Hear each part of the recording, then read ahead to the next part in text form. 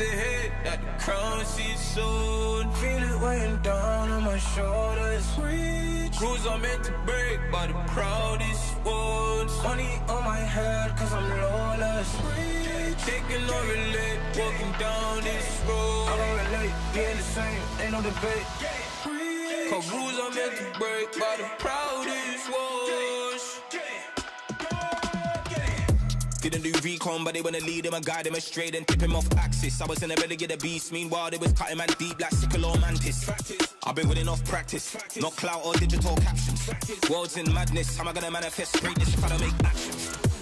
I don't need reasons, I just need money and power and stat lift. I don't wanna do it like that, like that, like that. That method's too underhanded. The big man said it ain't landing. Never gonna profit off badness.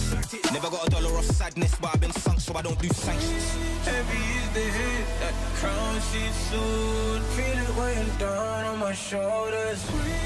Rules are meant to break by the proudest ones. Money on my head cause I'm lawless. Taking no relate, walking down this road. I don't relate, being the same, ain't no debate.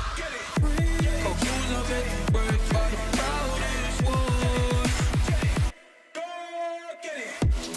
Came in this game with a serious killing instinct, man, I never did courses. Look at all the times in the past they rejected him, now they wanna imitate patterns and forces.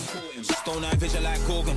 Terrified look in his eye when he finally realised all of the weapons that he brought to the war ain't forming. I've been giving this heart and body and soul and mind and organs, knocked to my fingers bled. Now it's through skeleton keys and door kicks. Treading with means and caution, man, I had bellies to feed from morning. So if they start selling me dreams, I'm walking. Yeah. I was uncomfortable, man, I was scared. Looking for solace and they wasn't there. Now I'm a problem and they wouldn't dare. Yeah, yeah. Doubling down cause this game isn't fair. They loaded the dice, I came in prepared. Feeling this so out of body, I feel like I'm floating on air. How do you cope when they never gave you hope? Really left you in the cold, and it's weighing heavy on your soul. To be honest, I don't know. Either way I had to grow, get it together whatever the weather, and carry that tribulation to the throne. Heavy is the head that the crown she's soon. Feel it weighing down on my shoulders. Rules are meant to break by the proudest ones. Money on my head cause I'm lawless. Taking no relate, walking down this road. I don't relate, being the same, ain't no debate. Cause rules are meant to break by the proudest ones.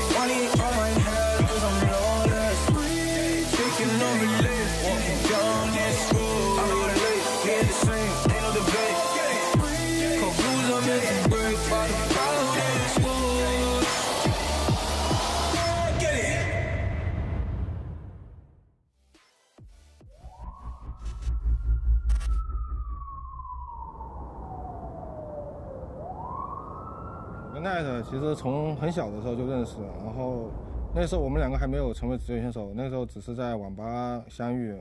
我和瑶瑶也是就比赛上也会经常交流这种中单的细节吧，也是和他 solo 过很多次，就在游戏上也会互相帮助的，就都会进步。但是那个时候我就感觉到，我跟他以后一定会在顶峰相见的。想说。老弟已经让你赢了我3个 BO5了，这次决赛哥哥就把冠军拿走了。 2017년에 롤드컵을 중국에서 하면서 많은 팬분들이 응원해주셨던 게 기억에 많이 남습니다.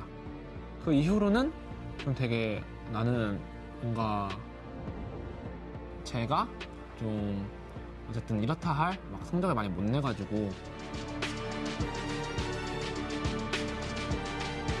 저한테는 이번 MSI를 우승하게 된다면 룰러라는 선수가 좀 한 단계 더 성장하는 그런 계기가 될 수 있다고 생각하고.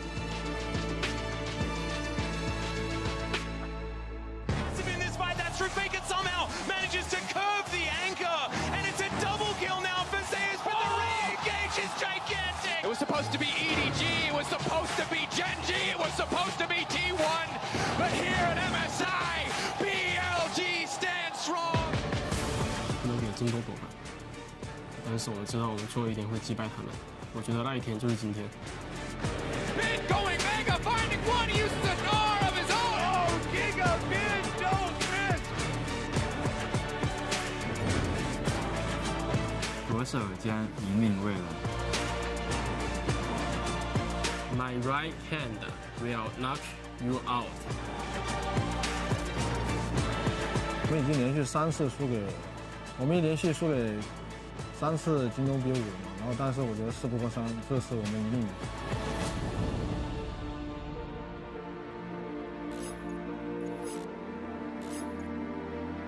I will become the king. Are you ready for Giga Bin?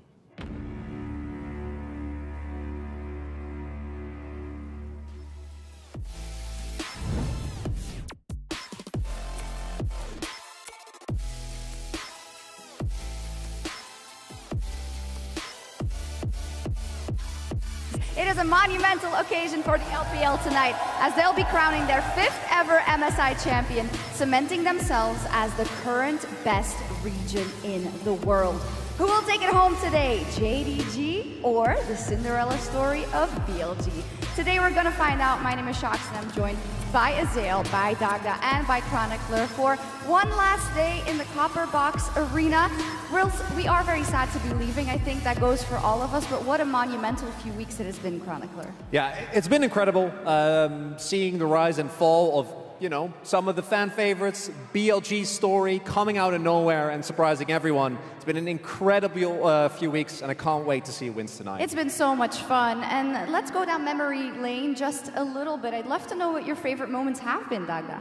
Yeah, I think because I've been here since play-ins, it's been super cool to see teams like Loud and R7 get their first international series win, especially when you look at Loud, the fact that they had Root and Seos come in and absolutely have incredible moments in this tournament. I had my eyes on Seos, especially since he played with Brunsa back in the day, and then seeing R7 really step up as well. I think it's so cool to see the LLA and CBLOL finally getting to make their mark on the international stage. Yeah, I'm with you there. It's amazing, and we love seeing their development. And also, we need to call out, you know, despite historically not getting all those results internationally, their communities are so incredibly alive. I mean, I think CBLOL is one of the funnest leagues to watch, even if we don't understand anything, and everyone is so excited. Yeah, and it really highlights the passions of the fans and how much it means to them to be able to show up on the MSI stage as well, right? These moments really mean a lot to them, and seeing the previously unseen levels of success was really, really boon for that community. Well, and I think that's one of the beautiful things about the format is we're getting to see more regions have these best of series and be able to really show what they have, be able to actually compare these regions better, especially in the earlier stages of the tournament. Yeah, I mean, one thing we can say is the tournament format is harsh on everyone, and maybe surprisingly also on the LCK, Chronicler. Yeah, we got to talk about it, you know, because it was coming into the tournament. Of course, LPL is the big king of MSI, but the level of performance, particularly against BLG from the LCK teams, I think came to many as a surprise. They were completely unable to stand up, and as an LCK fan, I think you gotta try and take these lessons, right? If you're one of the players, try and see if you can adapt. MSI always is so quick and vicious, and it really feels like the LCK has a hard time adjusting. With Worlds, you're gonna have more time, but you gotta actually make use of it. And I think that's what they're gonna be looking towards as we head towards summer, because this MSI, one that LCK fans, and me included, maybe want to forget as soon as possible. Maybe, but maybe you got to remember it so you can go for revenge at You Worlds. gotta. You have Absolutely. to. Because Azael, you know, UNNA, do we want to talk about it? I mean, it was rough for us as well, but there were some bright spots. You know, I think for EU, Yike really stood out to me. He's so incredible. To have him here at his first international tournament and be a standout for the team, you know, that has all these veterans on it was so impressive to me. And I think for NA, you know, the big bright spot that I was looking at was actually Golden Guardians as a big surprise. And Licorice, who had such an incredible tournament. We saw him taking down so many players, really performing well in lane. We saw him get a solo kill on 369, which was really impressive. He solo killed Fudge as well.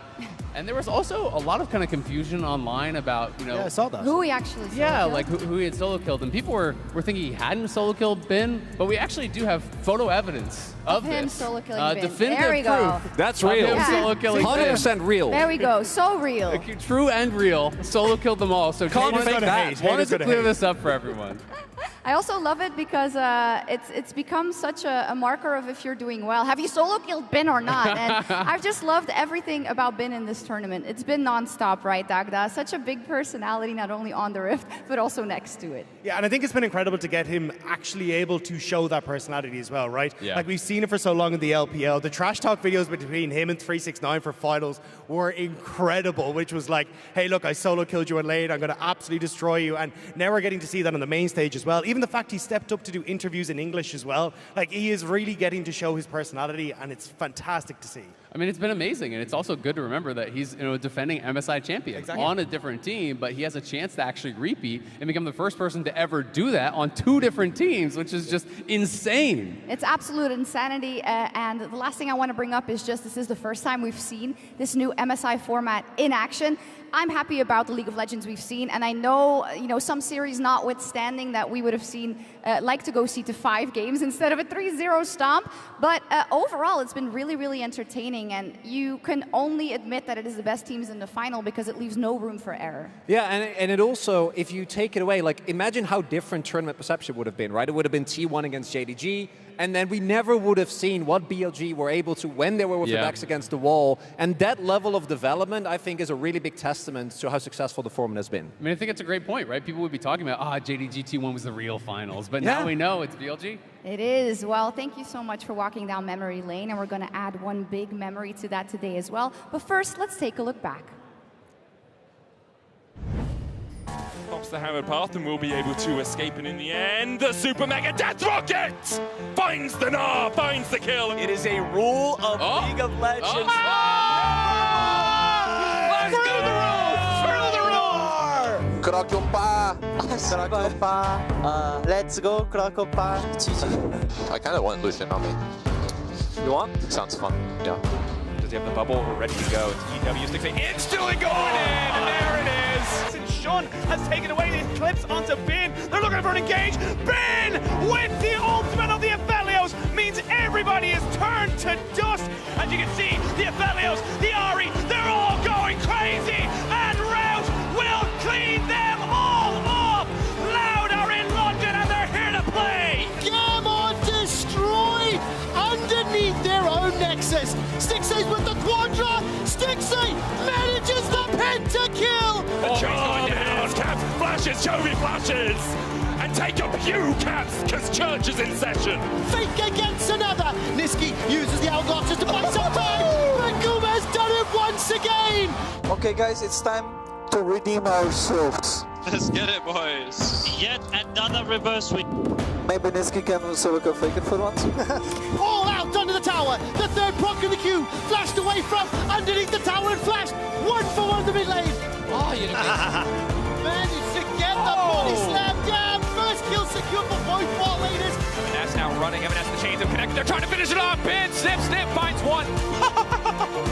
You know what? They want to try and get this turn soon, but the knock up on Zeus, he's taking so much damage here from Gen G. But it's a phenomenal ult from Ona, and they will secure the Baron. Now just trying to fight the Poppy. Chovy, though, is going to make his way through. Faker's still alive for the moment.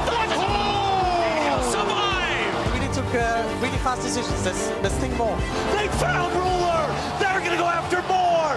And Golden Guardians just killed everybody. You beautiful bastards, you're doing it. Holy guys, we're doing it. JDG have to retreat. 369 giving his life, diving in to try to keep the rest of the team ready. But the charm is massive. Here to start using his dashes there with his ulti. Flashes away from the seismic shove. Gory is taken low. Berserker wins the fight. Ruler still untouched. Yagao gonna land the hook, but the ball isn't quite there. Bin finally leaping in. They're trying to kill him, but they can't do it. Ruler, are you kidding me? Just run. I can go. Go. Nice, go. There. Go flash. Go flash. Go. Missing goes over the wall into the brush. He tries to get away. The grand entrance is shut down. Shuriken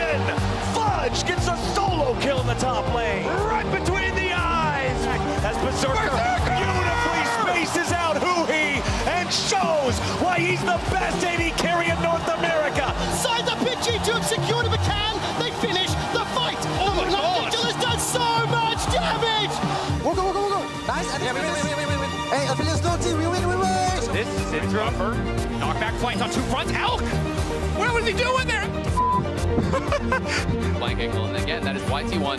Oh, that's a flash. Tibbetts, massive wombo combo, and immediately the thresh is going to go down as well. Moonlight Vigil is kind of massive, but Roller's going to take down Faker. Zeus is huge, but he's dead, and it's a double kill for the Jinx. Zeus is massive in this fight. That's true. Faker somehow manages to curve the anchor, and it's a double kill now for Zeus, but the re-engage is gigantic. Owner into the backside. Owner fishing for an angle. The immediate knock with the immediate follow, but Elk is still standing for now. Elk just does so much damage. T1 shot their shot, but I don't think it's going to be enough because at the end of the day, BLG are taking the fight. They are too damn strong. BLG take care of both LCKC. It was supposed to be EDG. It was supposed to be JDG. It was supposed to be T1. But here at MSI, BLG stands strong in defiance of all expectations. They move to the final. Indeed, it was supposed to be so different, but it isn't. And that video of Tabe, I think, is one of the best videos we've had in so long at an international tournament. It's heartwarming, right? Like the amount of passion that's showing. It's really one of my favorite moments of the tournament. He just wants to get to his players so badly here. Even Doran, who just got demolished, can't help but like giggle as he sees Tabe running around. I mean, it's just amazing. You know, even during the games when they would show the coaches' reactions to plays, he is popping off every single time something goes well for BLG. Absolutely. And it's incredible to see from a guy as well who's like been around in the LPL for so long, right the way back in RNG with like Tabe and White's not bot lane. Like that passion still thrives for this man. Yeah, Jat shared the photo yesterday, I believe, or 10 years ago. I was interviewing this guy already. He is such a monument, and it's awesome to see that in this storied and long career, this is the level of success that he's still getting, you know, winning MSIs back-to-back, now looking for his third with BLG. And I think when you take into account the story behind BLG, it's easy to see why Tabe would be so emotional and so emotive in that moment. They were not supposed to be here. None of this was supposed to happen. They've defied every single expectation about them in this tournament. But nothing about this entire roster is the way that it's supposed to be. When you think of BLG in the past, this was a team that was slow. They had Coach Kim who came over from T1. They had a very LCK-esque style was what we called it. But this time around, they're playing this hyper-aggressive style. They were the team that spent a boatload of money to get players like Uzi, like Fofo, to make these super teams. And this time around, they said, you know what, we're going to go with guys who are going to fifth in their role. They're not going to be absolutely amazing. And they ended up fifth in the region as well. But then that was when the mega run started, when they ran right the way from fifth. They beat teams like EDG. They put themselves into finals. They got themselves to MSI. They've defied everyone the entire way along. And you can't help but draw the parallels, including a birthday win, right? When everyone came on stage for On, just like last year with DRX. The run that team made was the same, not just because of all the parallels, right? Seen as the underdog, seen as the weakest of all teams, a fourth seed from the LCK, barely made it, weren't supposed to be there. But also the fact that DRX roster, at no point would I have told you that they were going to do well. And Emily and Rob and any LPL analyst must know, BLG, they're not going to get there. A little bit of doubt. But it's cool, right? Because I think these are some of the greatest stories that you can have in sports, full stop. And we're seeing it happen in front of our eyes again. And we learned no lessons from DRX, apparently. I mean, it's amazing, right? You know, but you have to wonder, is it the DRX fairy tale ending, or is it the Suning story, right? Because Ben had already been there at Worlds, where he got that finals. They made that miracle run where no one thought they were going to be able to accomplish that, and then they were not able to get it done at the very end. I'm so happy that you brought up Ben. I mean, we talked about him a little at the start of the show as well, but he sent out a tweet before they were about to play Gen G. Profit Ben? Out what we can expect. 3-0 Gen G happened. 3-1 T1 just yesterday, and for today, he's saying, hey, we're going to win again, and it's going to be Silver Scrapes. I mean, I believe the guy. I mean, how can you not? I mean, with that level of confidence, you know, he's willing it into existence. And I think the Frio Gen G prediction was the one where you're like, okay, Bin. You know, it's just Bin. Calm down. It's just Bin being Bin. But then they smashed it, right? Oh, wait. Yeah, hold up. And then the T1, they went up 2-0, and they were like, hey, we'll let Cassante through. We got to get the prediction right. And then they smashed him, right? And I mean, coming into the tournament, I would have not believed at all. But now... I mean, you kind of have to start believing, right? Like, and the guy has such a massive amount of confidence that it's really kind of rubs off on you. Like, maybe he is right? You know, he's giving interviews talking about, what's the top lane meta? Top lane meta is whatever I pick, right? You know, it's like, well, what do you think about these champions? Well, I don't care what anyone else thinks. I think it's good. You know, it's just like, he is just so much confidence, so much of that personality. Bravado. It's so much fun to watch. I mean, even against Gen G, he was like, I'm going to win the top lane, then I'm going to go mid, I'm going to beat Chovy as well. Beat him. And then he tried to do it against T1. Didn't look so great, but he still tried it, you know? I mean, we'll get into it in just a second, but of course, with 369 in that region as well, and their careers running parallel next to each other, this is something that he has had to deal with as well. And today we get to see the top lane matchup again. And it really is about the transition that Bin has made, right? We keep going back to it, but him being able to force almost everyone in this tournament, BLG specifically as a team, to play carries topside when it seemed like a week or two into the tournament, like it was all about exclusively team fighting, so we saw the Ornn and the Sion, is crazy. So much to look out for, and before we get further into the nitty-gritty of today's grand finals, let's send them down to stage for Lore with a special interview with Riot's very own Naz Al-Attah and John Needham. Thank you so much, Sharks. I'm here on stage with John Needham, President of Esports at Riot Games, and Naz Al-Attah, Global Head of League of Legends Esports. It's an honor being with you guys on stage. How are you doing? Awesome. Happy Finals Day. Happy Finals Day. We're just so excited to be here on this stage in particular. It's great. It's been an amazing event so far, and we've been blessed with a new format after years of the same MSI format. How has it been for you guys enjoying having two teams for the main region and a different setting for MSI? Yeah, you know, we're really, really thrilled with the overall format. We wanted to make MSI more competitive. We wanted to bring more series play to the event. And we wanted to make sure every match was going to count. And I think this MSI has definitely done that. I think we've had some incredible series between the best teams in the world, and I think today's going to be one of those. Yeah, fans seem super happy. Viewership's up, so I'm very happy with the format. We're all happy, and we have two amazing teams for finals Incredible. today, JDG, BLG. Any thoughts on the journey these two teams had? Different stories for them, and yeah, the fact that we're going to have them for finals today, Naz.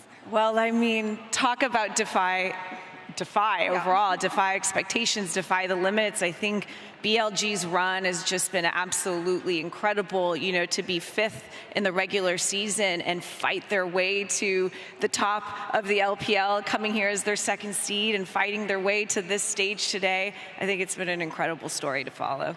Yeah, we'll see if they can get their revenge today. That's right. Yeah, JDG has been so strong this tournament. I don't know. I think it's going to be JDG, but we'll see. For the 3rd time. I mean, these teams know each other. We'll see if they can. BLG can defy expectations once again here. I have to say, the stage looks amazing. I'm really glad to be here in Europe and especially in London. Any thoughts of having organized the MSI in London and in the UK, Naz?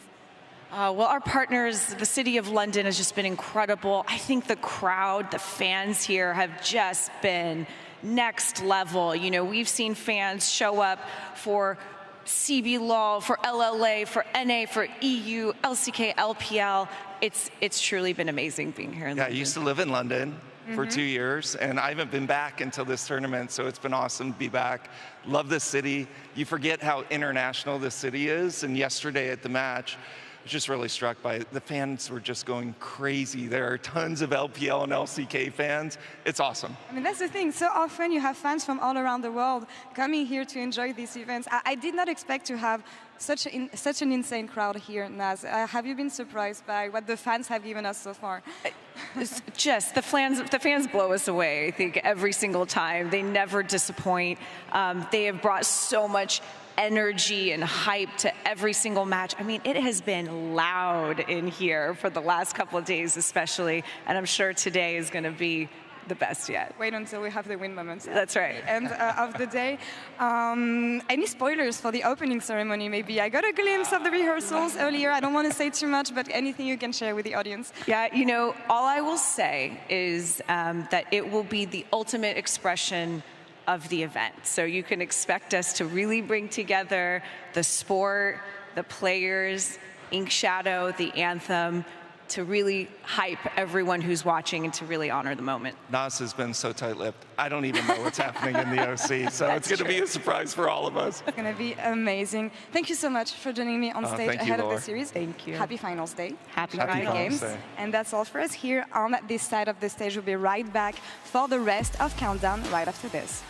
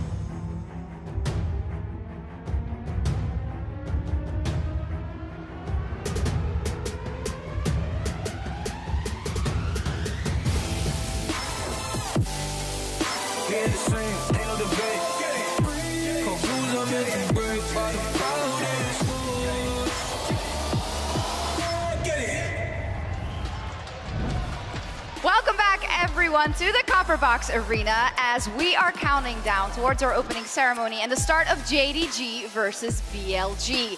Maybe an unlikely road that they found themselves in these finals, but that doesn't make us any less excited. It is interesting, though, that they have played each other so much this year. Actually, JDG is 11-4 versus BLG, and it's their 4th best of 5. I mean, these teams are so familiar with each other, right? You know, it's 3 best of 5s they've already played. This will be their 4th today. They played a BO3 in the regular season as well, and JDG won every single one, and the best of 5s have gotten more and more one-sided. Started 3-2, went 3-1 in the finals, and then 3-0 here at MSI. Yeah, it actually got worse and worse, and JDG themselves talked to us as well about the first round that they played in playoffs, where they were still getting a feel for the meta. They had also, up until that point, not played a series, and we often see the teams need some time to adjust, but then as they got more and more adjusted, it got harder and harder for BLG. Yeah, and I think that was the big thing, was that BLG actually felt the need to adjust. You talked about them, how they needed to change their draft strategies coming into MSI as a result of what JDG had done to them. So I'm very excited now to see today how they do actually manage to adjust in that draft to set themselves up for success against what's been such a big adversary for them. Yeah, you could see it any of two ways in terms of JDG, of course, coming in with a lot of confidence, knowing we know you like the back of our hand.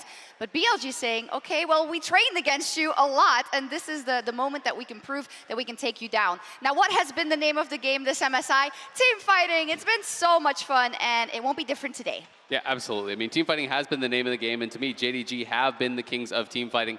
So I had a couple clips I wanted to go through just to talk about some of the things that have really, really impressed me. This is actually from a fight between JDG and BLG earlier at MSI.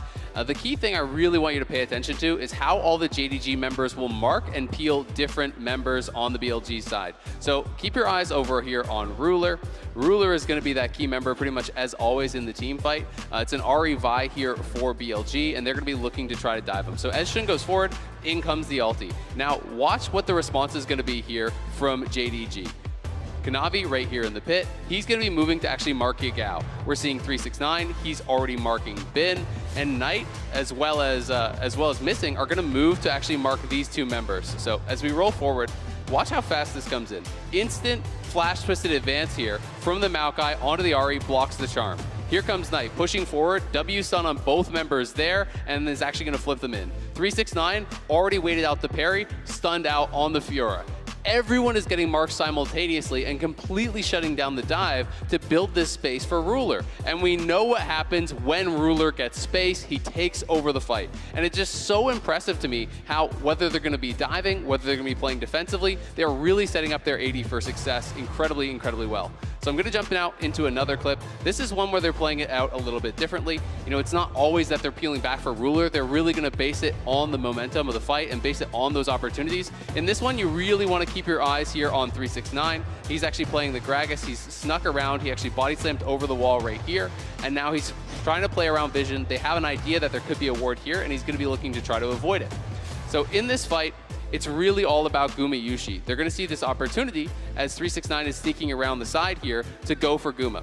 Notice as T1 is actually trying to engage, everyone peels back here on the JDG side, Ruler just avoiding the Maokai twisted advance, and in comes 369. And as soon as he sees his opportunity here to actually jump in on T1's AD, it is a body slam flash, and everyone is immediately going to be following up on it. Ruler stepping forward to fire here. Knight is actually coming in from the side as well. Missing is piling in. Everyone is going to be looking to jump in onto T1's AD and immediately burst him down. And then as soon as he's done, again, it's a swap in priorities. It's now, okay, we've killed the enemy AD. We're all going to have to move back and protect Ruler. Everyone peeling back to get onto Zeus, who's playing this Gwen, and really take him out. And I just think it's so interesting to watch how they team fight and how they're really just one cohesive unit. It feels like it's one mind playing 5 characters at times in these fights because they all know exactly what their role is at any given moment, and they perform it flawlessly.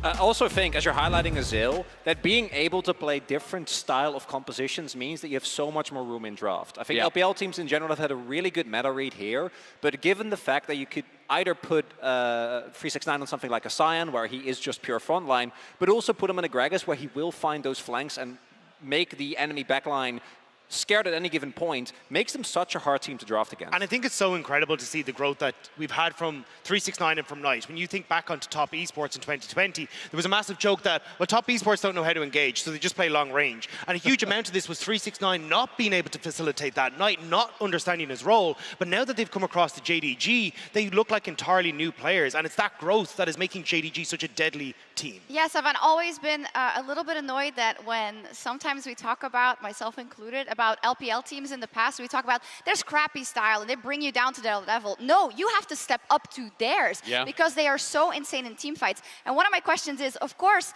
the meta was always going to favor what we see, plays a part. There are other teams that also play very bot heavy and protect the ADC since the dawn of League of Legends. But is it because the LPL was so incredibly strong at playing this that they have formed the rest of the tournament to make them play their style? I think so, right? I think that the people who are at the top of the table, who are actually leading the way, do kind of dictate the meta, right? They are showing you the best way to play League of Legends right now. It is getting your AD ahead. It is protecting them in that team fight. And if you have Ruler, he is definitely worth protecting. If you have Elk, he is definitely worth protecting. Absolutely so. It'll be so interesting to see how today's LPL top lane titans will impact the team fights as 369 and Bin are facing off in our featured matchup presented by Mercedes-Benz. It is clear that the rivalry between Bin and 369 has shaped the way they play as top laners, and may indeed be the reason why these two are facing each other in the finals today. They have faced the best in every other region, and found that only in the old rivalry from the LPL can they truly find the best challenge.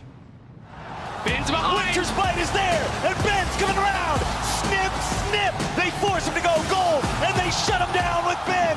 369. Yeah, he is going to flash in. Doesn't manage to get the body slam onto both of them, but it's still going to be fine. The Jinx is taken down, and Carrier just going to vacate the area. But only one of them will truly be labeled as the best top laner in the world. 369 and JDG were able to win the last time these two faced off, but Bin was able to provide the hope of a comeback for BLG. It was supposed to be EDG, it was supposed to be Gen G, it was supposed to be T1, but here at MSI, BLG stands strong in defiance of all expectations. There is no lower bracket for anyone to fall back on now, and no excuses left. Will 369 finally win his first international title, or will Bin defend his? It's time for the featured matchup presented by Mercedes-Benz.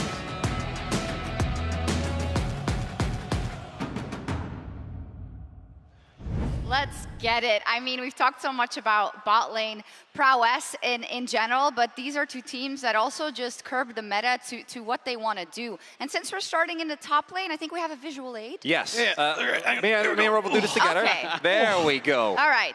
So, what are you going to do? What we have here is a visual aid to showcase as we get through every matchup, where do we think the advantage lies? To hold you accountable. Exactly. I like it. No backpedaling. Don't like that. Don't like that. Absolutely not. Okay. And also, we also have our faces. Great. Coincidentally, mine kind of mimics how I felt watching yesterday's series. But Rob, as you can see. Well, I'm the LPL rep, so I'm very happy. I'm very incredibly happy. I thought happy. you were in the U. I see you jump sides depending on who wins. Look, my loyalty's Classic. easily bought, you know. All right, stake your mark, lads. So let's start with top lane then.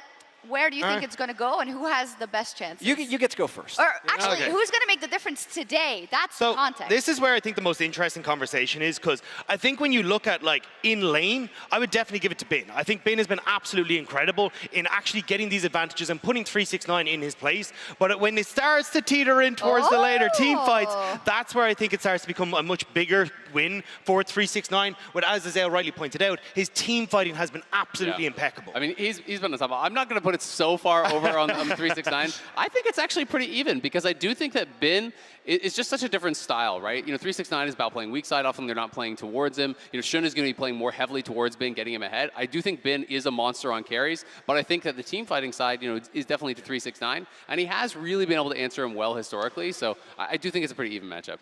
Yeah, I'm gonna echo, so I'm gonna nestle myself right beside him. Don't want to upset the apple cart. The main thing to me is that I think that the Bin that we're seeing at this tournament is not the same Bin that we saw domestically, right? I think that he has really shown that, as much as we talked about it, you know, 369 and them trash talking one another, and Bin playing side immediately in solo queue, you know, we've actually seen the impact of this. He has actually been able to be more versatile and not just carry on carries. But that's the thing, is that the fact that we've had Bin, who's managed against 369 in their series to get solo kills, to get these advantages, it's been about trying to translate them into team fights, and that's where these carries haven't been able to fully perform, and that's where we've actually seen the adjustment, as Chronicler was saying, the shift towards tanks, towards Scions. These are things that have been picked up after being beaten by 369 and has added another layer to the armor and the repertoire that BLG are bringing. So this is going to be the big curiosity for me. What side do we see Bin go towards? I'm sure he's going to bring out carries at least once, and I hope he does get to have that performance. Yeah, I guess the big question is if Bin can step on stage here as a complete player, a more complete player than he was before this will heavily increase the chances coming out of BLG. But we followed Bin's story so far here, and he's learning English because he watches a lot of WWE, so we found it fitting to make some graphics. And well, yesterday, Zeus is in the pile now too, I guess. He's just adding to the pile game after game after game, dunking on top laners left and right.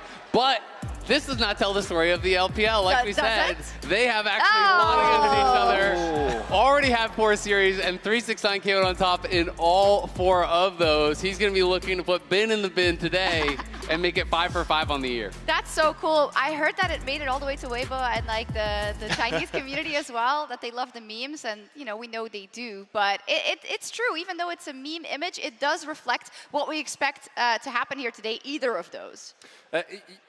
Even though I think the individual performance and early laning leads don't matter as much, as Azil was pointing out earlier, the way that your top laner is able to either create space for your AD carry or set up team fights is still extremely pivotal. And if you're not able to deliver on that part, you're not going to be able to get a win. Definitely so. Well, to introduce our first mid laner today, here's Emily with a finals edition of Draw My Life on JDG's Night. Draw My Life, Night. Joe Knight Ding began his pro career on Young Miracles, an LSBL team well known for scouting strong talent. Knight was known pre-debut as a mid-lane prodigy in solo queue. He initially wanted the name Knight and then added the K without knowing that it too was an English word. The prodigious mid laner is from the same city as Yagao. They once played on the same Netcafe team and have now met in the LPL finals multiple times. Knight was nicknamed the Golden Left Hand by Chinese casters for his mechanical prowess and the fact that he is left-handed. Knight's parents are both very supportive of his esports pro career. His father teaches the game of Go, and he also won some Age of Empires competitions himself. Knight has been to LPL finals 5 times since 2020 and now has 2 LPL titles, including the most recent one. Known for his strong domestic performances for years, Knight has now brought them to the international stage at 2023 MSI. Thank you so much, Emily. I believe, Dagda, you actually said something when we talked about him being the left-hand king. Yeah, the reason he was called the golden left hand is because he'd actually swap his hands across. So he'd play with his right hand across his body, playing on the keyboard, and his left hand over his body on the opposite side, playing with the mouse. And he played like that from the start, until he actually started to get the equipment that was useful for him. But that's unbelievable. Yeah. We drew the comparisons the last couple of days about DRX. You know, we had the story of Deft and FLICKR attending the same school. Here's a similar story for Yagao and Knight as well in the same Netcafe. But I want to focus in on kind of the competitive element and how these two have developed both domestically and on the international plane. For me, the most important is that Knight has been hyped up as a player that could be one of the best mids in the world, right? For years, we've been hearing the stories, and domestically, we have actually seen that he's been able to live up to that expectation.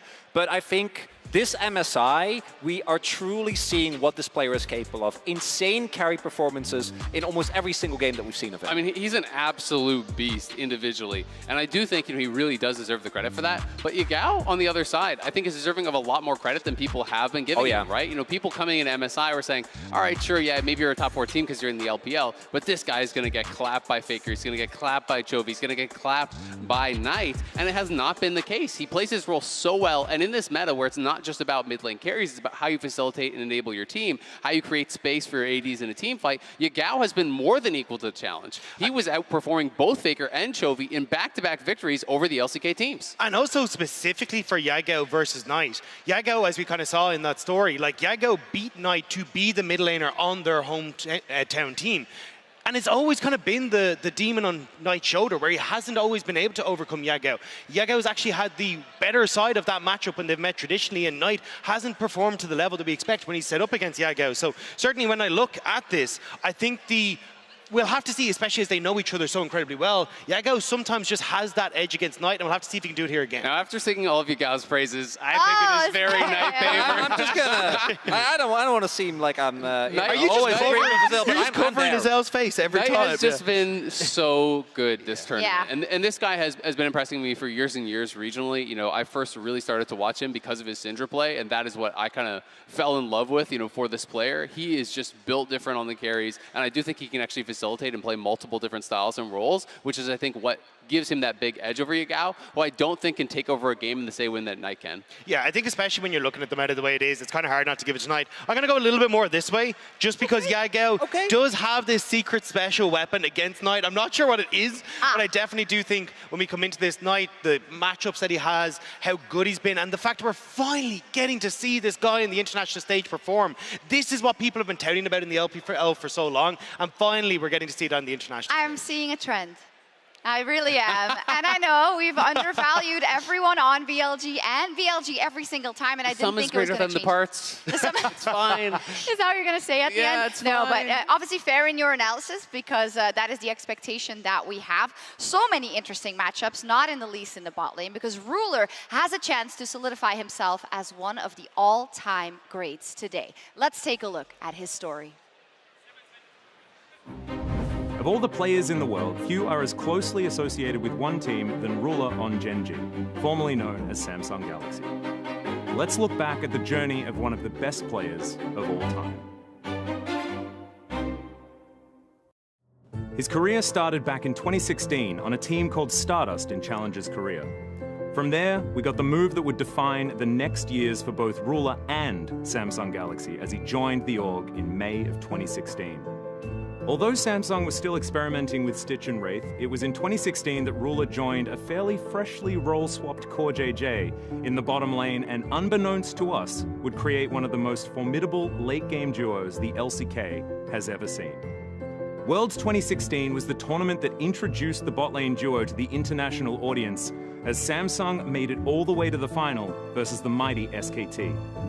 After struggling the first two games, Samsung started what looked like a reverse sweep for the ages, forcing a Game 5. But in that deciding game, disaster struck. He gets devoured by Core JJ, he's in so much trouble. Flashes away to safety, curtain call not up, and Core JJ dies. Why were they so far forward? A devastating defeat, but Ruler's first year in competitive play had been a huge success and a sign of what was to come. The next year, it was time for the rematch once again in the World's Finals at the Bird's Nest in Beijing. But now the story was different, with Samsung Galaxy taking a commanding 2-0 lead. And when it looked like FLICKR and SKT would bounce back, Ruler saw a chance to redeem himself with one of the most famous plays in league history. Galaxy push mid first. You can see the flash ult left. They've caught Faker. They've got the CC. The mid laner is down. The unkillable Demon King has touched his line. Ruler on the Nexus. The upset is complete as the kills come through. The SKT dynasty is over. A new king had been crowned, but Samsung Galaxy would quickly be brought down to earth after their triumph. 2018 is a year Ruler and LCK fans would like to forget. Samsung Galaxy had become Gen G, and in the world's group stage on home soil, they would finish last, behind RNG, Cloud9, and Vitality.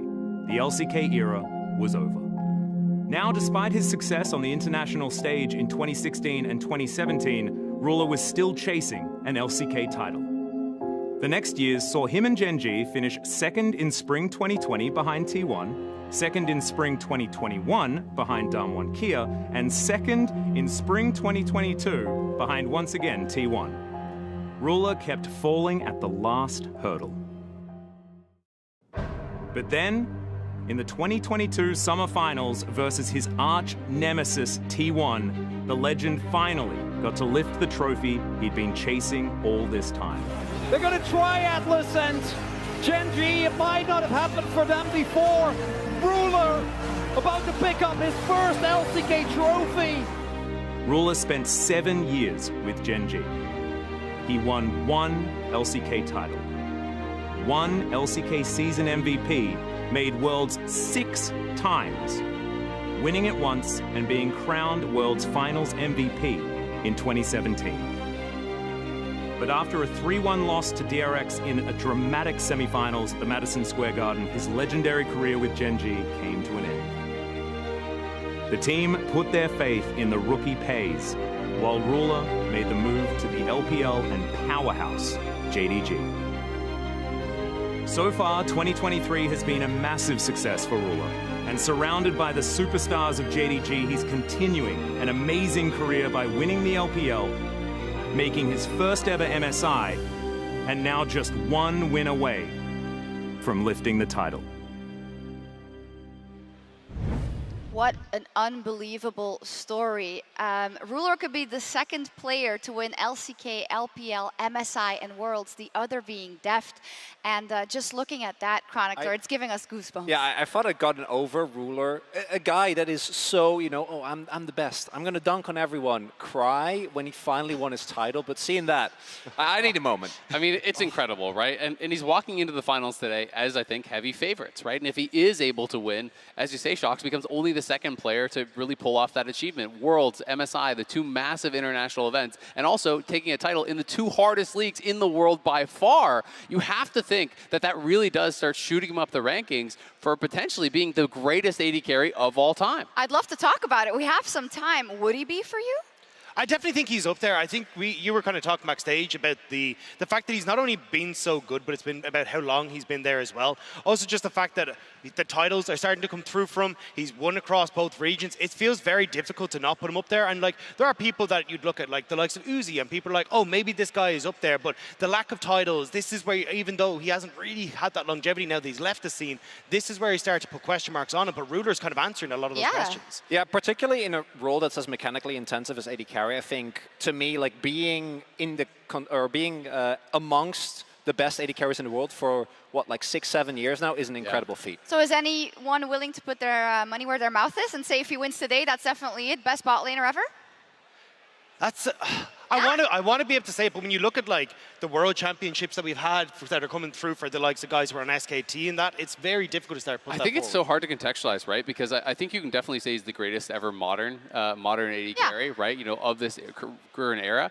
It's so hard to compare to someone like Bang, though, right? Who won back-to-back world championships, who won back-to-back MSIs. You know, those 4 international titles within such a small time was so incredible. But Ruler is making history once again. He's actually topping the kills per game record as far as international events. He's averaging 7.1 kills per game throughout this MSI. If they were to win today, there is a very high chance that he actually will hold that record, as it has been all about him, and he's really turning in. 7 years into his career, one of the best performances ever. What does he have to do? Does he have to get 5 pentakills today or what? I mean, if there is someone that is calling for a penta the moment he gets a kill, it is this guy. Okay? I've heard so many comms over the years of, you know, they start setting up a kill and Bruno's like, penta, penta, penta, penta, give it to me.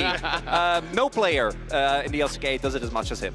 Yeah, but I think it is a very big story for Ruler about, and kind of a lot of guys that we see move across from the LCK and the AD carry road to the LPL, about how good they are at setting up those AD carries for success and turning them into nearly the best versions of themselves. Yeah, we've seen it with Deft, and we've even seen it with Elk, I think, this tournament, right? Elk came in and has, like many players, as we keep going back to for BLG, not necessarily been a guy that many were talking about, right? Gumayushi obviously was talked about a lot. Pace, even though he was a rookie, was at the forefront of the conversation. But when push comes to shove, Elk outperformed him so heavily, so aggressively, and I think he was a really big part of why BLG played as confidently as and they they played did. so many back-to-back best-of-5s. They played the most hard-to-play matchups the whole tournament. Surely that will be reflected in our board. I mean, Elk, to me, can get to that level, but I just don't think he's there quite yet. You know, I think the difference between these players is less about the peak within the team fights. We know that Elk has the mechanics and can really pull it off. To me, it's more about how mistake-prone he is. Yeah. And I think that is really the kind of Achilles heel for this player, is that he has had those moments where he gets too aggressive, he goes a bridge too far, and a team like JDG will absolutely rinse you when you make those kind of mistakes. Ruler on the other side, it feels like he never really has stepped a foot wrong very often in this tournament. He actually, and this is specifically because I've watched some of his players, he has one moment this tournament where he had to flash in his classic Ruler spot, which is like right between tier 1, tier 2, where he does have a tendency to get caught. But you know, you go first, Rob. I don't want to see like him following his heel every time. I think we're forgetting a little bit about these supports that are here as well. I think On has had an absolutely incredible tournament, especially over the last couple of times. But on the opposite side, Missing and Elk used to play together. If there's anyone who knows Elk's tendencies, it is going to be Missing from their WE days. The fact that like they actually separated because they wanted to play the game so differently, I think is super interesting. So I'm going to go a little bit closer to this side. I'll just cover fully Azel's Fed as well. I purposely did not do that. Come on, Rob. We have to keep the train going. We have to keep it going. The bullies. Yeah. Sorry. Yeah, I mean, I think the other thing, obviously, we haven't talked about jungle yet, and I think jungle is going to be such an X factor here. And while I would traditionally say, you know, Kanavi in the LPL, I think, has performed a lot better, I think Shun has been such an X factor for this team. I know we are going to talk about it. You have some cool telestrators to show us. But to me, if Shun can continue performing at that level and be that difference to really get his bot lane ahead, I think that can overcome potentially some of the skill gap in the bot lane. So I am kind of excited to see if Shun can really turn in these same levels of performance. I'll help you then, T1, so you'll push your face over here. Yeah, I am going to put it on Shun's side because nice. I do think he has turned in 2 incredible series back-to-back. I think he was such a huge reason for those wins. Yeah, I think the last 2 series Shun has played have been absolutely incredible. The way he was able to track the enemy jungler, he was always in the right place at the right time, splitting the map when he needed to. And I think Kanavi has had incredible carry performances, so I actually don't know where this one's going to go. So I'm going to slam it right down there in the middle. I think with the way Shun's performing, it's finally insane. we get some disagreements. I'm going to go more over here. I think that as good as Shun has been, I do 100% agree with you. Kanavi, to me, has been one of the smartest junglers of the tournament, and I don't think that Shun is going to be able to do what he did against T1 yesterday, right? Where the continuous bot dives were a really big part of why they were able to get so far ahead in the team I have fight. to give them some hope. Yeah, for sure. I know Kanavi is really good. He's really good. We got to put indeed. one head on this side. But I'm glad you brought it up in terms of the bot dives. It happened over and over and over, and T1 just didn't seem to get the memo, Rob, but we expect that JDG will. Yeah, and we're going to take a look at this on the telestrator here, because I think the big thing that you have to look at is not only the fact that Elk has been able to split the map, but how they execute on these dives as well. I want you to keep your eyes on as this clip rolls through, because we're going to see this continuously happen with the Lulu as we go through a few of these, which is just how much On is doing in these, always tanking, always setting up, and this constant juggle that we're seeing coming through. You catch it again, Elk and On have already made these incredibly aggressive trades. You can just see how low Gumayushi is, and it's become such a signature of these dives as they start to roll on through, that Elk and On have just been taking these hyper-aggressive trades, but they're always having On just barely on the edge of range, making sure that he's able to set up the plays. So they're juggling these health bars so incredibly well, and it's making it so hard for teams like T1, for other members, to really deal with the dive, because you want to try and dive on the Lulu, but On has been positioning so incredibly well on the back of these and making it nigh on impossible for anyone to turn these around for BLG. Well, I just think it's so interesting because most teams, and traditionally the logic is, unless you can actually slow stack the waves, zone them off XP, and do a level 3 jungler, 2 level 2 bot laners against a level 1, people don't usually dive that, right? These are level 2 bot lanes against level 2 bot lanes with only +1. It's 3 versus 2 dive. They're getting 2 kills. They're almost never giving a kill back. Like, it is really, really impressive, and I just think T1 weren't prepared for it because very few teams will actually go for that, because if it goes even the slightest bit wrong, all of a sudden you actually get all killed, and it's a disaster. It also highlights, I think, a really big stylistic difference, which is that in the LPL, and this is also the reason why we've seen players like Deft and Viper really level up their laning, every single minion is contested so much more aggressively. And I think Elk and On really embodied that every time they step forward, went in with the Lulu, with the Zeri. And as a result, you know, even with the summoner still up, the health bar so low, they can set up the dives. And we can be thankful to them that we don't see Jinx Aphelios every game, because Elk's actually phenomenal on Zeri and has not been afraid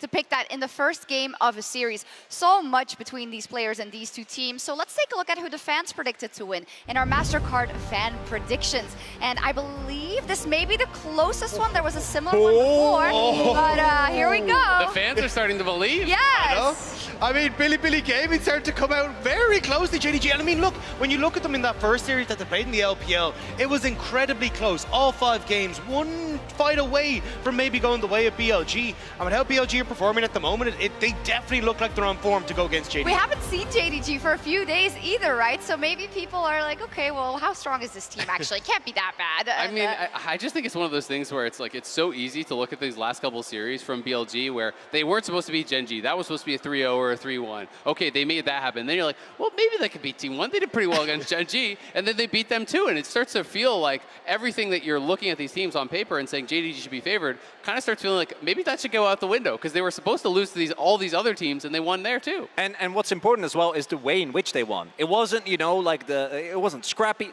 They were very much in control. They dropped one game against the #1 and #2 LCK seed, right? It felt like they were in control for many of or basically the entirety of many of the games. And it's going to make you rethink, even though we've seen this matchup so many times this year. True. Thank you so much to the fans also for voting every single day. You've got a pretty good win rate. Thank you for checking in with @MastercardNexus on Twitter. Do it for the next event as well. It really helps us, even though we don't really know what's going to happen today. We're only a few minutes away from the opening ceremony presented by MasterCard. A quick reminder for all viewers here in the venue and at home. The following program contains imagery that may cause discomfort for our photosensitive viewers. For the audience in venue, please remain seated during the performance.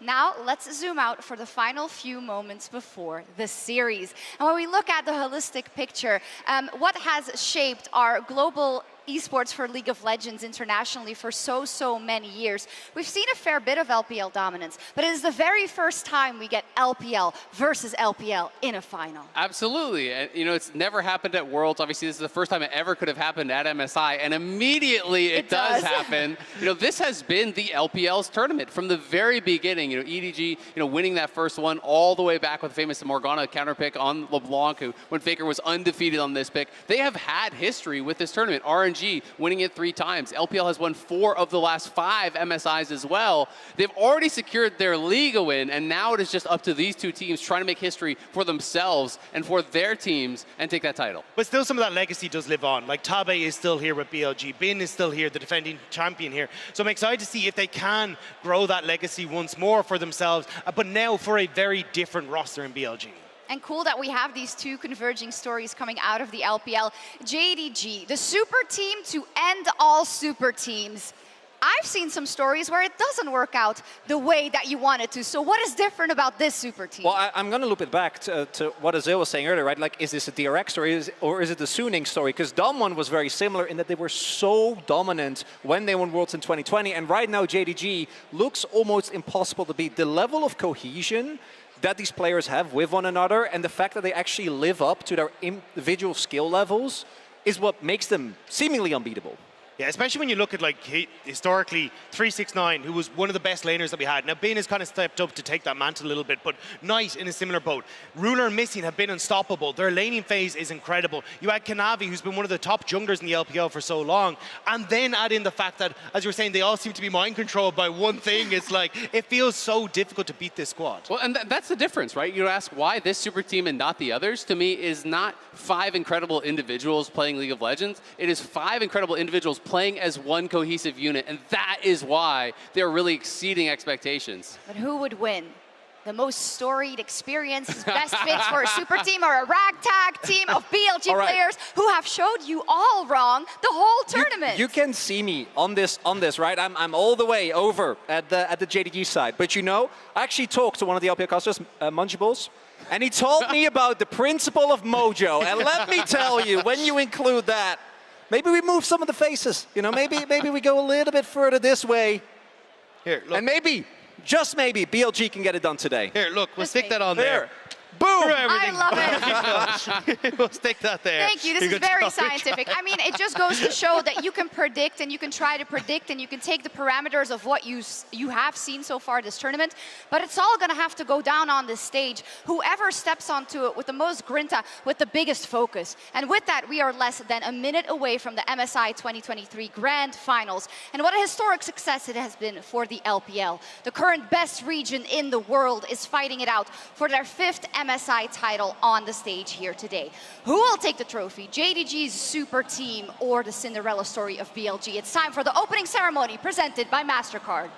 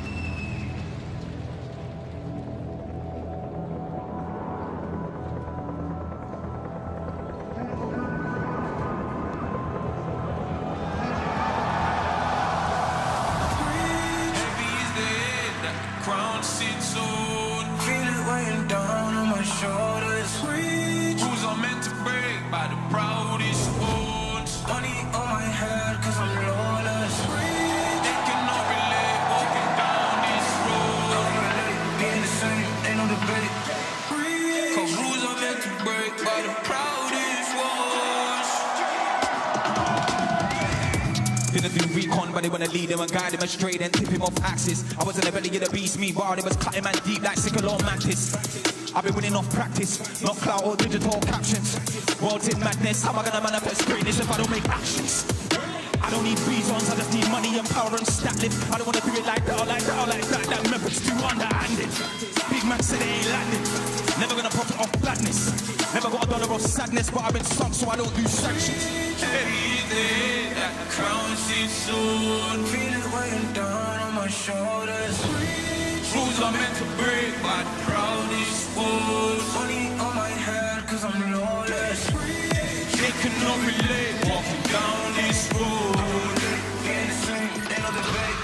Rules are meant to break, by the proudest fools. Came in this game with a serious killer instinct, man, I never did courses. Look all the times in the past they rejected him, now they wanna imitate patterns and forces. Caught him, stone eye vision like Morgan Morgan. Terrified look in his eye when he finally realised all of the weapons that he brought to the war ain't forming. I've been giving this heart and body and soul and mind and organs, not to my fingers play. Now it's all skeleton keys and broken. Treading with means and caution, man, I had bellies to feed from morning. So if they start selling me dreams, I'm walking. Yeah.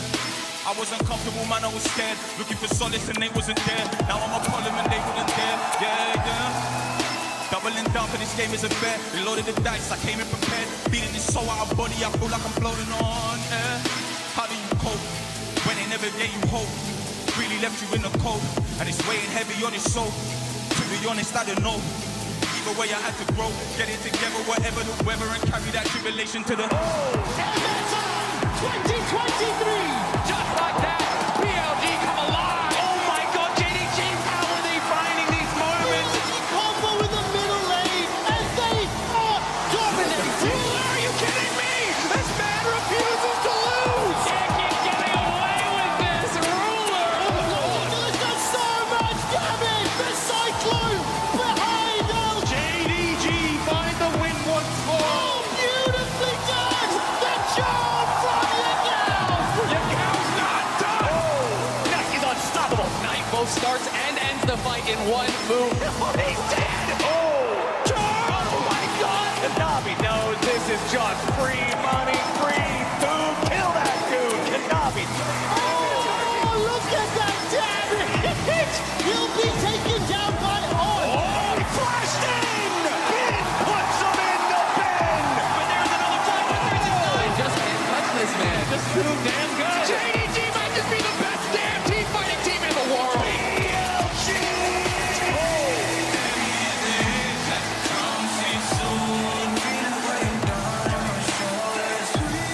Rules are meant to break, but proudest fools. Money on my head, cause I'm lawless.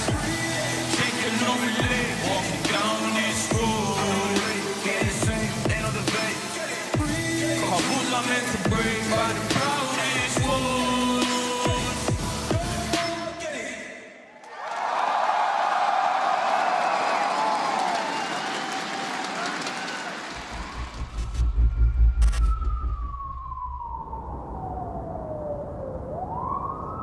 我跟奈特其实从很小的时候就认识了，然后那时候我们两个还没有成为职业选手，那时候只是在网吧相遇。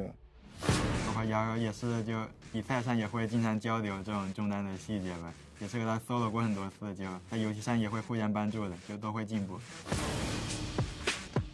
但是那个时候我就感觉到，我跟他以后一定会在顶峰相见的。想说，老弟已经让你赢了我3个 BO5了，这次决赛，哥哥就把冠军拿走了。 2017년에 롤드컵을 중국에서 하면서 많은 팬분들이 응원을 해주셨던 게 기억에 많이 남습니다. 그 이후로는 좀 되게 나는 뭔가 제가 좀 어쨌든 이렇다 할 막 성적을 많이 못 내가지고 저한테는 이번 MSI를 우승하게 된다면 룰러라는 선수가 좀 한 단계 더 성장하는 그런 계기가 될 수 있다고 생각하고. In this fight, that's Rafika somehow manages to curve the anchor, and it's a double kill now for Zeus, but the re-engage is gigantic. It was supposed to be EDG, it was supposed to be Gen G, it was supposed to be T1, but here at MSI, BLG stands strong. 不能给金多狗吧，但是我知道我们最后一天会击败他们。我觉得那一天就是今天。Bin going mega, finding one, he uses an R of his own. Oh, Giga Bin, don't miss. 左手将引领未来。My right hand will knock you out。我们已经连续3次输给，我们连续输给3次京东 B5了嘛，然后但是我觉得4不过3，这次我们一定赢。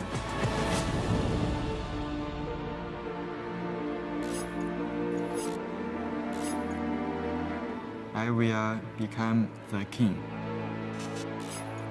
Are you ready for Giga Bin?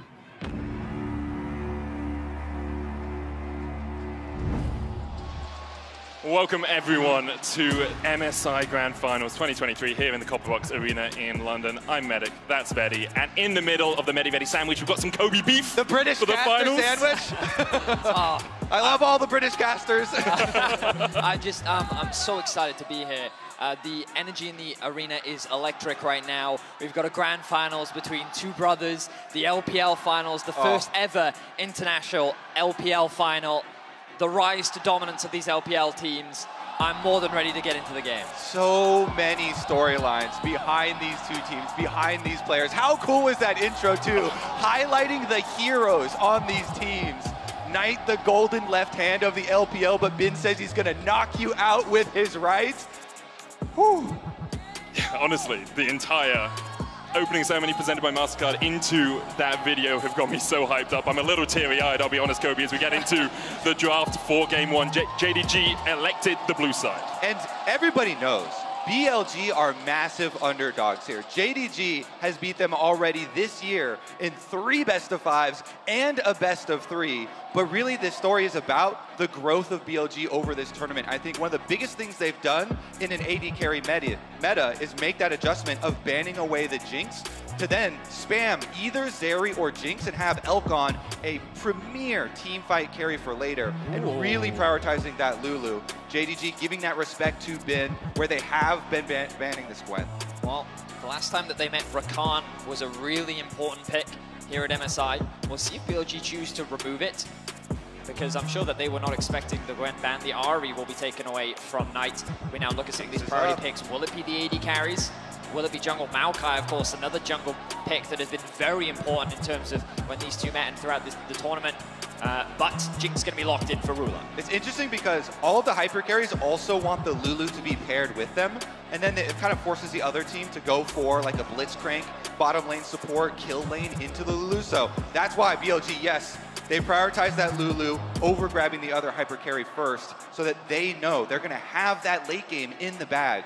This is something that they have evolved throughout this tournament to do. JDG do have the Wukong available though. Typically it's paired very well with the Annie, but with the Rakan still up and available, I did wonder if they would consider the Blitzcrank, but missing and on, both are very proficient Rakan players. JDG will grab that for themselves. Now expectations are that they'll try and match with the jungle, but wow, okay, taking a different direction, hovering the Jace right now. Yeah, because whenever you see Maokai jungle, you think about the 2 mid lane AD champions, the Tristana, the Jace, and so JDG going to presumably take this one away, maybe ban the other, as BLG should pick up AD carry. Yeah, I really want to look towards that Zeri, most likely alongside the Lulu. Elk has already shown us, but of course the Aphelios does a very similar thing. Jinx has been winning out on the Jinx-Aphelios matchup, though, over the last few days. I think the record is 20 wins to Jinx and only 12 wins in favor of the Aphelios. We'll see how things pan out today. Of course, both Ruler and Elk very proficient on both the Aphelios and Jinx sides. The Jace early priority. I guess JDG expecting that the AD carry to come through means that they have a little bit of flexibility how they can even target ban even more. Remember that you can flex this Jace to both top and mid. Love that. When you have the Maokai, you're always worried about the ultimate getting stolen. They ban out the Sylas. See about JDG here as far as their focus. Is it going to be continued on Bin, or are they going to actually try and take away things from Yagao, like the Tristana, like some of maybe those utility supportive style mid lanes? I wonder if Yagao will even consider the Talia if JDG want to try and remove it.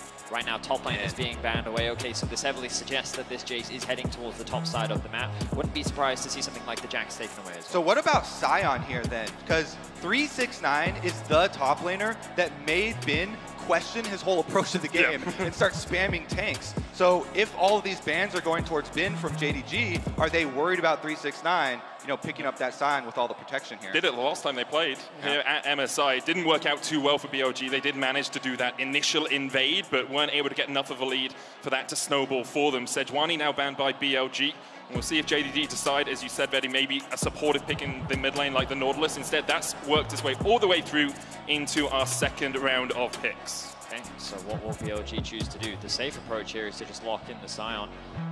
With it up and available, you know that it will be a fine matchup into the Jace, so of course you will get bullied, but you can create that split map, already put pressure on the bot side of the map very early. It's something that we've seen Bin play to great success multiple times, but you have to question, is this something that JDG want to come through? And wow, so Yagao going to be picking Syndra into the Syndra god himself now. Yeah, steals it away from Knight. Knight, the undefeated this year, Syndra player, 9-0. They yoink it away, and that means we're going to have to see 369 tank first. Gragas have it, of course. All right, locked in. Still a lot of flexibility on the side of JDG. Don't really know where everything is going, but if they lock this in, we'll get a pretty good idea.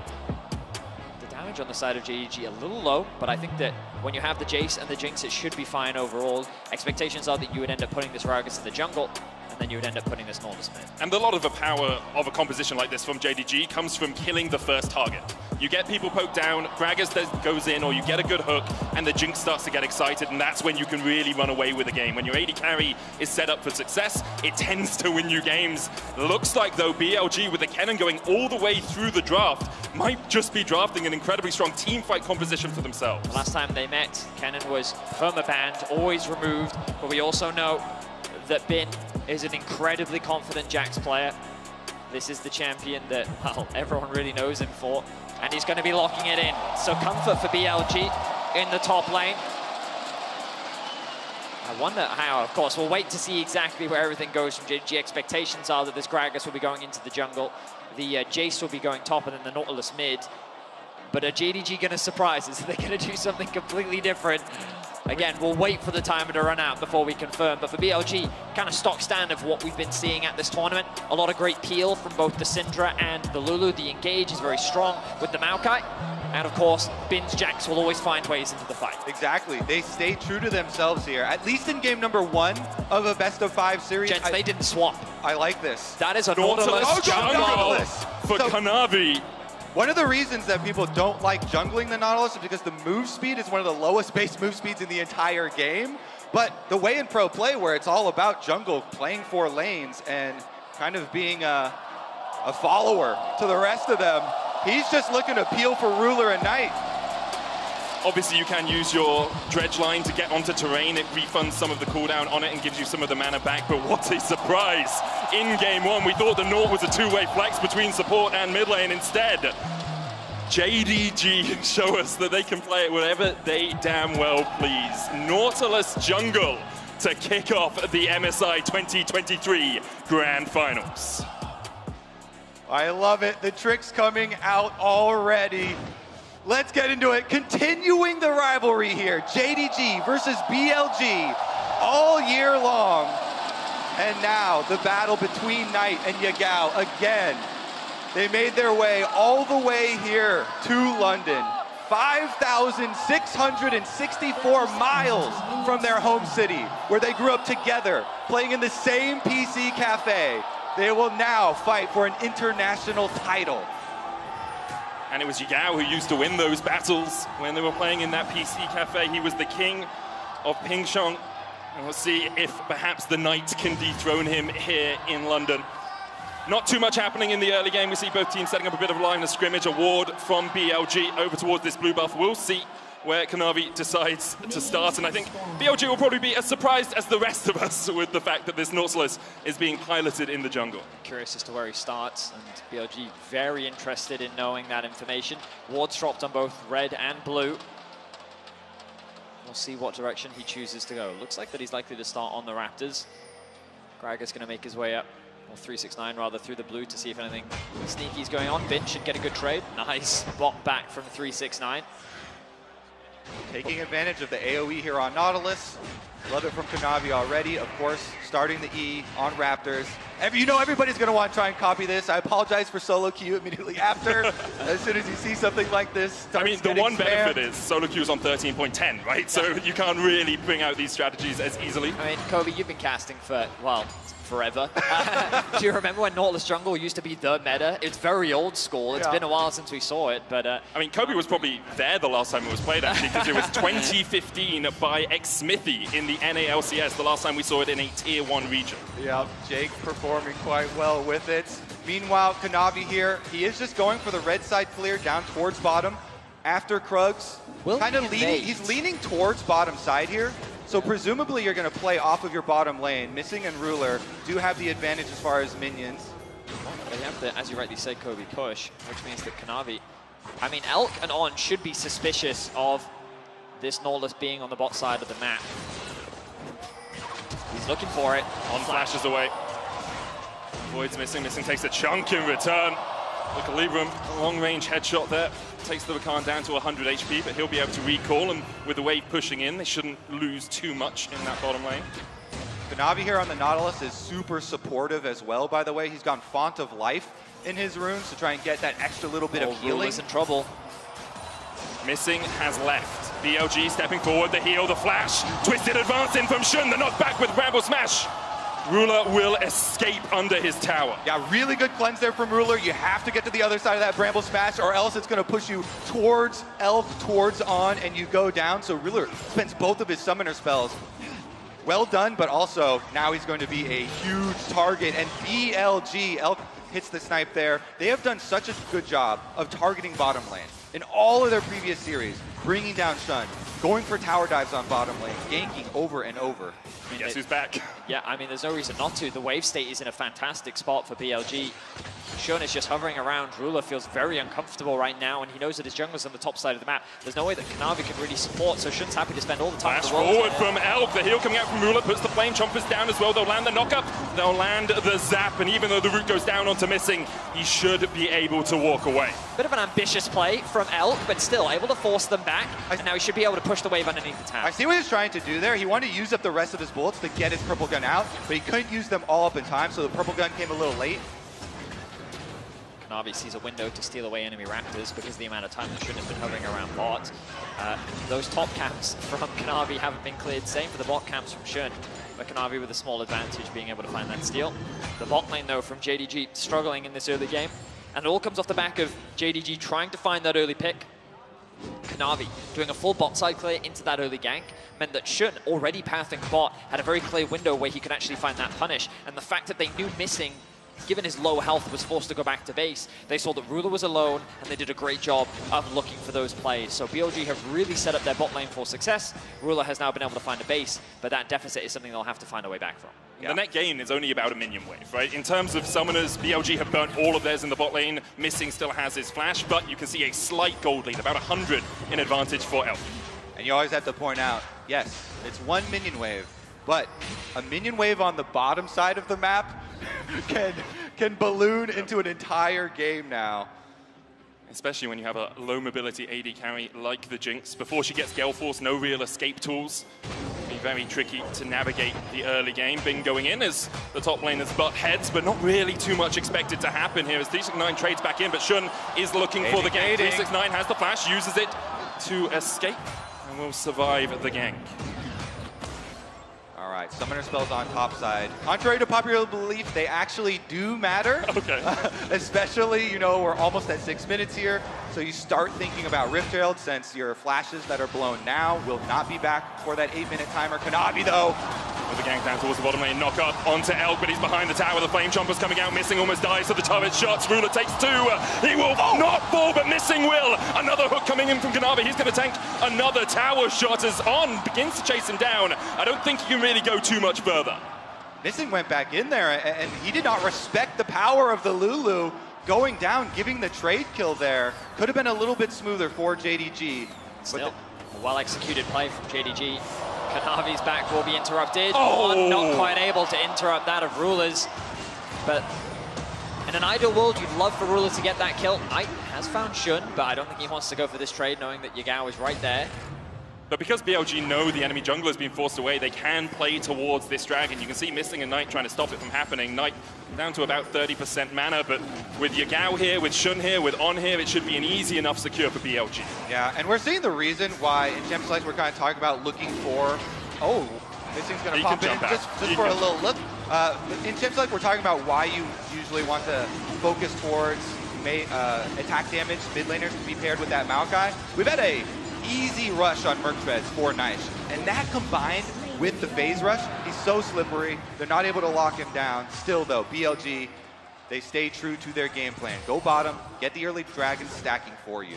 I mean, just great adaptation from JDG after their bot lane was put in a bit of an awkward spot earlier. They didn't even have a massively stacked wave, but they're still able to find that dive just because of information they had. Remember that Jun, because he spent so much time on the bot side of the map earlier, he needed to go and clear his topside camps, and this meant that the two junglers were always mismatched from one another. So there was a very big window for JDG to find a clean dive, largely uncontested. Both junglers right now, just really great awareness on the map of finding their windows. And again, you can see if you look at the base, or the minimap rather, Maokai nowhere really there to offer support. The initial knock-up from Missing means that he can tank the tower, then the follow-up from Kanavi means that Ruler actually takes the aggro, which is better setup. Of course, the Airy, thank you observers for highlighting that, ends up getting the execution down onto Missing, which means that it ends up being a 1-for-1 overall. All right, the repeat visit. Kanavi setting up super deep vision for repeat plays towards bottom side. I think they read it though. You can already see on the map, Shun immediately pathing towards bot, but the pressure from Knight in mid is making it harder for Yagao to really offer any assistance. He doesn't have his TP available, but Shun wants to be in a position to stop this dive. Now Shun spotted on a ward. We'll see it with the sweeper as well. Knight and Kanavi decide they don't want any more of that action as they back away. Kanavi can step back forward. Not the best guns if you want to try and tower dive an Aphelios. The Severum Crescendum, probably the most powerful combination in short range that the Aphelios can muster. But JDG do get themselves a plate, so overall still a win. And the pressure continues. Just once again, great awareness from Shun, knows where he needs to be on the map. Kanavi, though, getting a bit creative here. Will he find a mid-dive? Could look for it. He's down. Does have that scatter the weak. Kanavi's going to try and walk up, get the auto down. Knight now on the chase. Kanavi tanking the tower. Scatter the weak has been used, but it won't be enough as JDG secure a kill and a plate in the mid lane. Jungle Nautilus coming to a solo queue game near you. Courtesy of Kanavi. The auto attack still goes off because unless you flash out of vision into the pocket of Fog of War, still going to complete it. We do have 369 getting the ultimate, but it just knocks him directly in place against that wall, so Bin shrugs it off. Props to JDG. They're finding a lot of great plays on the map. They found the dive in bot. They find another dive in mid, and Yagao, very little that he could do there. He flashed away for most of the CC, but still enough damage now. BLG on the attack themselves. 369, no flash, gets a knockback flash forward by Bin, popping the ultimate as well as they look for the damage down on this Gragas, but he's a tanky boy and he's difficult to kill. One more order will be enough, and Bin secures it. Oh, he had a couple seconds left on his flash there. 369, so close for him. They squeeze out that timing window, but it's a big kill. Knight flashing forward as well, and Bin can do nothing but be put in the trash. Meanwhile, around the Rift Herald, Missing going low, he tries to flash away. The Moonlight Vigil did connect, and Missing will be put in the dirt, and now BLG are looking for more of a fight, they're looking for more of a fray. But JDG will just back away. BLG have the numbers advantage in the river for now, but no, 369 has TP'd into mid lane. JDG don't want to give this up. Shun's going to get forced away here. Doesn't have that ultimate right now. BLG trying to gain that mid lane prio, but Ruler and 369 will be able to answer Elk. Yagao perhaps looking for a scatter of the week, just short on Ruler. As in the end, after a brief skirmish, we see both the teams just reset to mid. Rift Herald is worth so much now. We've seen so many games won and lost around this objective, and they're not willing to give up on it. The last time these teams met, they fought over every single neutral, and it looks like things will not change. They're waiting for Kanavi to join the fray. JDG, though, they're not in a great position right now. They will force their way into the river. BLG don't have that many ultimates either. Shun looking forward as he pops his own, but Elk caught off towards the bottom side. 369 flashing onto the back line as well, and now Bin has to deal with 3 members of JDG as they start to collapse. Elk looking for the damage on 369, but already 1 member of BLG is put in his grave. Follow it with 2 more as JDG win the fight. How good is Ruler? He baits him. He walks up. He knows he has cleanse plus flash, double summoner spells Jinx. He gets Shun to W in on him, and he takes him into the rest of the team. Even with the Maokai ultimate, they draw him in. The rest of JDG pounce and they destroy BLG at that Rift Herald. These rewards are so big, mid and top turret plates, and the Rift Herald Vedius. What more could you ask for? I mean, JDG have ballooned this gold lead, and they're in such a commanding spot. You can see the gold at the bottom, 1.8k lead for Knight. He's sitting at a 4-0-1 scoreline, and the domestic Knight showing up internationally at long last. Oh my goodness, that's an eclipse already. That is quite early.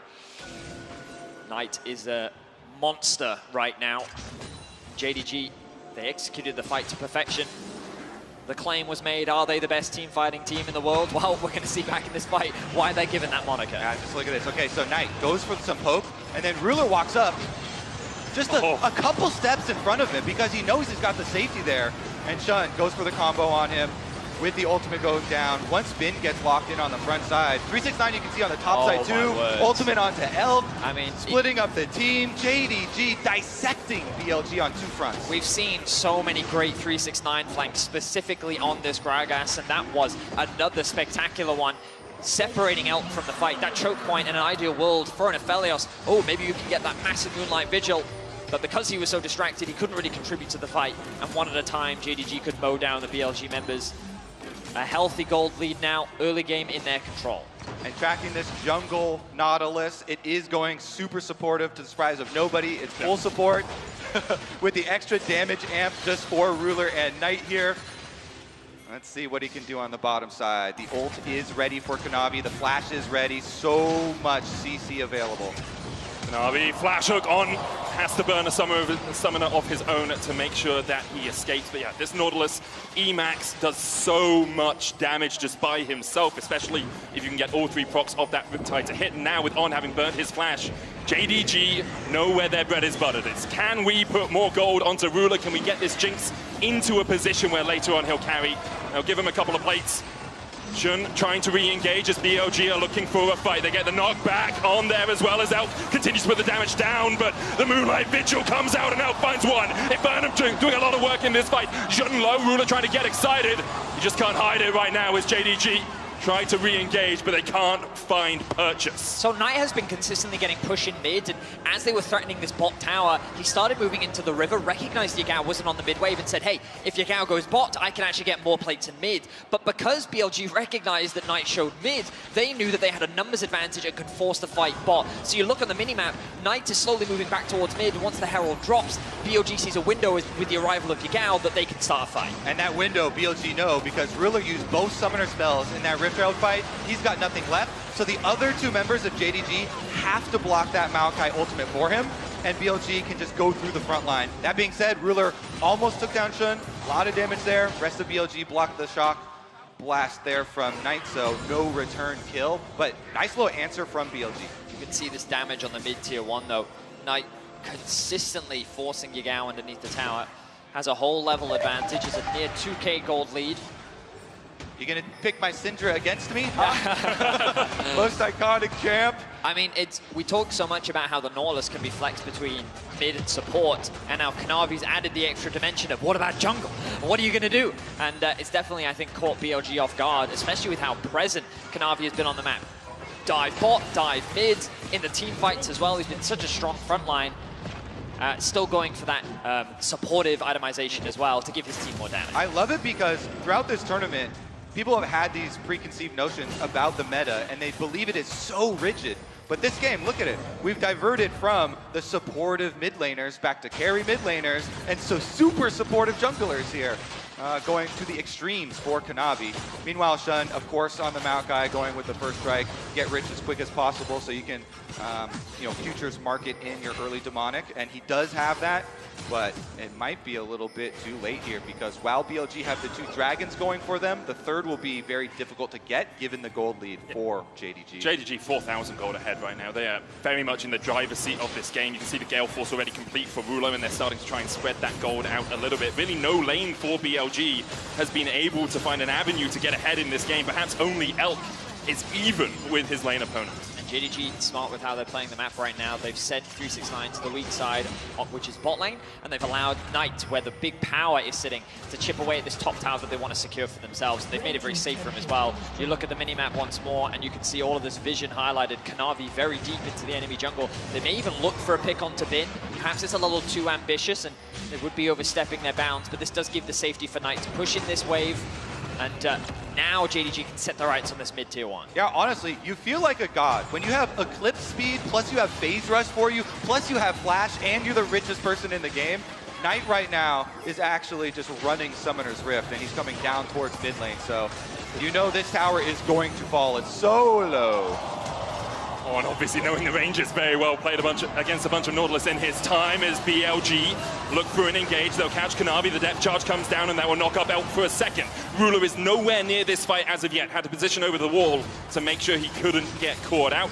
And in the end, as Elk dashes forward with the Gale Force, both teams will just disengage. Yeah, Kanavi there makes a heads-up play. You know, he blocks the Maokai ultimate, turns around, gets his ultimate onto Elk, makes sure he's not going to go down. Make sure Knight doesn't have anything getting even close to him. So JDG have a pretty, well, I say pretty good position with the Dragon spawning about 10 seconds. BLG, after using a TP from Yagao, they do have that TP advantage with Knight's TP coming up relatively soon, but they want to be in position to contest this trade. Ruler continues to push in mid, he needs to be careful. Heal comes out from Elbow. Ruler going forward with the Gale Force. The Megadeth Rocket doesn't quite live up to its name, but we start to see perhaps signs of how that matchup's going to go. Yep, forces the Flash out of the Aphelios. He's so much more vulnerable now. BLG, they've got no real tank. Because Maokai, like we said, is going for the poke Maokai build, they don't have a front line for BLG. So Knight poke really, really stings, and it does not get healed back up here. So him being the only person with 2 items, they bully on through. Ruler gonna shove them off that turret. They get the turret, they get the dragon. They do get a consolation prize on the other side of the map, as observers highlighted there in the split screen. BLG at least picking up the Rift Herald while they know JDG will be busy on dragon. But now, JDG's presence on the map, look at how powerful they are on these side lanes once again. Knight can push all the way up into the tier 2.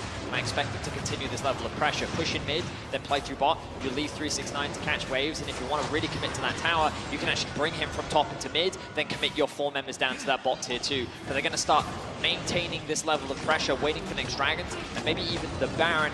But I think they're mainly going to wait for a pick before they can really commit to that objective. BLG, it becomes trickier and trickier to find plays, because if you look at it, they have one form of engage. They have the Maokai, and if you have Kanavi standing in your face, and even if you get past Kanavi, you've got 369 with an explosive cask, and even if you get past 369, you have Missing sitting there being like, okay, I'll just charm you guys now. It's so difficult to ever get onto Knight and Ruler, who have such a large range advantage, especially when you have the lethal tempo stacked up on Ruler. And then if they say, all right, fine, we don't want a team fight, we look at the side lanes. Oh, wait. Knight, if you even compare Knight versus Bin, he is massively ahead, almost 3K here. 300 more gold to go, and that is going to be untenable in the side lanes. JDG in a fantastic position right now. We kind of take a look at this map once again. They've sent Knight down to the bot lane. He does have TP. Yagao's TP actually coming in relatively soon. The ultimate from Kanavi, I think, used just as a zoning tool to give JDG the presence to push in mid. They're slowly moving their vision deeper. The game has slowed down a little bit. And ideal will JDG want to keep pressing this advantage, and BLG, the more time that they're given, at least they're given more opportunities to scale. Ideally, they'd love for Elk to be able to get that Infinity Edge before forcing a fight, because once they get that second item, they'll hit a really strong spike. Maybe that's a window where they can win out. And there's a small bit of power in the Aphelios' kit. You don't really need to build too much attack speed, because obviously you get it from your passive. So getting the IE gives you a little bit more of a spike than perhaps if Ruler goes towards a Zeal item second, although it looks like Ruler might just be sitting on the Zeal for now as the trade happens in the top lane. 369, sandwiched between Shun and Bin, but can just dash across the wall. Yeah, I love the stories that have emerged around the Zeal second, starting from Ruler, where Berserker was tweeting out that he DM'd Gumayushi and he was like, why do you build Zeal second? And Gumi was just like, I don't know, Ruler does it, so, you know, he's the GOAT. Follow Ruler.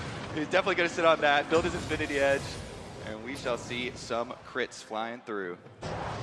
I think that's a good enough reason to do things most of the time. I mean, if Chovy does it, I'm probably going to do it. Well, the actual reason why Ruler does it is because Zeal is such an efficient component item. It had to get nerfed in 3 different ways for live. If you're playing on live right now, it got its cost nerfed, it got both stats on it nerfed, the move speed and the attack speed.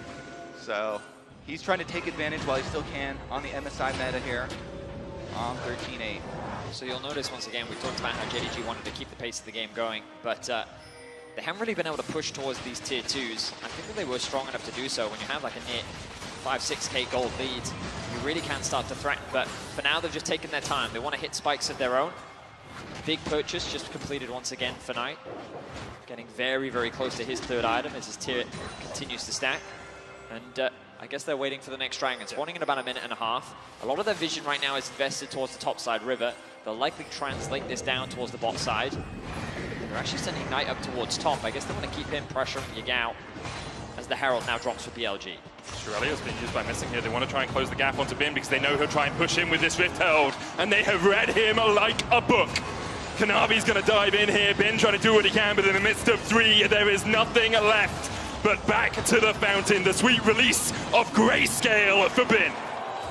JDG in full control of the map. The Rift Herald does end up getting the tower, but it kind of sucks when no one's around to get local gold, especially on the outer ones. And Bin going down there, an easy pick for JDG. Still has 25 more seconds here for JDG to be able to rotate on up and control the rest of the map. So much so is the lead that the objective bounties are already here. JDG only have 3 currently. They do have their teleports ready for their side laners though, so BLG better be careful who they're messing with. I feel like JDG can use this window to actually start off the Dragon, but right now they're posturing around the Baron.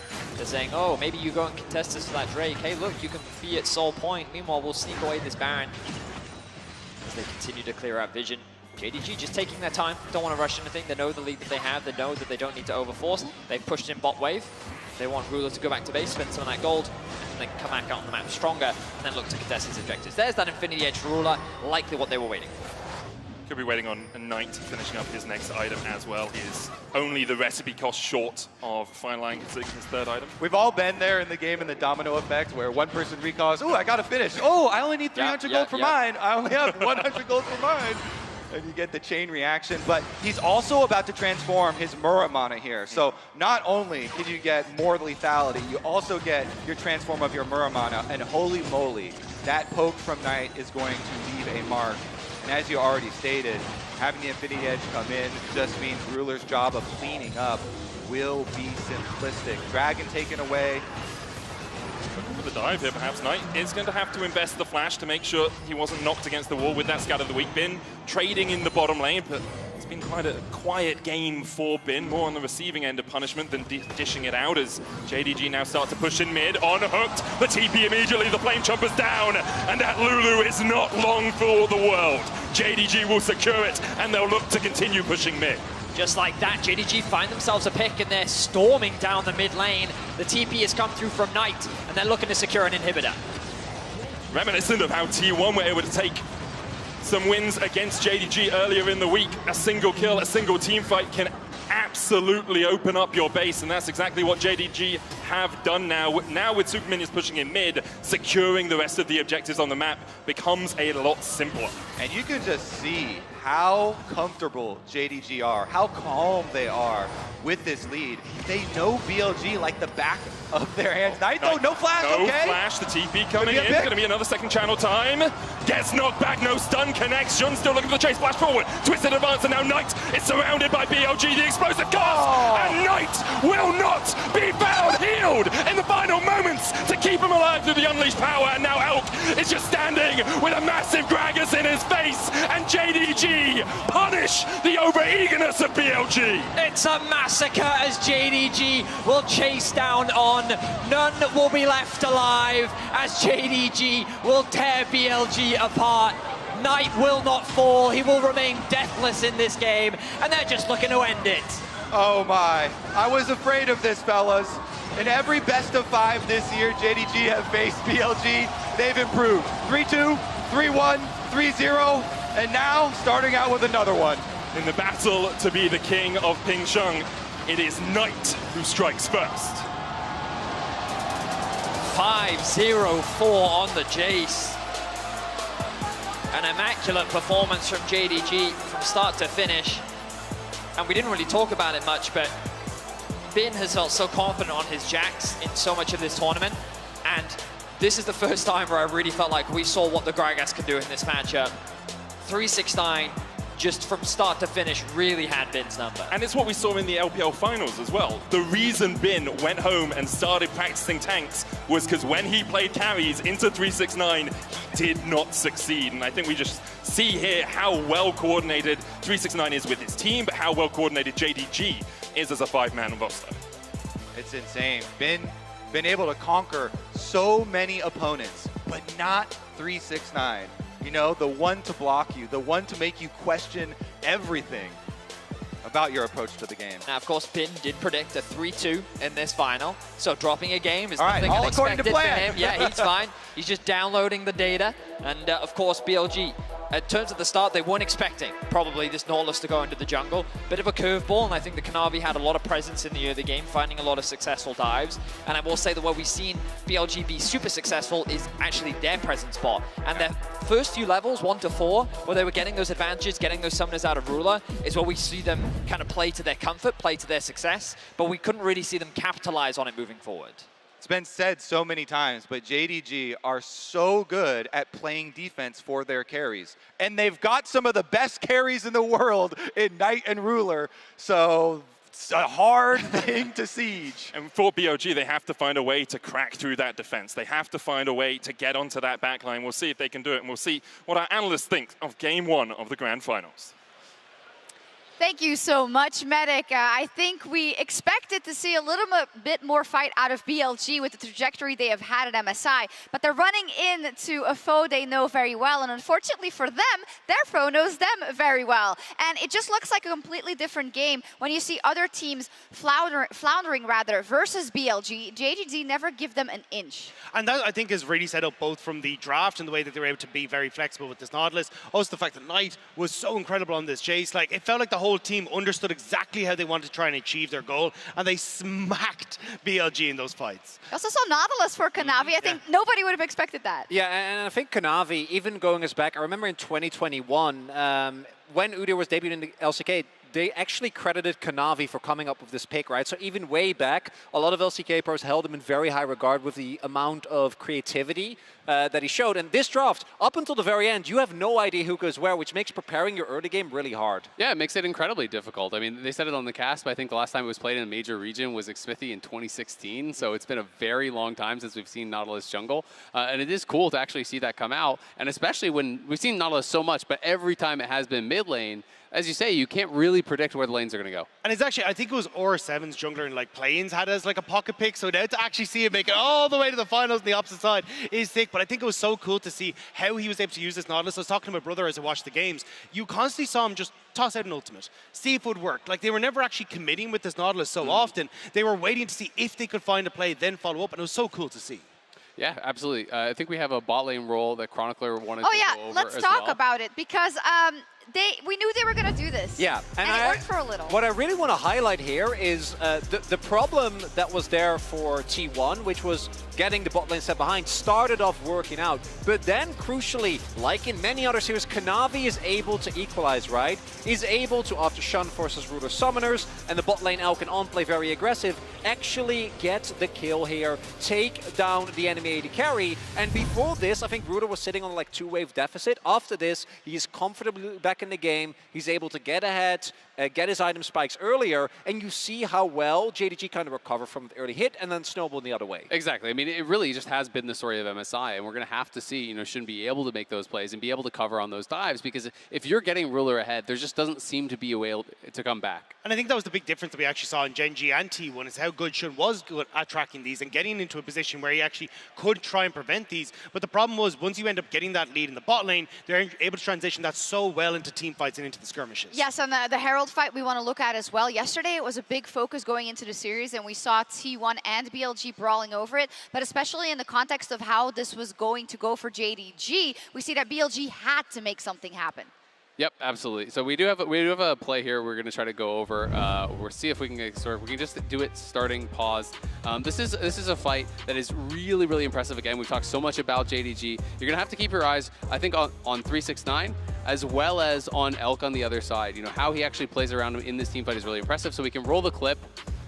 And it's just about how they actually utilize the terrain, how they're creating space. You know, BLG knows that they're down early. They want to be able to create this play over at the Herald. They're trying to force us. So we can actually just pause briefly here. 369 again playing on this flank angle. And we see that Kanavi is coming out of base. So they don't actually want to just hard commit to a fight. They want to slow play it a little bit. They want to allow BLG to take their time here.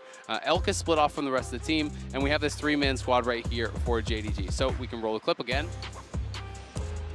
And it's going to be about these initial engages. Shun goes in, but it's the instant cleanse. They're peeling back. If we pause here, you can see that 369 is not actually overcommitting. He goes in from the side, body slam flash, you know, right here onto the carries, but he realizes that his team is going to be cutting back, so he's not actually fully committing to this. He's just playing in this area. He's creating that zone of threat. Knight is peeling back on one side, and they create this kind of zone control here where they have this bodyguards basically just in front of Ruler. You have to go through Kanavi, you have to go through Missing if you want to be able to get to Ruler, which is going to be incredibly difficult to do. And on the other side, it's access for 369 towards the BLG carries. So if we play the clip once more, just watch how 369 is actually playing this out. You know, Elk tries to get over towards him. He just ults him. He's kiting back. He procs.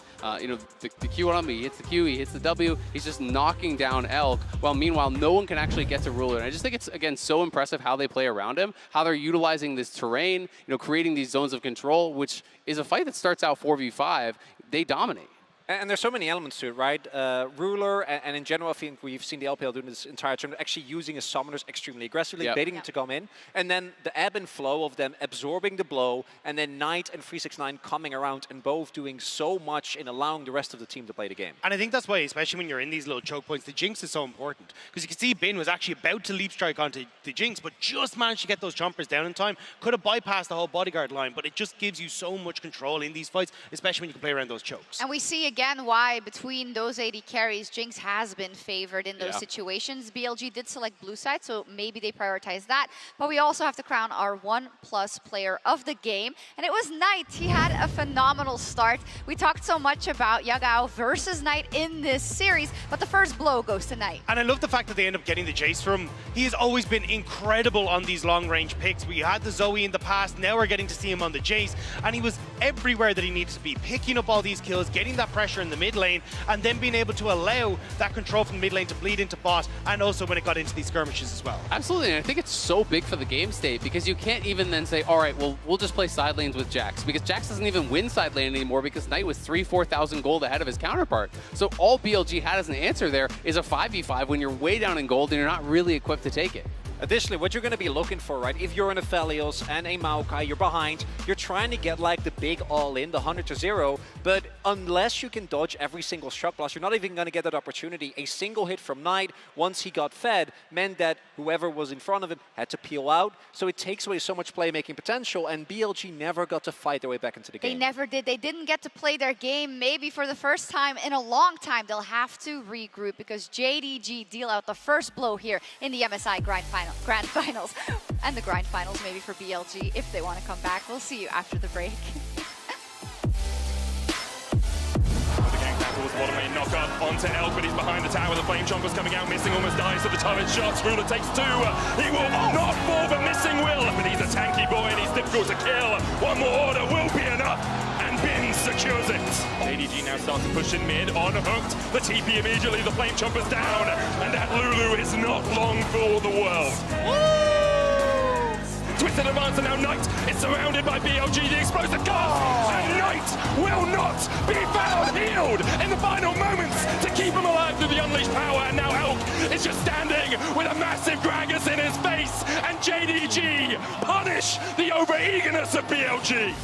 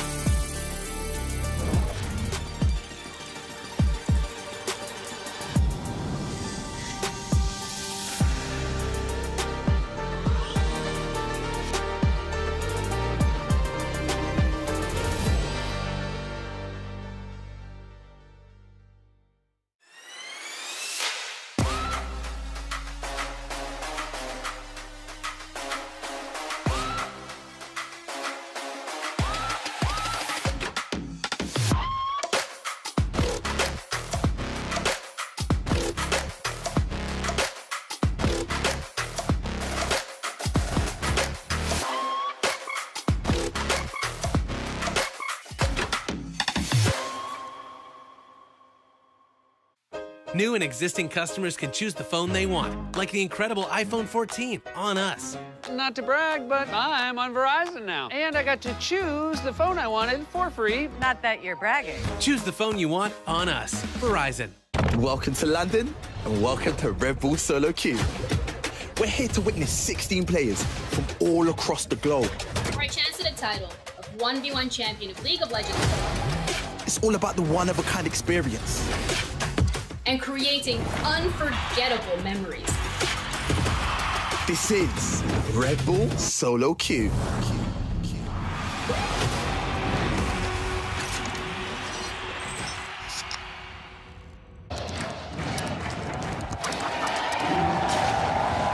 Red Bull gives you wings.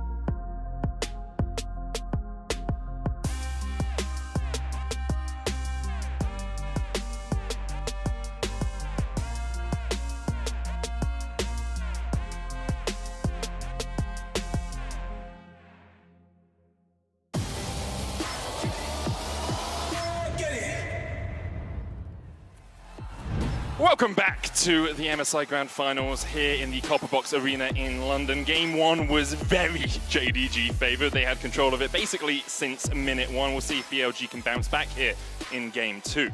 Yeah, it was a bit of a stomp. I mean, it was you that told me, and LPL that told me, that like this is pretty normal for an LPL finals. Game 1 is super dominant. Game 2 is where, you know, they shake the nerves off, you know, they get the fists ready, and then we get to see a little bit more action. So I'm optimistic. Last time that these two teams played, it was, again, very one-sided for JDG Game 1. Then Game 2 is where we saw BLG really come alive. They didn't win that game, but they were very close to. There's just so much riding on Rift Herald fights. So much snowball. If you're going to get turret plates plus the Rift Herald plus the win in the team fight, these teams are so good and these comps are built so straightforward that they can run it through. Let's see about the changes though here. And we see the Gragas being removed by BLG. Adaptation from Game 1. They stay with the Kasante and the Ari bans. Lucian, Vi, and Gwen were JDG bans in Game 1. On red side, obviously, you can switch things up a little bit, but right now, there's so many power picks. Maybe this is an Annie ban. Could try and get rid of the Nautilus, the Jinx as well. We've seen be very strong. So JDG taking their time in deciding exactly where they want to put the pressure, and it's in the top lane as Cannon is removed. And that respect shown towards Bin. What will that first pick be? Jinx is up. Annie is all up. I'm saying. Jinx, I mean, Maokai, Annie, Wukong, Jinx, everything.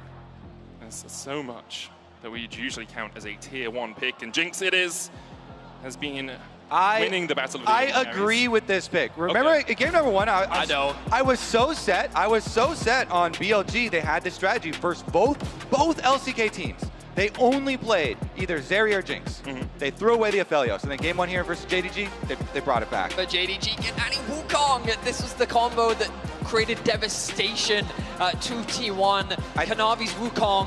He has like an 80% win rate over 26 games this year. The only good news is that in his 5 losses, 2 of them were to BLG. Yeah, Knight as well, 75% win rate on his Annie out of 8 games. So very, very powerful first rotation here for JDG.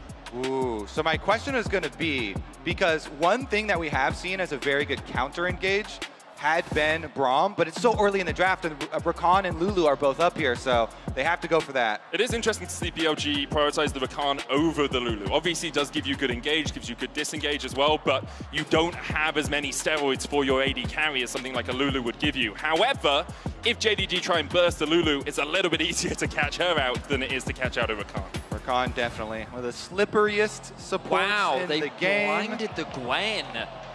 I mean, as 369, yeah, Ben is throwing it down. He's like, fine. You know, what are you gonna counter me with? I feel like 369 will have something, Kobe. Sion's still an option, something we've seen play very well over the last few days here at MSI, but JDG will likely want to go for their AD carry here to make sure that pool isn't pinched too much, and Zeri the probable option for them. Instead. Okay. The hover. Okay, so what JDG is saying is that, well, you know what? We actually have AD carry options, because what you want to do right now is ban away top laners. Yeah. You want to ban away things like the Jax, you want to ban away things that do well into my Gwen, so you're actually going to leave all my AD carries up. I'm going to get Aphelios, or I'm going to get Zeri. Both should be fine. Or we're going to get the Jax in the top lane, depending on how the bans go out.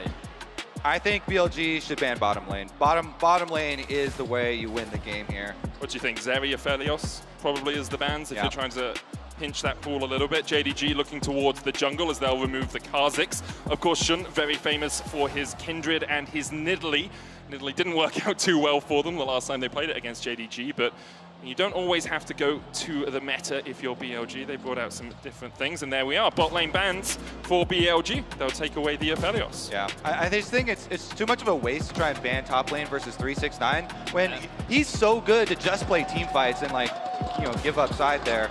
He creates so much space in them, even when he's on a losing matchup. Put him on a tank, create that structure. And JDG, as you mentioned, Betty, is the reason this Annie plus Wukong is so highly prized. The snap engage, it's just instant. Kanavi and Knight are just so proficient at the combo as well. Let's see how it's rounded out. I imagine the Zeri, yeah, there it is. So BLG are attacking that bot lane. How will JDG pivot now? Because really the only hub... No! No, Betty, no. I mean, the crowd's getting excited, man. We got a panda to the crowd. Is it Ruler's Vein? Is this what we're gonna get? No, it's gonna be like a Zaya or something, Betty. You got way too excited. I got to pander to the crowd, man. Like, you know, it will be the Xayah, of course. Ruler, he does have a skin. The Xayah Lulu is not a bot lane combo that you're used to seeing. But one of the beauties of playing the Xayah here is that Lulu can actually support the Wukong a little bit more in the team fights, often being responsible for keeping your AD carry alive because of that self-peel that you have on the Xayah. While your scaling isn't quite the same that you have on a Jinx, it still makes a lot of sense when it comes to these team fights. And it's AoE damage, you know. The Vayne is so many style points. But Xayah Blade Caller. Xayah Blade Caller just synergizes so insanely well with an anti-Wukong engage, and even if you use Lulu Ultimate for the knockup as well. Maokai logged in for BLG. Shen will take that into the jungle. Jace the likely option here. We talked a little bit about either the Jace or the Tristana alongside the Maokai to make sure you split that damage, and especially with an AP top laner, you need to make sure you have a bit of physical damage on the top side of the map. Sion here for JDG, very likely locked in for 369. All right, so no real surprises thrown out in game number 2. So the surprises have to come from the in-game play. I will say that looking at these drafts, I just prefer what I'm seeing from JDG right now.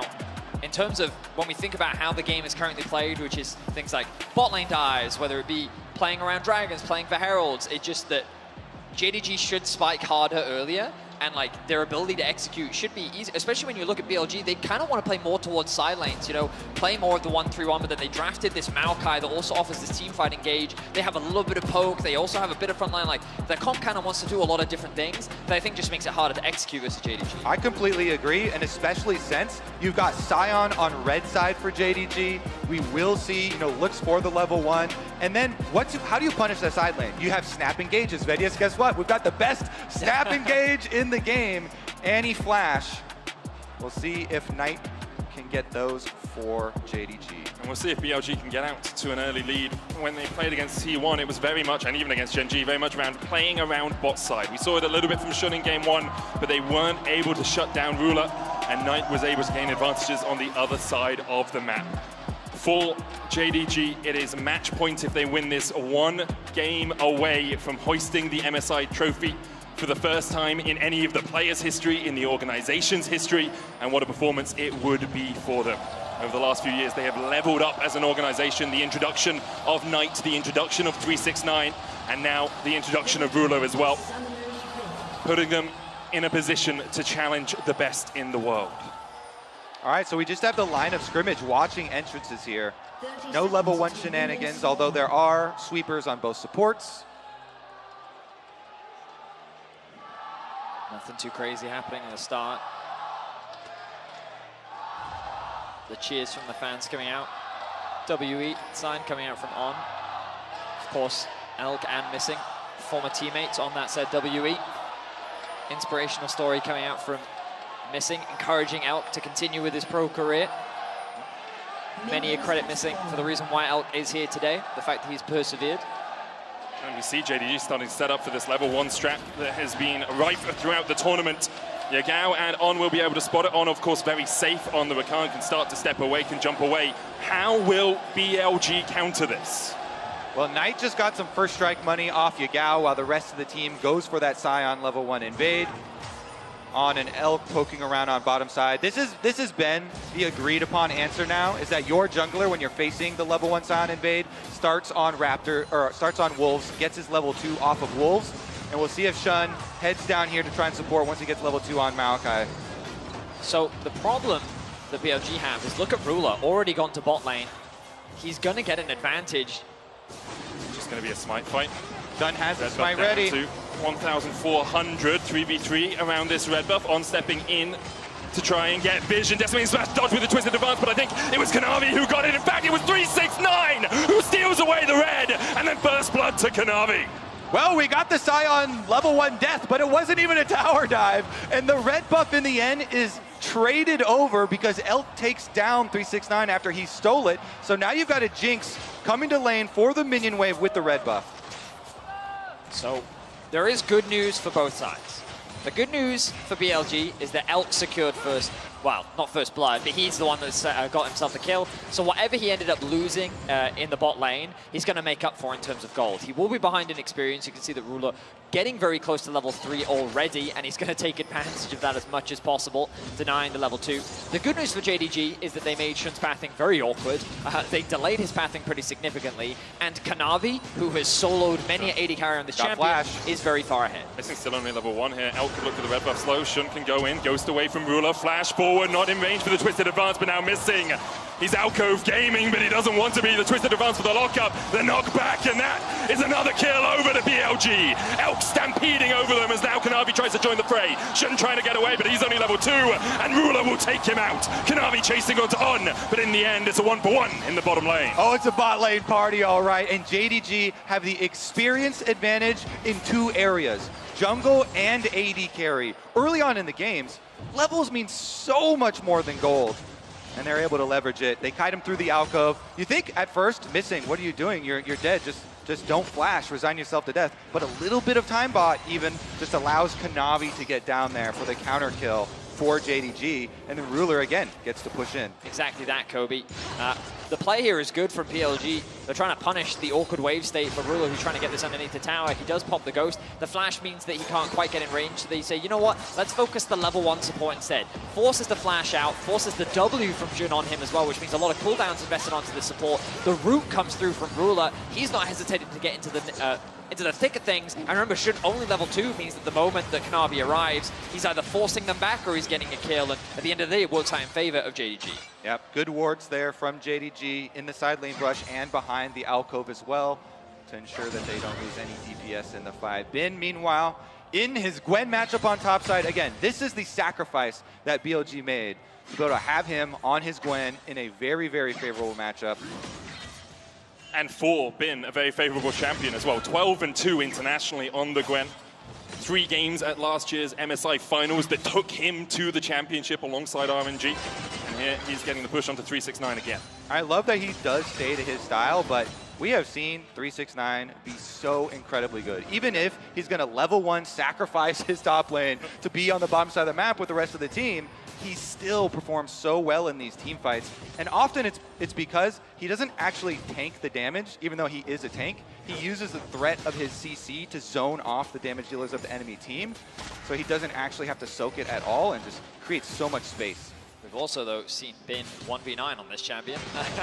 We saw it throughout this tournament, and I'm excited to see if he can do it again. The responsibility will fall on his shoulders, where the side lanes should be very important for BLG, but right now we see a lot of the gold invested into Elk. Part of it not through his own volition, just circumstances have resulted. Bin should be happy with it, though. Yeah, he's not too upset about that.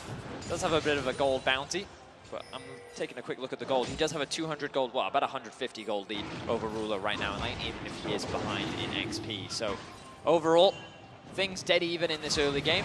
First dragon on the board available. Let's see if JDG will get out and secure this one for free. I'm expecting that BLG will try to contest. They do like fighting over objectives, don't they, Betty? BLG stepping forward. Tib is used in the mid lane. We see this quite commonly with the Annie mid. You just get so much pressure, and it's so hard for Yagao to work his way through that health pass. Shun coming down from the top side of this, looking for the dragon. But in the end, BLG don't take the fight. Instead, just let Elk push in that bot lane wave. Surprised that Shun actually tried to enter the river from the top side, because that is where Yagao got chunked out. Really nice trade from Knight, but unlikely to secure a kill. It does mean that he can't really get in range of the dragon, given that Knight actually had that pressure in the mid lane, meaning he could rotate faster, and then JDG are able to secure it uncontested. Elk is able to get a pretty safe push into the bot side of the map. Ruler and Missing had to go the long way around, but overall, another advantage gain for JDG. Yeah, JDG really nicely timed there.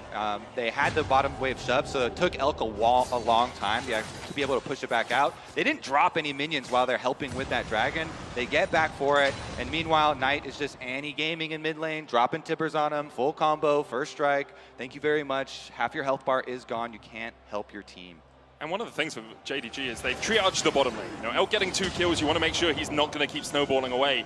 But there's quite a bit of bleeding in the top lane. Bin is so far ahead, 800 gold in the lead, now has 2 plates. And I wonder if Kanavi will start to put a little bit more attention up here just to try and shut down Bin from snowballing too far away.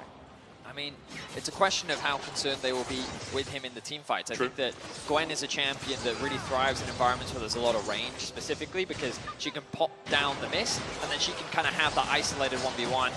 There's a bit of trading happens in the bot lane. But you got to remember, JDG's comp, pretty short range overall. Any Wukong, they kind of want to be in your face when dropping that combo. Perhaps against the feathers, champions like Gwen can be very effective. But yeah, it depends about how much of a concern they actually find this Gwen as a get laner. And I would say, with Flash available and Wukong just getting level 6 now, his eyes get real big looking towards this mid lane here with the anti-stun, with the Tibbers coming back off cooldown, with bottom lane also pushing in. There's a lot of options over there. Remember that there is no cleanse anywhere on the side of BLG. A stun from Knight means that it is a quick, well... Follow-up. Follow-up is the word, yeah, from Kanavi. Another plate should be secured there. Oh, actually just went over to missing. Support's favorite moment right there. It's like, I ordered it, it's mine. I deserve the 175 extra gold. Knight knocked away. The tip is coming down as Kanavi can jump across the wall. Has that Cyclone, holds it. The Gao still had the flash, and so they didn't want to go any further. And obviously, Kanavi can keep that Cyclone for what could be a Rift Herald fight now. Jun secures it.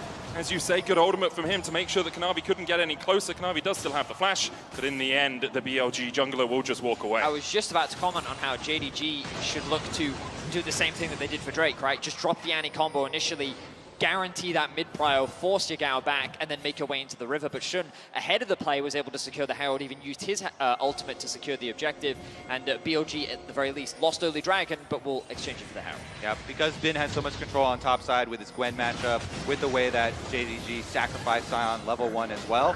Off of top lane, Shun, he got the Scuttle Crab for his escape as well, and he was able to get something back here for BLG. So the hope for BLG, they do have the gold lead now. They do have the Rift Herald in hand. And they have been scaling away on the top side of the map. We will see 1 minute, 40 seconds towards the next dragon. Both the junglers on the bottom side of the map as well. Perhaps we'll see this Herald invested into Elk. He has 2 kills to the good, has a bounty on his head as well as he forces Ruler away. Kanavi coming down here as on a missing start to trade. Level 6 still about half a level of experience away for both the supports, so not the most powerful engage you can find from the Rakan, and not the most powerful disengage you can find from missing. On now, goes for the control ward, Shun steps forward, seen by the ward, and immediately missing and Ruler back away. So a very slow early game. I'm kind of surprised, gentlemen. Yep. The last time we saw JDG and BLG fight at MSI, it was a bloodbath. It was non-stop action, specifically around these neutral objectives, but both taking their time. Obviously a lot of weight on their shoulders here at the grand final. An LPL team will be a victor. 5 of the 8 MSI champions will rest with the LPL. The question is, which team will it be? Right now, JDG looking like the heavy favorites, but they do find themselves at a bit of a deficit here in the other game of Game 2. It's kind of beautiful, the tender care and love that these junglers are showing to their bottom lanes. Coming through, sweeping out the wards, hovering here for recalls, hovering for waves being shoved in. That's a lovely way of expressing it, rather than these babies need to be taken care of. I think the junglers are misunderstood, okay? Oh, really? We are really tender, passionate kind, loving, caring individuals. Truly with the best intentions in our hearts at all I've played times. with enough Nunus to know that's not all it's true. But we do see Jun pathing up towards the top side. I wondered if he'd use the Rift Herald up there. He does still have about a third of the timer on it, so he could decide just to invest it all into Bin, who has already completed his Riftmaker, but I'm sure Bin will be happy keeping that lane going for as long as possible. Makes it a bit easier for him, and he's less susceptible to a gank as On starts to flank. Hits the level 6 off the minion. Kanavi coming up here, and now Bin, he started proxying, and he's going to find himself in the face of 3. Bin puts the needlework down, trying to trade in. Kanavi going back in with a Cyclone, chases him down. The knock-up with a decimating smash, with the healing from the needlework as Bin almost snips through Kanavi.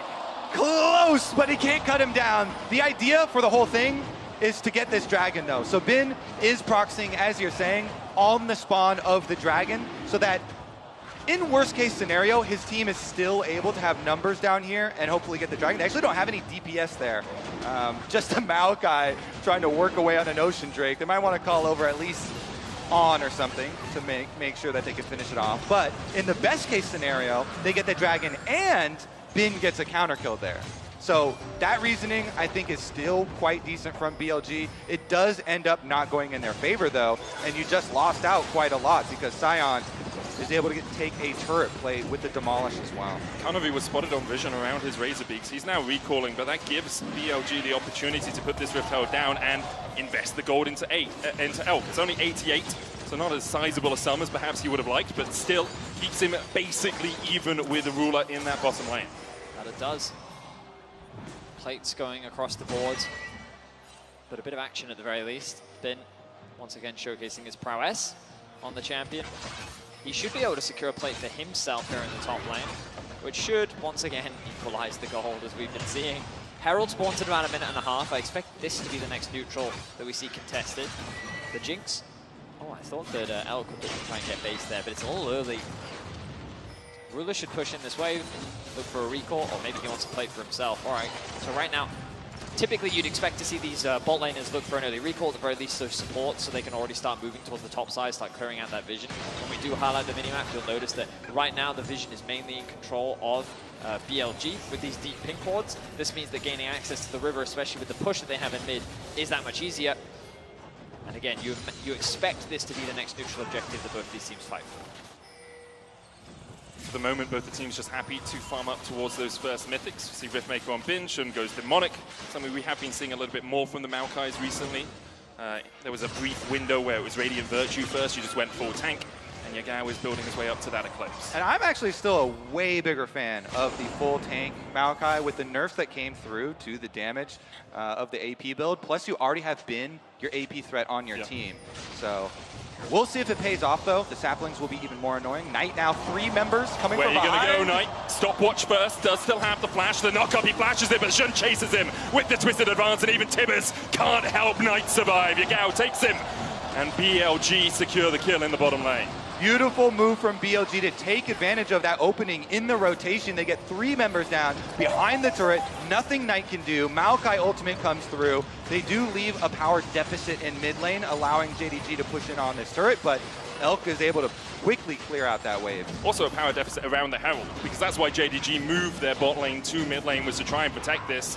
BLG accept that they're not going to be able to get the second Herald of the game. They were happy enough with the first, but they should be able to secure the first turret of this matchup. And it might be overlooked, but blowing the stopwatch is really big for these critical mid-game team fights as well for the Annie. So another small little advantage for BLG, although you rightly point out, it is going to be that consolation prize top side. Second Rift Herald, incredibly decreased value, but still very good at knocking down the remnants of these turrets. As you can see on screen, thank you very much, observers. That one would get one shot.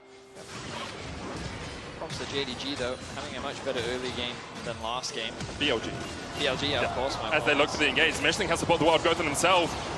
369 running in as well, and Shun already falls. Betty wishes he was tankier now, as BLG have to disengage. It looked like they just thought they could catch Missing, but didn't have the damage to work through him. A bit of an over-eager play there from Shun. I felt like that he went in a little too early, but he saw his opportunity, and the rest of BLG really couldn't follow up. It means that he does end up losing his life. Of course, in the grand scheme of things, not going to result in a huge amount for JDG, other than a kill. But yeah, a bit of a blunder there. Of course, Shun losing his flash could prove vital as we get closer to the next dragon.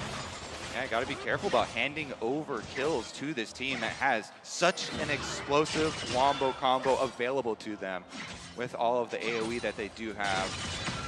Meanwhile, as you said, Medic, yeah, a lot squishier there on the Maokai. You have to play more careful. Can't just go in like that, and of course, we talked about squishiness. Well, Elk is pretty squishy, Yagao is pretty squishy. If Kanavi can get onto them, he already has 1.5 items complete when that Black Cleaver is there.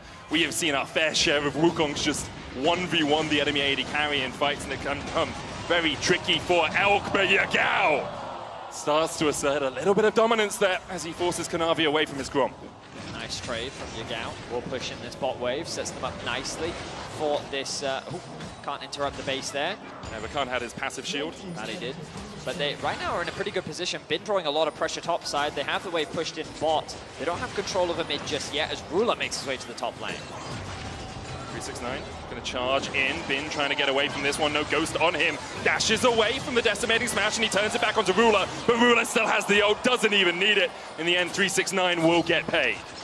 Riller's actually stopping on Krugs. I thought he would run down to the Dragon because it's the same play from BLG.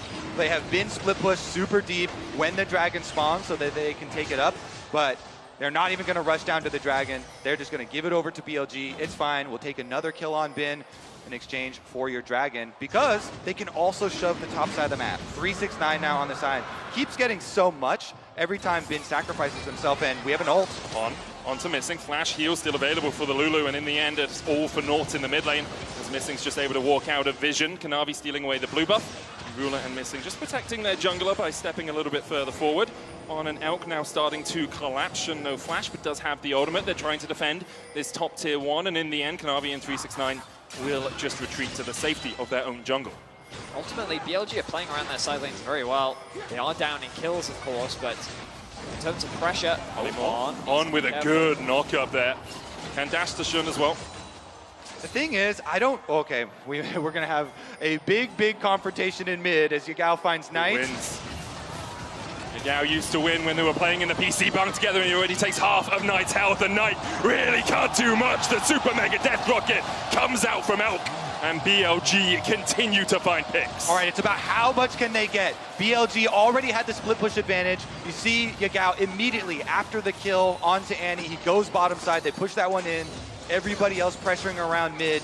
But the defense is here for JDG. I mean, again, BLG side laners are just continuing to get stronger while Elk himself receives a lot of the kills and gold. The Herald about to wear off. Will end up dropping in mid lane. I really don't think JDG is going to get much value off of this. BLG will get some, as they can just take it as it tries to walk forward. JDG will escort it, but it's so far back right now. They cleared the way pretty quickly. Escort mission! Gets the knock up as well. It's down to 5,000. You can see Yagao trying to join up with his team, but the red tail will fall before it even gets a charge off. You said the second one wasn't as valuable as the first. I think we see why there, Kobe. Yeah, escort mission failed. They're the worst in this game, especially when your running speed is just quicker than their walking speed, but your walking speed is slower than their speed, as we see Elk trying to look for Ruler! You can jump over a rocket, it seems. I've seen that happen in Valorant before. Ruler's running speed was pretty high there. He had to run away from the damage from Elk. The chip damage is good, though.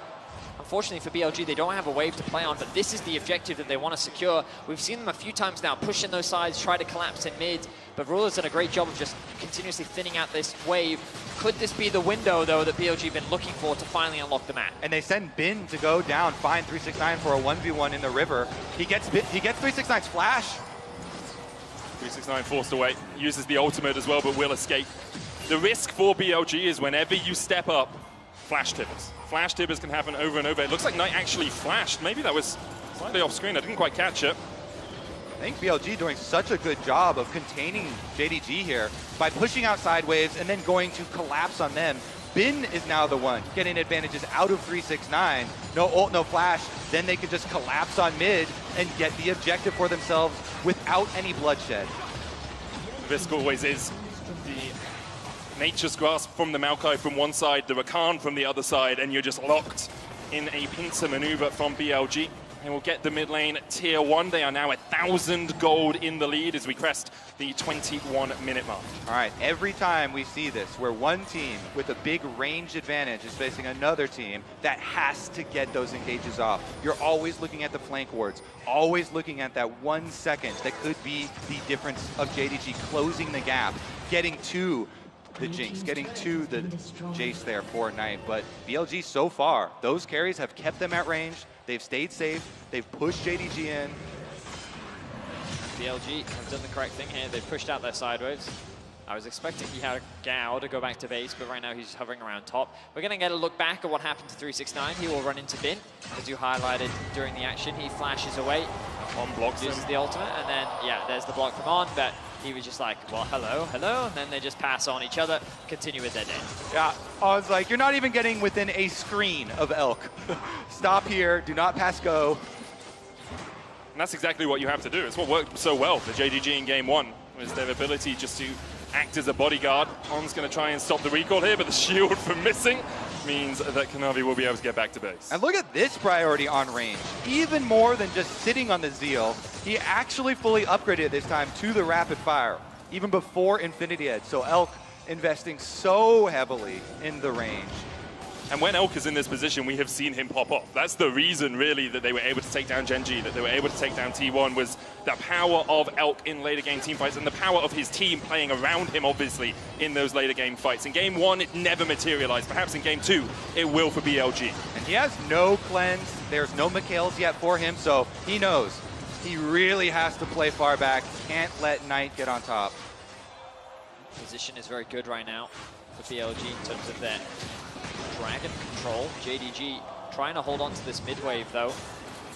They're not going to start on the objective. BLG just continue to chip away at the HP bars of JDG. Good poke. Shrelly's used. Look at Bin in the bot lane as well, forcing 369 underneath this tower. The poke continues from Get in the now. minion wave. Will JDG just look for the engage? BLG are doing such a good job. They're not giving them room to commit. They're poking them down, denying the mid minion wave, and allowing the split push plus Dragon to go on all at the same time here. Really big stuff. Yeah, very patient play overall for BLG. Uncontested Dragon. They now find themselves at Soul Point.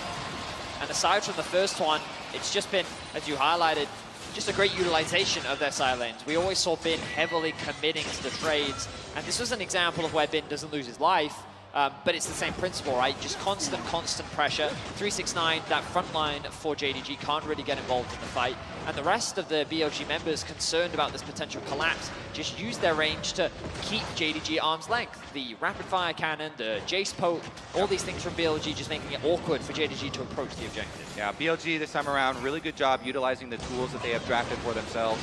The idea there, JDG's only option is try and hard shove mid. You see them jumping towards that minion wave while trying to avoid poke, but BLG, they never overcommitted. They still caught the red minion wave, and they got their objective. That is 3 dragons here, so 4 minutes on the clock, gentlemen.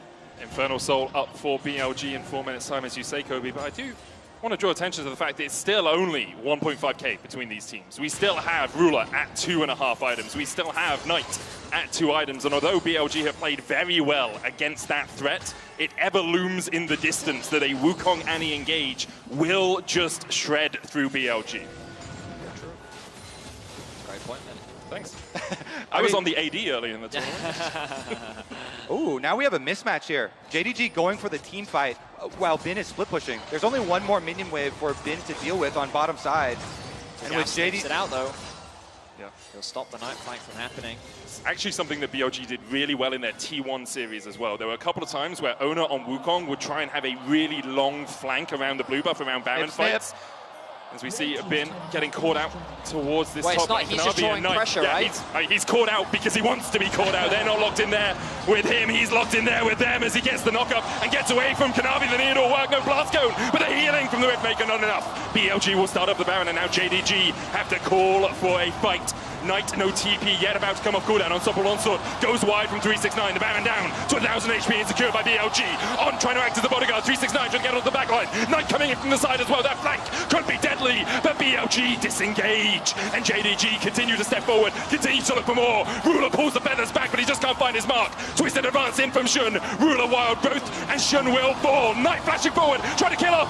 Yagao going in fact, as the stopwatch comes out underneath the tower. Yagao trying to do everything he can. But in the end, JDG are just too damn strong. They will take from them everything except for on here. Only one Baron buff lives. It's the same strat we've seen all game long. BLG, they try and sacrifice Bin, split pushing. They say, take your chances in your 2v1. Go for it. And he got the solo turret. They did get the Baron, but the chase down kills there for JDG. We'll see if that makes the difference. On the next fight, on that Dragon Soul, critically, Knight did not flash here. He saved his flash for this. Kanavi saved his flash for the Soul fight as well. We'll see if they can actually make it happen. Ruler, though, used everything. We'll be a little bit more vulnerable on the Xayah. Everything's going to come down to the next explosive team fight. I'm pretty sure Kanavi is still deathless at MSI, by the way, on this Wukong. And I think the problem for Bin is that he just takes too much damage too quickly. The amount of time that he actually buys isn't great because they're even moving in the direction of the Baron. You look at the rate at which it's dying too. This isn't a super fast Baron. The Scion goes in, and while they don't secure it, BLG think that they can move back to the safety of their tier 1 turrets, but in the face of 369, that is not a turret, okay? That is just a light tickle on a Sunday, or a breeze, I don't know, whatever it is, it doesn't matter to him, right? And so he's the one that initially tanks that engage. It's Jun that kind of gets zoned off and killed by Ruler, and then the dive comes through.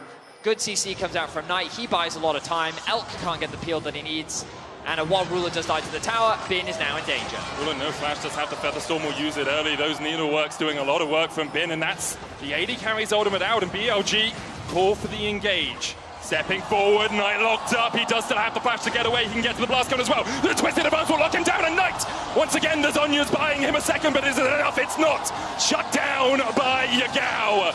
And now BLG with a member advantage can push in 2 lanes. Knight is holding on to that flash with dear life. He knows how important it is, and he will even give his life for it. But this should be the soul for BLG. BLG, are they going to follow Bowser's Law to victory here? This is the scariest 0-3 Gwen I have seen in a long time. 3 items up there. You can't 2v1 him even anymore. And BLG, the rest of the team, takes advantage. The teleport comes in, though. Knight is on 15 seconds. 369 going in, On's going to dash forward, dash out, Cyclone knocked up, knocked back, and Kanavi doesn't find the engage that he was looking for, and now Yagao can really open up. Kanavi going back in with the Cyclone, but Bin just keeping the rest of JDG distracted because the Infernal Soul has been secured, and look at what it does! BLG wipe away JDG! They're going to come for more than that. 369 is slowed. Flash stun, knock-up coming out. Elk will fall, but now the chase is really on for BLG as Knight tries to escape. 369 goes down into the zombie mode, and Knight has nowhere to go. BLG may have lost their Elk, but they find the win in the fight. Bin shouting, you got to send 2 for me. You got to send 3 for me. Doesn't matter. My team, my objectives, they will win. BLG playing with confidence in game 2. They have bounced back with a vengeance. They will take their first inhibitor of the game. And with the soul, with this split pushing approach, JDG have found no answers. And Yagao on this Jace cleaning up so much damage. Here's another look at it. So they're rushing in. They know they don't have the Annie. And so BLG just turn on them. Big chunk there onto Kanavi. Bin moves in. Pops his W, hits his ultimates here. All of his ultimates on Ruler. Ruler just got needlework to death. He used his ultimate in the top lane when they were trying to catch out Bin. That's just ultimate 3 times from Bin. Lights out for the AD carry. The flash finally comes through from Knight. It results in the execution of Elk, but it does not matter. BLG, they know they've won the fight. They take down 369. They get revenge for their AD carry, and the elation from the BLG coaching staff. Why wouldn't they be excited? You talked about it in game 1, Kobe. Every time these 2 teams have met, JDG have just gotten more efficient at taking down BLG. 3-2, 3-1, 3-0 was their most recent performance at MSI. But BLG have evolved as a team, and Bin believes in the 3-2. Here in game 2, BLG are looking to equalize the score. Jun's looking for a final engage. The TP coming in as well. Look at the damage onto Ruler already. He tries to get away, but the charm will lock him up. The twisted advance chases him. There is no escape from BLG. They'll find another as Kanavi tries to get onto the back line, but he just does not have the damage. BLG find 5. 4, in fact, as Missing survives, but he'll go down as well. A 5-for-1 exchange for BLG. BLG strike back, and they're going to go straight to the Nexus with that one. 3-2, 3-1, 3-0 for JDG, but in Bin's eyes, it's a 3-2 victory, and they've taken the first step towards glory. JDG gave BLG the Jinx and the Gwen. They made him pay. Really, really big stuff here. Bouncing back. BLG, they have defied expectations all tournament long. Had to get 1, didn't you? Get a bonus. But that they have. BLG with a composition that I wasn't entirely sold on after seeing it, but their execution was truly flawless.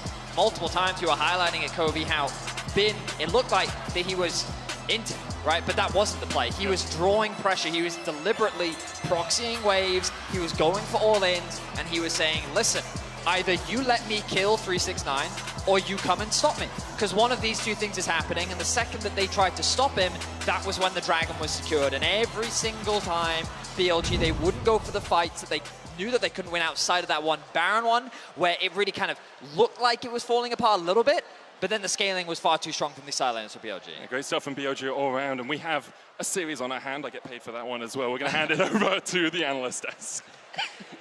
Do you now? I know you're happy. Also, your voice, I mean, you needed it a lot in those last 2 games, but it took a lot longer for Medic to have to scream in that one, and I think that is a big sign of an adaptation coming out of BLG.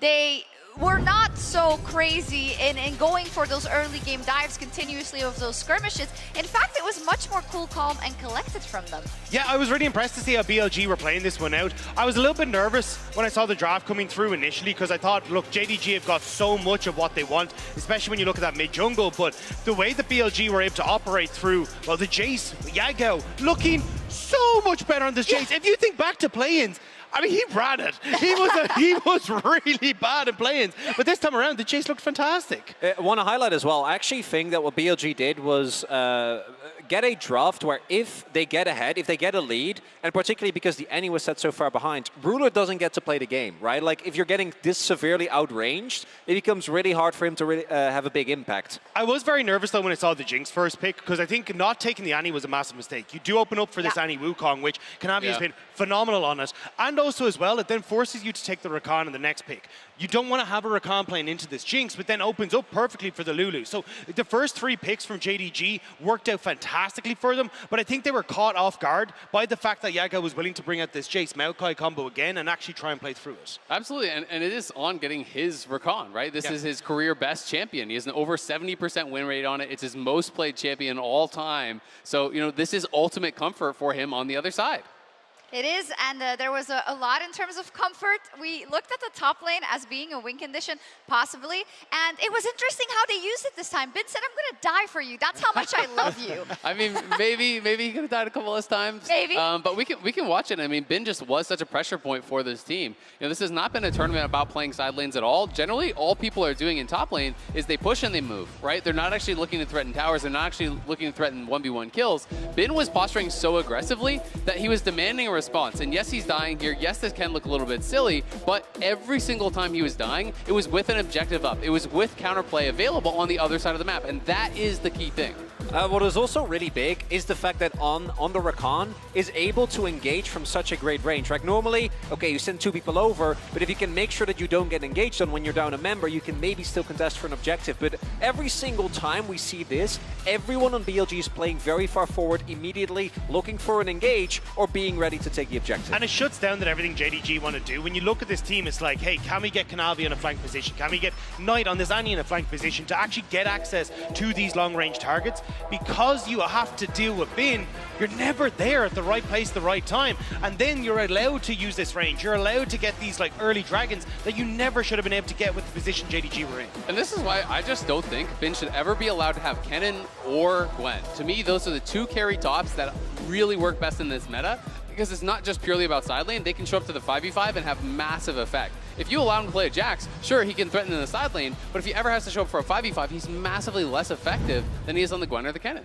As you saw there as well, like even though they only got the Baron buff on, just denying it from JDG is really big, because if JDG doesn't get to actually play their front-to-back team fights, or at the very least look for flanks, look for 5v5s, due to the position of the sides, they're never going to be able to contest. Yeah, it was interesting though, because you're like, okay, but if everyone on BLG dies, they still denied it from JDG, but it becomes maybe a different ball game.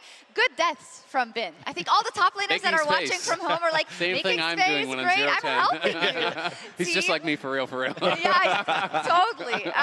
You know, we said it was all going to be about the bot lanes, and it definitely was, because that was kind of the side effect of this as well. This was a situation where Ruler was not able to take over the game. And I would say Elk was having a fantastic game, but it was, for me, more about the general game plan of BLG than it was about just relying on this pop-off performance. Yeah, I definitely think Elk played well, but I think he was a benefactor of kind of the scenario that was happening around him, right? Especially when you look at the ability for Yago to get control in mid, he looks for picks inside, they play out through side lanes, and then collapse onto mid, so Elk can actually use the range with the Jinx and the Jace and he was able to pick up a lot of success there. And I think that's where Ruler really started to fall behind. When you can't find engage for the short-range Xayah, she's just going to get poked. She has to early use her ultimate. I mean, we saw how many times in mid lane was Ruler having to just effectively use his ultimate because there was a zap or a Jinx rocket coming his direction. Yeah, I mean, it's really, really tough. But I also think, him getting that first kill and the red buff really did help, because Elk was supposed to be behind from the word go with the Sion play. Definitely was, and every second counts. And thanks to the reliable Cisco network, BLG catch Knight just in time before he reaches the blast cone. I mean, this was actually so big, and it's like a triple ward dropped on the blast cone, so he actually just can't click on it. You can see Kanavi was there to actually auto the blast cone when Knight arrived, but the triple ward blocks the play, and this was so critical because Knight did not want to spend his flash before the soul play. And that's the big one, the fact that he was trying to hold on to that. That's why you don't see him flash over the wall, and it means that at this stage when you come into the fight, you're in a much better spot. Somewhere Uzi's cringing, thinking he doesn't know where it come from with the wards trying to get the blast cone. And my favorite part of this play, who was drawing both Ruler and 369 to the top lane? It was Bin, right? He was the one who set up the space, and the rest of his team capitalizes so incredibly well. And it's this, what I think, if BLG, and I'm going to echo what Asil said, is able to put Bin in this position and play around him that way, you can get a win. So the Gwen, to me particularly, I'm a little bit more on the fence on the Cannon, but Gwen, you can't do it. And I think the big one is the fact that we couldn't see Bin get control of really in this top lane matchup because of these tanks before. Now the Gwen is giving him the opportunity to play the carry matchup, still play his style, but now come out on top against 369. And that's a very worrying call if you're JDG. It is JDG selecting blue side, and I like how in a best of 5 always all the priorities are shifting as we continue. Now when it comes to replicating something like this for BLG, obviously you said it already, maybe the Gwen won't be on the table. I do think it's a good sign that they played this out as they most likely have planned, because that's what it looked like. Because it's not because you have that plan that it's going to go perfectly. You can still make the mistakes in the team fights, etc. But is this something you want to see them replicate in order to get these wins, or do you have faith they can keep going on a different strategy as well? I mean, I think as closely as they can replicate it, if Bin gets an advantage in the side lane, is drawing multiple members, then the team doesn't have to necessarily play through them. They can play to the other side of the map. They can trade for objectives and try to continually trade up like they did in this game. We'll see if it happens. And as the teams prepare for Game 3 of the Grand Finals, we're celebrating the upcoming launch of Convergence, a League of Legends story, this Tuesday on May 23rd with a special world premiere music video.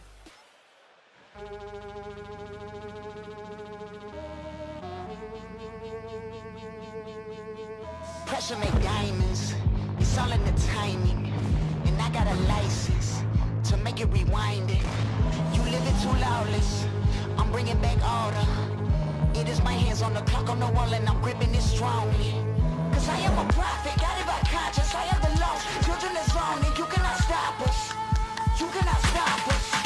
Stop it. Don't throw no dirt on me, look. Don't throw no dirt on me, look. Don't throw no dirt on me, no dirt on me, no dirt on me, look. You're so much better these days. I'm building legacy, hey. Don't throw no dirt on me, no dirt on me, no dirt on me. Building space and time for life. I will rest rewind to kill you.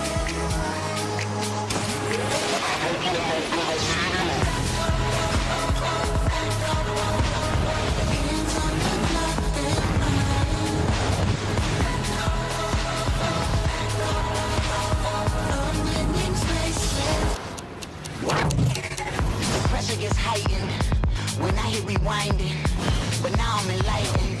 Call me Echo the Psychic.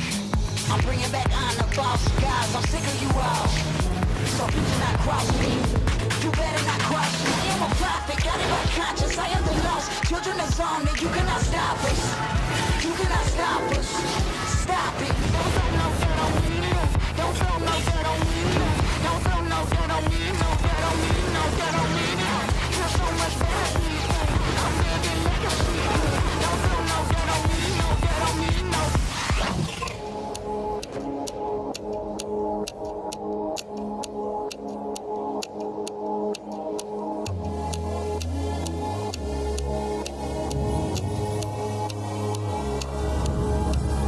Building space and time for life.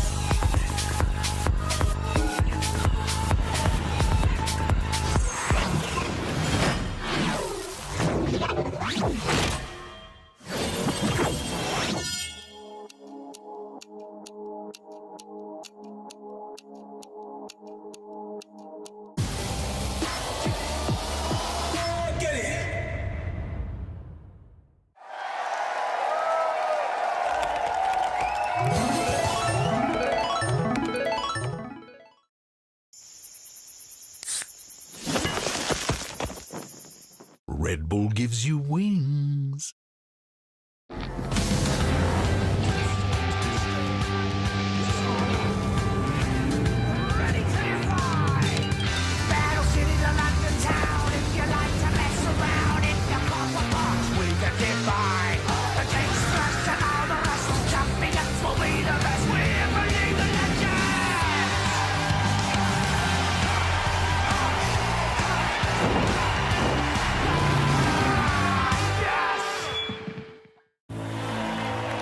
A team against a king.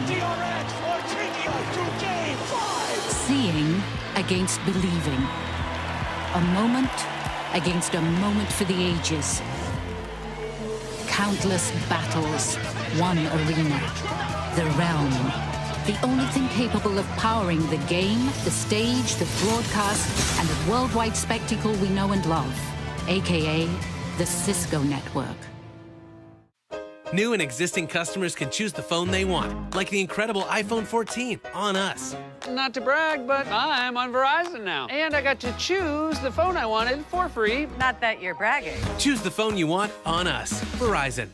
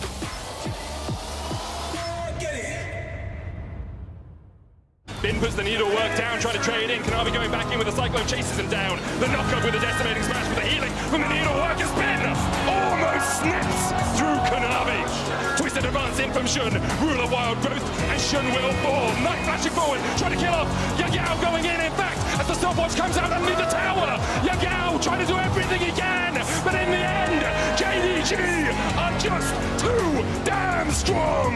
Just keeping the rest of JDG distracted because the Infernal Soul has been secured. And look at what it does! BLG wipe away JDG. Welcome back to Game 3 of the MSI 2023 Grand Finals between BLG and JDG. We saw BLG fight back in Game 2, and we'll see if they can continue that run of form here. JDG now on the blue side again, though, does give them a few extra options in draft. Yeah, blue side so powerful. BLG using it to get their Jinx as well as the Gwen. Really, really nice draft from them. And you just know all top laners are going to be insufferable now, because that was the dream, is when they split push and they die, and they're like, team, why were you doing anything? Are you doing something? BLG was doing something. They were. Because he was split pushing at the right time. That's the missing link. Yeah. Like, this is gonna be guys, I'm just inspired by Bin. Like, you can't flame me, okay? I mean, it's awesome to see as well, especially when in Game 1, it felt like that he got his signature Jax. It was then shut down as a result of his Gragas. Then they banned the Gragas. The Gwen was left open, and obviously he had a lot of impact on it. A back and forth between 369 and Bin, very much what we wanted to see. Yagao having an impressive bounce back as well against his brother in the mid lane. And I'm excited to see how this series develops. My expectations are that JDG will likely ban away the Gwen, as they did in Game 1. BLG, Cassante, Gragas, very much expected to be their bans. And Lucian is something that we continue to see, so wouldn't be surprised to see that come out once again from JDG. Once again, I really liked the adaptation that BLG previously made versus the Korean teams, where they were banning the Jinx. And then they were going to force the trade, and they would just go to the Zeri instead. But a lot of evolution here so far in the bans. And again, since you're on blue side for JDG, you are afforded the extra luxury of banning away the Gwen. Well, there's the Jinx ban that you really like, Cory. So we'll see where JDG go with their first pick. Annie and Maokai, both of the priority picks that we usually see here. This is a beautiful adaptation. Oh, hang on, I stand corrected. The immediate Jace lock-in. Clearly in this series, Jace is being given that respect as the first pick. Because remember, the beauty of Annie is that while she is strong, what we've learned from LPL teams is that it's the Annie-Wukong duo that makes it really, really strong. So the question for BLG now is, well, hang on. Do we get ourselves Annie Lulu? Do we get ourselves Annie Maokai? Do we even care about Annie? Maybe we just want the Maokai Lulu? And it looks like that they're saying, we want ourselves the Annie. Currently we'll lock that in. Alongside that, can look towards AD carry here. Could also go into the jungle, get the Maokai as your second pick. Knight all time on the Jace, 80% win rate over 19 games. He's pretty confident on the champ, and instead BLG will go towards support. Lulu gonna get locked in for them. Yeah, and no matter what you're picking on the side there for blue side, this is the goal for BLG with the Jinx ban. Boom, they get both of them. They've got the snap initiation as well as the scaling Lulu to supplement that presumed Zeri pick for them. Maokai makes a lot of sense here for JDG. I think that they could also look to get themselves the Rakan if they consider it that powerful. The concern you then have is if you do want to pair it up alongside the Xayah. Yeah. Oh, hang on, a last-minute pivot here for JDG. They're going to take Good denial. the Zeri for themselves. BLG can, of course, still go for the Aphelios. Then take the Rakan for themselves here for JDG. Get missing that engage. Get that Zeri plus Rakan combination. But maybe they don't care about the Rakan. Maybe they still just go for the Maokai instead. Yeah. Looks like that they do. It's just so good right now. Medic knows he's a support player. He's a Rakan one-trick. He's a Rakan Not one-trick. anymore. Nautilus one-trick now. But yeah, Rakan incredibly strong, especially when you have a primary engage to team it up alongside. Does cede a lot of time in the lane, though. You really don't have the pressure to push up into a Lulu because you just get auto-attack from range. The Q buffs that happened a few patches ago do help Rakan sustain through it, but the expectation is that BLG should be able to get the push in the bottom lane early on. So how will BLG round out their draft? Expectations are AD carry here. Aphelios is something that you would kind of expect, but how confident do they feel in that? Wow, they're going to leave AD carry up? The Kennen locked in for BLG. I mean, we saw this from them last game, right? Where they literally said, you know what? really don't care about AD carry. You can do whatever you want. And you talked about the power of Annie Wukong. Annie Cannon is similarly powerful when it comes to late game team fights. You have so much lockdown. You have the ability for the Annie to chase up any stuns or even the Cannon to come in after the initial Tibbers engage.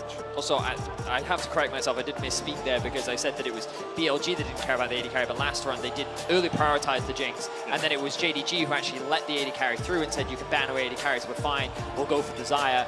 Admittedly, Ruler, while having a solid performance on the Xayah, we didn't quite see the impact that we normally see from him. And this Kennen pick is big, especially for Bin. There's a reason it gets banned against him so frequently. 11-1 on the champion this year, has been able to utilize it so effectively. We're going to see so many of these jungle bans coming through here, though. Shun also getting respect on his Kindred, but they want to cover the bases. Of course, Aphelios has been the go-to to pair with it. Show us something different, Al. Show us a different hyper carry that we've all forgotten. Could also go jungle here and then leave a Kog'Maw or a Vayne for last pick. There's the Kha'Zix in the jungle, gives you more burst potential alongside the Annie and the Kennen. JDG could look towards the Sion here, something that 369 has a huge amount of experience on. Not as easy to do the level 1 strat when you're on the blue side, obviously, because you want to be playing towards your bottom lane and it's harder to get into the red side blue jungle, but you can still lock the Sion just for its presence in the laning phase. Yeah, what you want most when you give up the Kennen pick is somebody to mark the Kennen for those team fights, keep him out. You've got the Sion plus the Rakan now here for JDG. JDG, they have to go into games with the front line, and they get 369. I wonder if JDG will consider this Sejuani here. I know obviously they're lacking a little bit in terms of AP damage, but if they want a little bit more engage, a little bit more frontline, no, they really want to make sure they get some AP damage out. Lawless again for Kanavi, I don't see anything wrong with it really. Again, like you are lacking a little bit in terms of magic damage. Of course, Zeri does do a little bit of magic damage, and Lawless be all right. So we'll be what we originally talked about, that Sejuani. Oh, nice! Elk Vayne with the Lulu. Let's go! You wanted to see another hyper carry with the Lulu. He just locked in Vayne in the MSI finals. Woo! What? Elk has been a player at this MSI that's really come into his own. You know, the next LPL AD carry. But there have been times when he's Gale forced into a Howling Gale, when he's dashed forward into the entire enemy CC. And on something like Vayne, you cannot do that. But let's see if Elk can channel his inner Uzi. Obviously Uzi on BLG last year. Elk, I'm sure, will have had a little bit of time watching him and learning exactly what to do with this Vayne. Oh, this is so exciting. You got to have your juke boots on when you're playing the Vayne. You have to have your condemned timings on Rakan. Picture perfect to be able to stuff those engages before they start, because BLG, they are not running any frontline, baby. BLG are all gas, no brakes, full damage, full CC. You can only dodge skills. You cannot soak them. And I mean, wow. Yep. Wow. Elk. Oh, he is very quickly becoming a name that across the world, coming into this tournament in the old format, you would never have heard of this man. You would not know about this player. But Elk is looking to make a name for himself. Game 3 of the Grand Finals, and we've got a Vayne in the bot lane.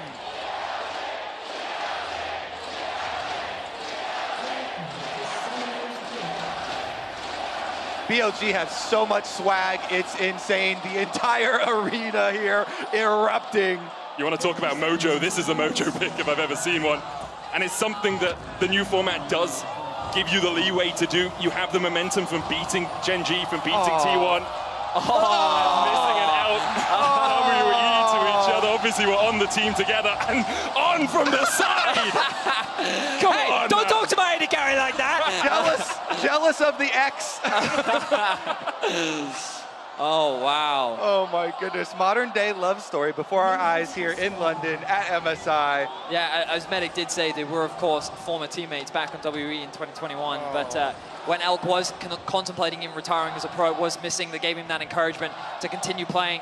Yeah. And so much credit has been given to missing to encourage Elk's future career. Now here he is on the Vayne. We've talked a lot about it. But like Kobe, I mean, when we look at it compositionally, I think, okay, Vayne into all this front line, like, that's pretty good. But in terms of lane, like, I don't have a lot of experience, but talking like Vayne Zeri is not a matchup that I often see. And you got to look at the support too, because the Rakan is so much a part of it here. It's going to be really hard to get any engages off. Into a Lulu Vayne, Condemn is ready. Missing might just get space the whole laning phase here. We'll see about BLG. It's also a very risky composition if you're talking about looking at it holistically. Whenever you're running all damage, of course, your clicks have to be so precise here for them to actually make use of it, because JDG, they've got the guaranteed front line. 369 Kanavi will move up into you. They have the Shock Blast as well. Knight already, warming up his Jace, performing very well with it, so we'll see about him too. Is only the third Vayne we've seen in MSI qualifying regions this year. Has a 0% win rate, so I'm sure Elk wants to turn that one around. It was buffed on 13.6, a little bit more damage, movement speed on the passive, a bit more damage on the Q as Knight caught out. Yagao could flash stun here. Knight holds the flash himself, and Yagao will just back to the lane. Knight down to half HP though. So Shun already making his presence known on the Rift. No summoner spells traded, as you highlighted, Medic. But Sejuani doing a full bot side clear into top side. This does mean that the jungle is likely going to be matching around this scuttle, but with no priority in the top lane, and Knight losing a lot of HP. Nice trade from BLG's bot lane, missing chunks to about 25% of his HP. Yeah, it's pain for the Rakan here in this matchup, but I really want to highlight Shun for that gank on mid. Small ganks like that of chunks of damage mean so much for these mid matchups, where we saw, if the Jace is allowed freedom to punish an Annie, push you under turret constantly, then you don't get those big Annie roams, you get the Annie behind, and it doesn't have the explosive effect you want, and the Jace gets to become this massive poking machine. But if jungle can intervene and take away a lot of these early levels where Jace is trying to have the advantage and harass the Annie down, and take advantage of that range, then it really changes the dynamic. Yeah, Shun actually skipped his Crux on his top side of his clear, now goes down to the bot side scuttle cap, now can look to gank Knight, who doesn't have much mana, but with the wave pushed in, can just back away and then TP back if that wave gets too close to his turret before he can walk back to lane. And you can see the positioning of Knight. He's always keeping in mind the flash W range from Yagao, because that's what you have to worry about. The Q range, not as scary because the travel time of the stun gives you extra a little bit of time, but he makes sure that he's not going to let Yagao move up through minions towards him to get the instant W1 off there and allow Shun to get in. Now, Kanavi will have a fairly decent jungle advantage, given that Shun, starting on his Gromp, he's actually pathing towards the top side of the map. Meanwhile, Kanavi already getting the re-clear of his Raptors, and with the information that he now has, he's going to drop a deep ward to see if he can track out Shun and see what he's up to. Won't decide to contest that Gromp. Of course, he doesn't really have any information, nor does he have his bot lane available. But he is getting that XP and farm advantage of Shun, perhaps catching 369 unawares. And Ward not quite on the right side of the bush to spot out the river ward there. So though Shun thinks maybe he's out of vision, he is very much spotted by 369. The wave not in a great shape for 369, but he's on Sion. You sacrifice a few minions, you back away, you make sure that you're not caught as he manages to put some damage down into the back of Bin. Keeping my eyes on this bot river again, you'll see how much vision is invested as Yagao and Knight go for a bit of a trade. Right. Stepping forward here, Yagao down to half, gets the stun off. The ward there will help Knight. Kanavi can jump across the wall as well. Yagao still holding his flash and doesn't need it to escape. Elk dashing forward here, flash away the heal as well. Elk with a little bit of a misplay as soon as that tumble was down, Missing was able to go in. That's huge. 2 summoner spells for 0 here. Really big. JDG now opening up possible plays down here. Elk only has the cleanse to rely on. They're going to need some extra wards. They're going to need some extra coverage. Oh, Bin flashing, slicing Maelstrom. 369 will be able to flash under the turret. In the end, it's just an exchange of summoners in the top lane. Yeah, but now he's concerned about a potential dive. They know that Yagao is underneath this tower. You can also see Knight moving into the fog of war, topside river, to see if he can spot out Shun. That information should be gained relatively soon. Ward. Okay, they're suspicious of Shun. But Kanavi actually building a pretty good lead. He was able to steal away the Gromp as far as I can tell. On though. Ruler dashes across the wall, Missing goes in, can dash back to Ruler. Shun can't quite get in range. The Condemn doesn't lock him against the wall, and now Kanavi coming in for a re-engage. The flash forward knocks up Elk. The shield, the heal, but the permafrost will lock him in place. Shun flashes, and he will escape as Ruler flashes forward. In the end, a 1-0 in favor of JDG. They punish the flashless Vayne. He even blew his cleanse as the stun from Sejuani came in, so now he's got nothing left. The Vayne pick, tenuous here.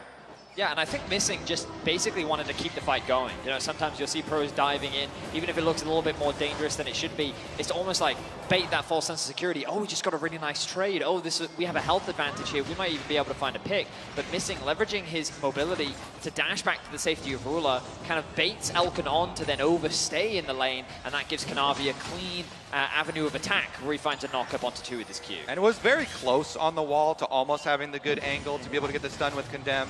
But as you said, Missing, he's able to get a jump through, and then the Condemn just pushes him further away. And that Sejuani with the advantage, Kanavi knows he can flash in on this Vayne. There's nothing left for Elk to dodge. So JDG, they take control in the most important area of the map.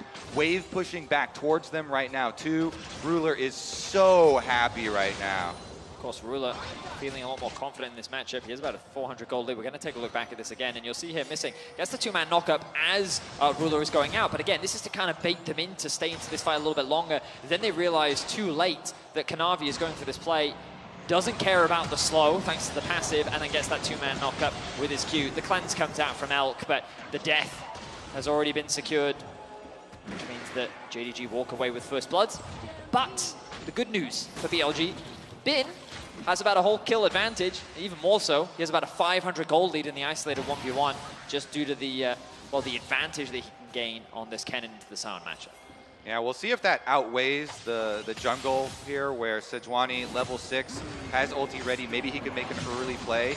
Shun trying to farm up his Krugs, gets his level 6, gets his red, but it's all WoW. The early start on Rift Herald here. Already bot lane's moving up, though. It's On and Elk who have a slight mover's advantage as they look for damage onto Missing. Can knock him into the wall, they'll do so, but no third silver bolt proc. Shun now in the pit. 369 trying to keep Yagao at bay as the charm comes out, and Ruler starts to rampage through BLG. On already down, Elk tries to answer with a bit of damage to his own, and Yagao with a flash forward will be able to get one. Ruler trying to get away from the Tibbers, he'll be able to escape. Shun forced off towards the top side of the fight as the Rift Herald was taken by 369. Big for JDG here. They get the objective. They get the counter kill too with Yagao coming in to flash. It was a big play from Missing. He finds On, takes him down. But the mid lane equalizer here is used. In an ideal world, On is able to get level 6 off the mid wave, and then they can or rather move up into the river and then support in the Herald exchange. But noticing that level discrepancy, Missing finds the window, great engage onto 2, with which Ruler is very quick to follow up on. So great initial play from JDG, but then a response from Yagao equally as good as he's able to trade a kill back. Yeah, and then the sturdy tanks over there getting the objective is Missing Israkhan, no problem, we'll be able to slip out. But the Sejuani, Sion, being able to get that objective, and they use it, they start it really far back in top lane, so they've got the travel time to work with, sending Ruler up there with it. Missing stunned, locked up, isolated, but still just able to dash out in time. Shun going back forward, Glacial Prison gonna go wide as Shun is locked up, and answers a 1-for-1 there in the mid lane. I don't know if that was worth it for Shun. He'd missed out on a kill on Missing earlier. He was committed to it this time, but with no ulti and no flash, it means that Knight picks himself up his first kill of the game. It lets JDG know that the jungler here is going to be in base, so this Rift Herald will get shoved all the way in for Ruler. Kanavi even comes through to try and help. Does split a little bit here as Elk is going to be able to secure the rest of the cannon wave. So it is just 2 plates. Could have been a lot worse there for BLG, and I imagine that they will head straight towards this bot Drake, but with the push that Knight and Missing have secured, they can move into the bot river. And again, I want to highlight this vision in a second. I want to highlight that when you look at some of the wards that have been invested from the side of JDG, they've got great control wards littered around all of the entrances. They're also sweeping out any potential vision that BLG might have. And so even though a potential cross map was there, because Shun ended up losing his life, they are very delayed and actually setting up for this objective, meaning Kanavi can now actually respond. All right. JDG just got to go face first into this team. Sion ultimate is ready, 369. Just get down here and try and mark the Kennen. Bin does have ultimate and flash ready. He's still sitting top. Oh, he's walking back top, yeah. No teleport, he's walking back top. Looks like they're making the call to give it. Only the first Dragon of the game, so not too consequential in the long term, and it's a little bit late as well, not a pre-10-minute one. So JDG, even if they started stacking up from here, would still have to wait 20 minutes before they found Soul. I also think they really just want Elk to get some farm, right? Vayne, very low range, wants to get that first item, Shield Bow or a Blade of the Ruin King as well, possibly. We'll see where Elk decides to go as he trades with Ruler in the bottom lane. I just feel that this game is going to get really difficult for BLG to play because 369 has all these answers for Bin for team fights. Not for lane at all, but in going spellbook, you see here, he preemptively, you swap over to the exhaust for the team fight possibility. Once he saw Bin walking back on lane on the minions, he was like, okay, great. They decided to give it up. I know he doesn't have teleport. I'll go back to lane as well. So JDG, Dragon number 1, they start their momentum building now. Jun just very happily stealing away these camps. About 1,000 gold lead for JDG. Double exhaust for them as well, as you say, with a spellbook exhaust for 369 and missing having one. So if ever 369 is trying to deal with, Yagao or with Elk, you can still have that extra tool to isolate Bin in the fight later on. Yep, since BLG are all damage, anybody's pretty good target for exhaust. Be able to shut Or perhaps that's the plan, down. Kobe. There are too many targets, so who do you exhaust? Well, I'd say Kennen one, and then I'd probably say either the Annie or the Kennen Vayne. too sometimes. Yeah, use both. Good interrupt. Ulti from Kanavi. Glacial Prison finds his mark, and now Yagao caught out by Knight. Another kill over to the JDG mid laner, and with that pressure, should be able to get at least one more plate out of this mid lane tower. Kanavi stepping forward into Shun's jungle. Does have the support of missing, and this might just be a blue buff steal. Yeah, beautiful stuff from JDG. They know these tanks, this front line, just go face first into the BLG member. And if you hit your skill shot, if you hit the stun, job's done. There's no way Yagao wants to waste his flash, though. He's saving it. It's a chase. Lightning Crash coming out from Ruler. The damage already down onto Elk. Navi is around the corner here, and Elk perhaps just trying to chunk out Ruler so that the dive really couldn't materialize. Elk at half HP, though, and an Immortal Shield Bow for Ruler, a flash and a cleanse for him, as well as Knight continues to chip away at this mid lane turret. Yagao has the TP. Not yet unleashed, 5 seconds on that, maybe saving it in case he needed to get down towards this bottom lane. Ruler has such nice trading against the Vayne. Typically, it can be quite challenging for many AD carries to go toe-to-toe with the Vayne because of that 3-hit passive, especially when you can reset your auto attack with the tumble. But Ruler, he just knows the ins and outs of the matchup, leverages his range, and just chips away at the HP bar. You already highlighted Medic. He has such a big item advantage. He's going to get himself the first tower of the game. Knight is very close to securing that mid-tier 1 as well. And just bot mid going very favorably for JDG. If we contrast this to last game, while we did see JDG finding a couple of advantages, they were struggling in terms of control around this Dragon in particular, which gave BLG a huge win condition later. But this time around, it's only Bin that's finding leads in the early game. And is that not the most iconic, JDG graph right there? They sacrifice 369, tank on top side. He doesn't care. He's still going to provide so much value to the team in these team fights. And having a fed Zeri, a fed Jace, has been such a strong recipe for success here. Kanavi leading the way on the Sejuani. Rift Trail number 2 is available, so another chance for JDG to force BLG's hand. Probably should just call it. BLG do like to take a skirmish when they can, but 3,000 gold down, I think it might not be the best of situations for them to try and fight. Crown now finished on Yagao. Realizes that there's quite a lot of damage coming out from JDG, although Crown when it's going to be procced by Knight relatively easily. Not always the most efficient item when you can be poked down. Let's help reduce a little bit of that poke at least. Now BLG's whole hope is to be able to just surprise and flash onto the back line of JDG with all of their damage, but it's so difficult to do, and that's why people get so hyped for these types of team comps when BLG pull this out. It's because it's so risky, so hard to pull off. Especially when we think about how so many of the fights at this tournament have just been very traditional front to backs, oh, tank press R, oh, other tank press R. Did the carries get caught? Yes, ooh. Well, BLG don't have that conventional approach. So far they've conceded all of the early neutrals. Both Heralds have gone in favor of JDG. Next dragon spawning in about 40 seconds. It is, of course, the Cloud. I wonder if BLG is saying we want to fight this, mainly because the Vayne is still quite weak. First item now completed. When you kind of look at their counterparts, JDG's carries are in such a great position.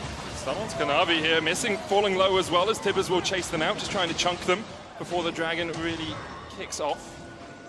In the end, it's just Yigao's Ultimate's invested there.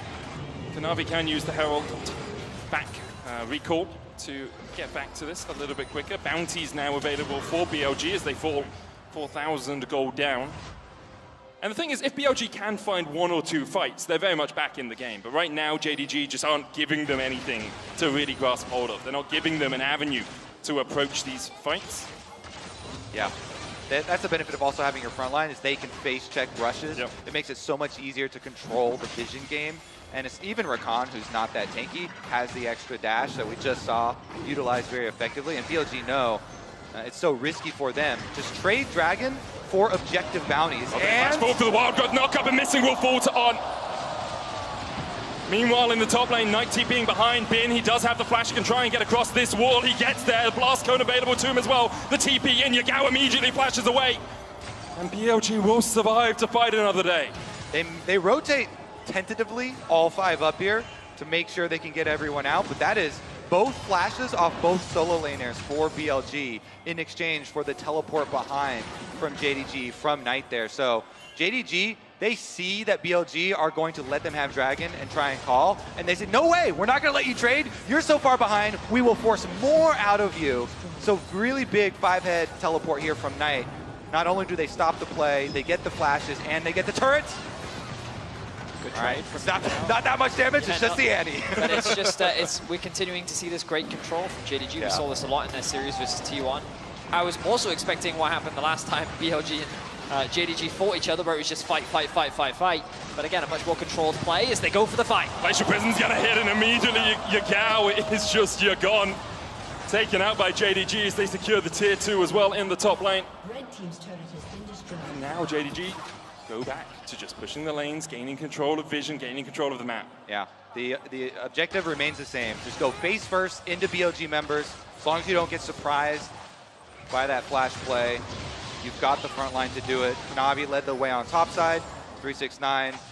Despite the troubles early on, unperturbed in the bottom side, in the side lane now, he's tanky enough. And it's just, it all started with that bot lane play where they were able to, in the 2 versus 2, get Elk's flash and cleanse, which meant that they could then find that gank from Kanavi. The second that Ruler got a small lead, he has very quickly ballooned it. 369 now in danger. Stunned up, isolated for the moment, but Kanavi is here to help his buddy. Bin getting forced away, Shun has the flash as well. 369 falling low to the silver box, but now Kanavi takes over tanking duties, and even condemned into the wall, he condemns BLG to death. The collapse begins from JDG and On, trying to heal, trying to get away. Elk doing the same, has the flash, has the cleanse, will use it to escape the decimating smash, but On cannot do that, and he's turned off. Bin now put in the trash by JDG. JDG is merciless as they protect their top laner. BLG tried to find a collapse, they tried to find a pick, but JDG was more than ready. 3 members die on BLG, and as excited as we were for this Vayne, it feels like BLG's comp is never being given an opportunity to really show its strength. Yeah, excellent usage of tanks by JDG. You see the advantage there. 369, he's not scared at all. He's not gonna flash over the wall away from a 2v1.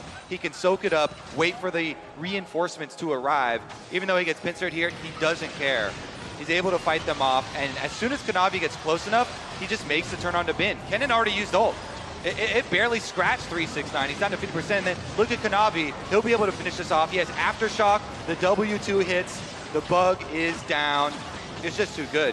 They've got the range from Knight backing them up behind the safety of those 2 tanks, and they run them down. The fight is also very scattered for BLG, right? You have On trying to come in from the top side of the river. He has no real way to contribute.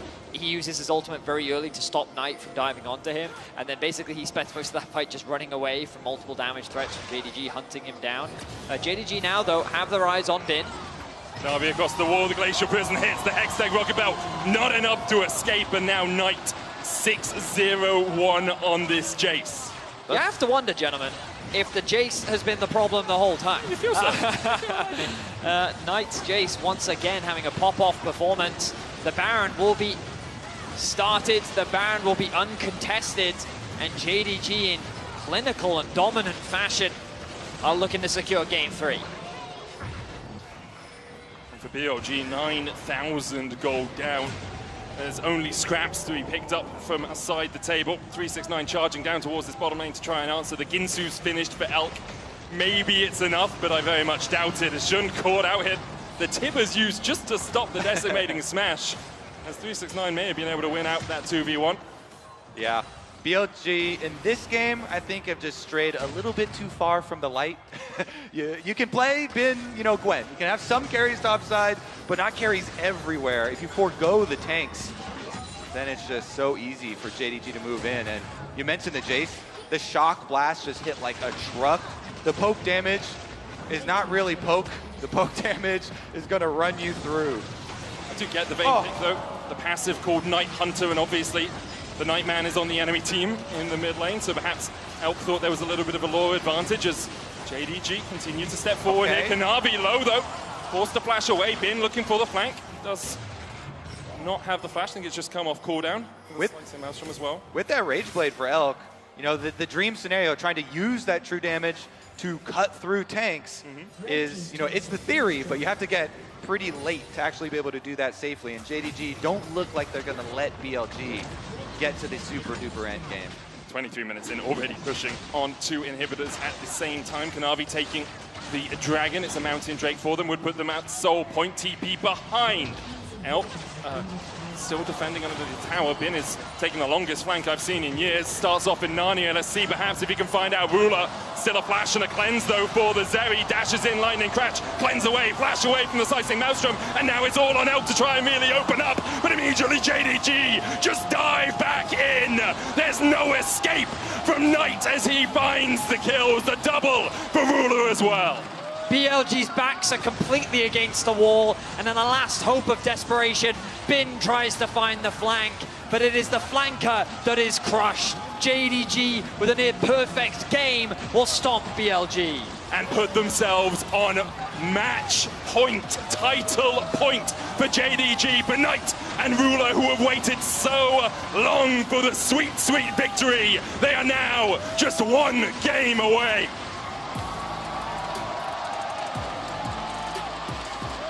JDG conceded 3 kills, but no towers, no heralds, no dragons.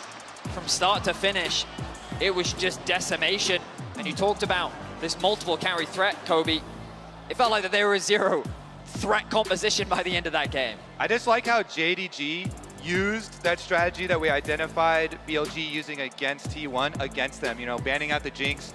They are not going to let you choose the Zeri. They will have the Zeri, and they will build a fortress around it.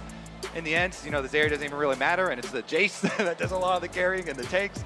But massive, massive stuff there. The rock that is JDG holding strong here.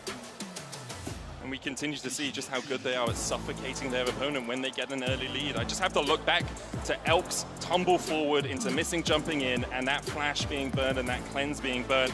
After that, the Vayne was totally neutralized by JDG. Well, also remember, Shun diving over the wall to get a kill onto Missing, to then giving a kill back tonight. Like, all these little things just very quickly built up, and getting those 2 heralds as well meant that JDG could very quickly open up the map. They started funneling plates into Ruler very early on. They used it to break down these towers, and overall, it just felt like BLG had no presence in the early game.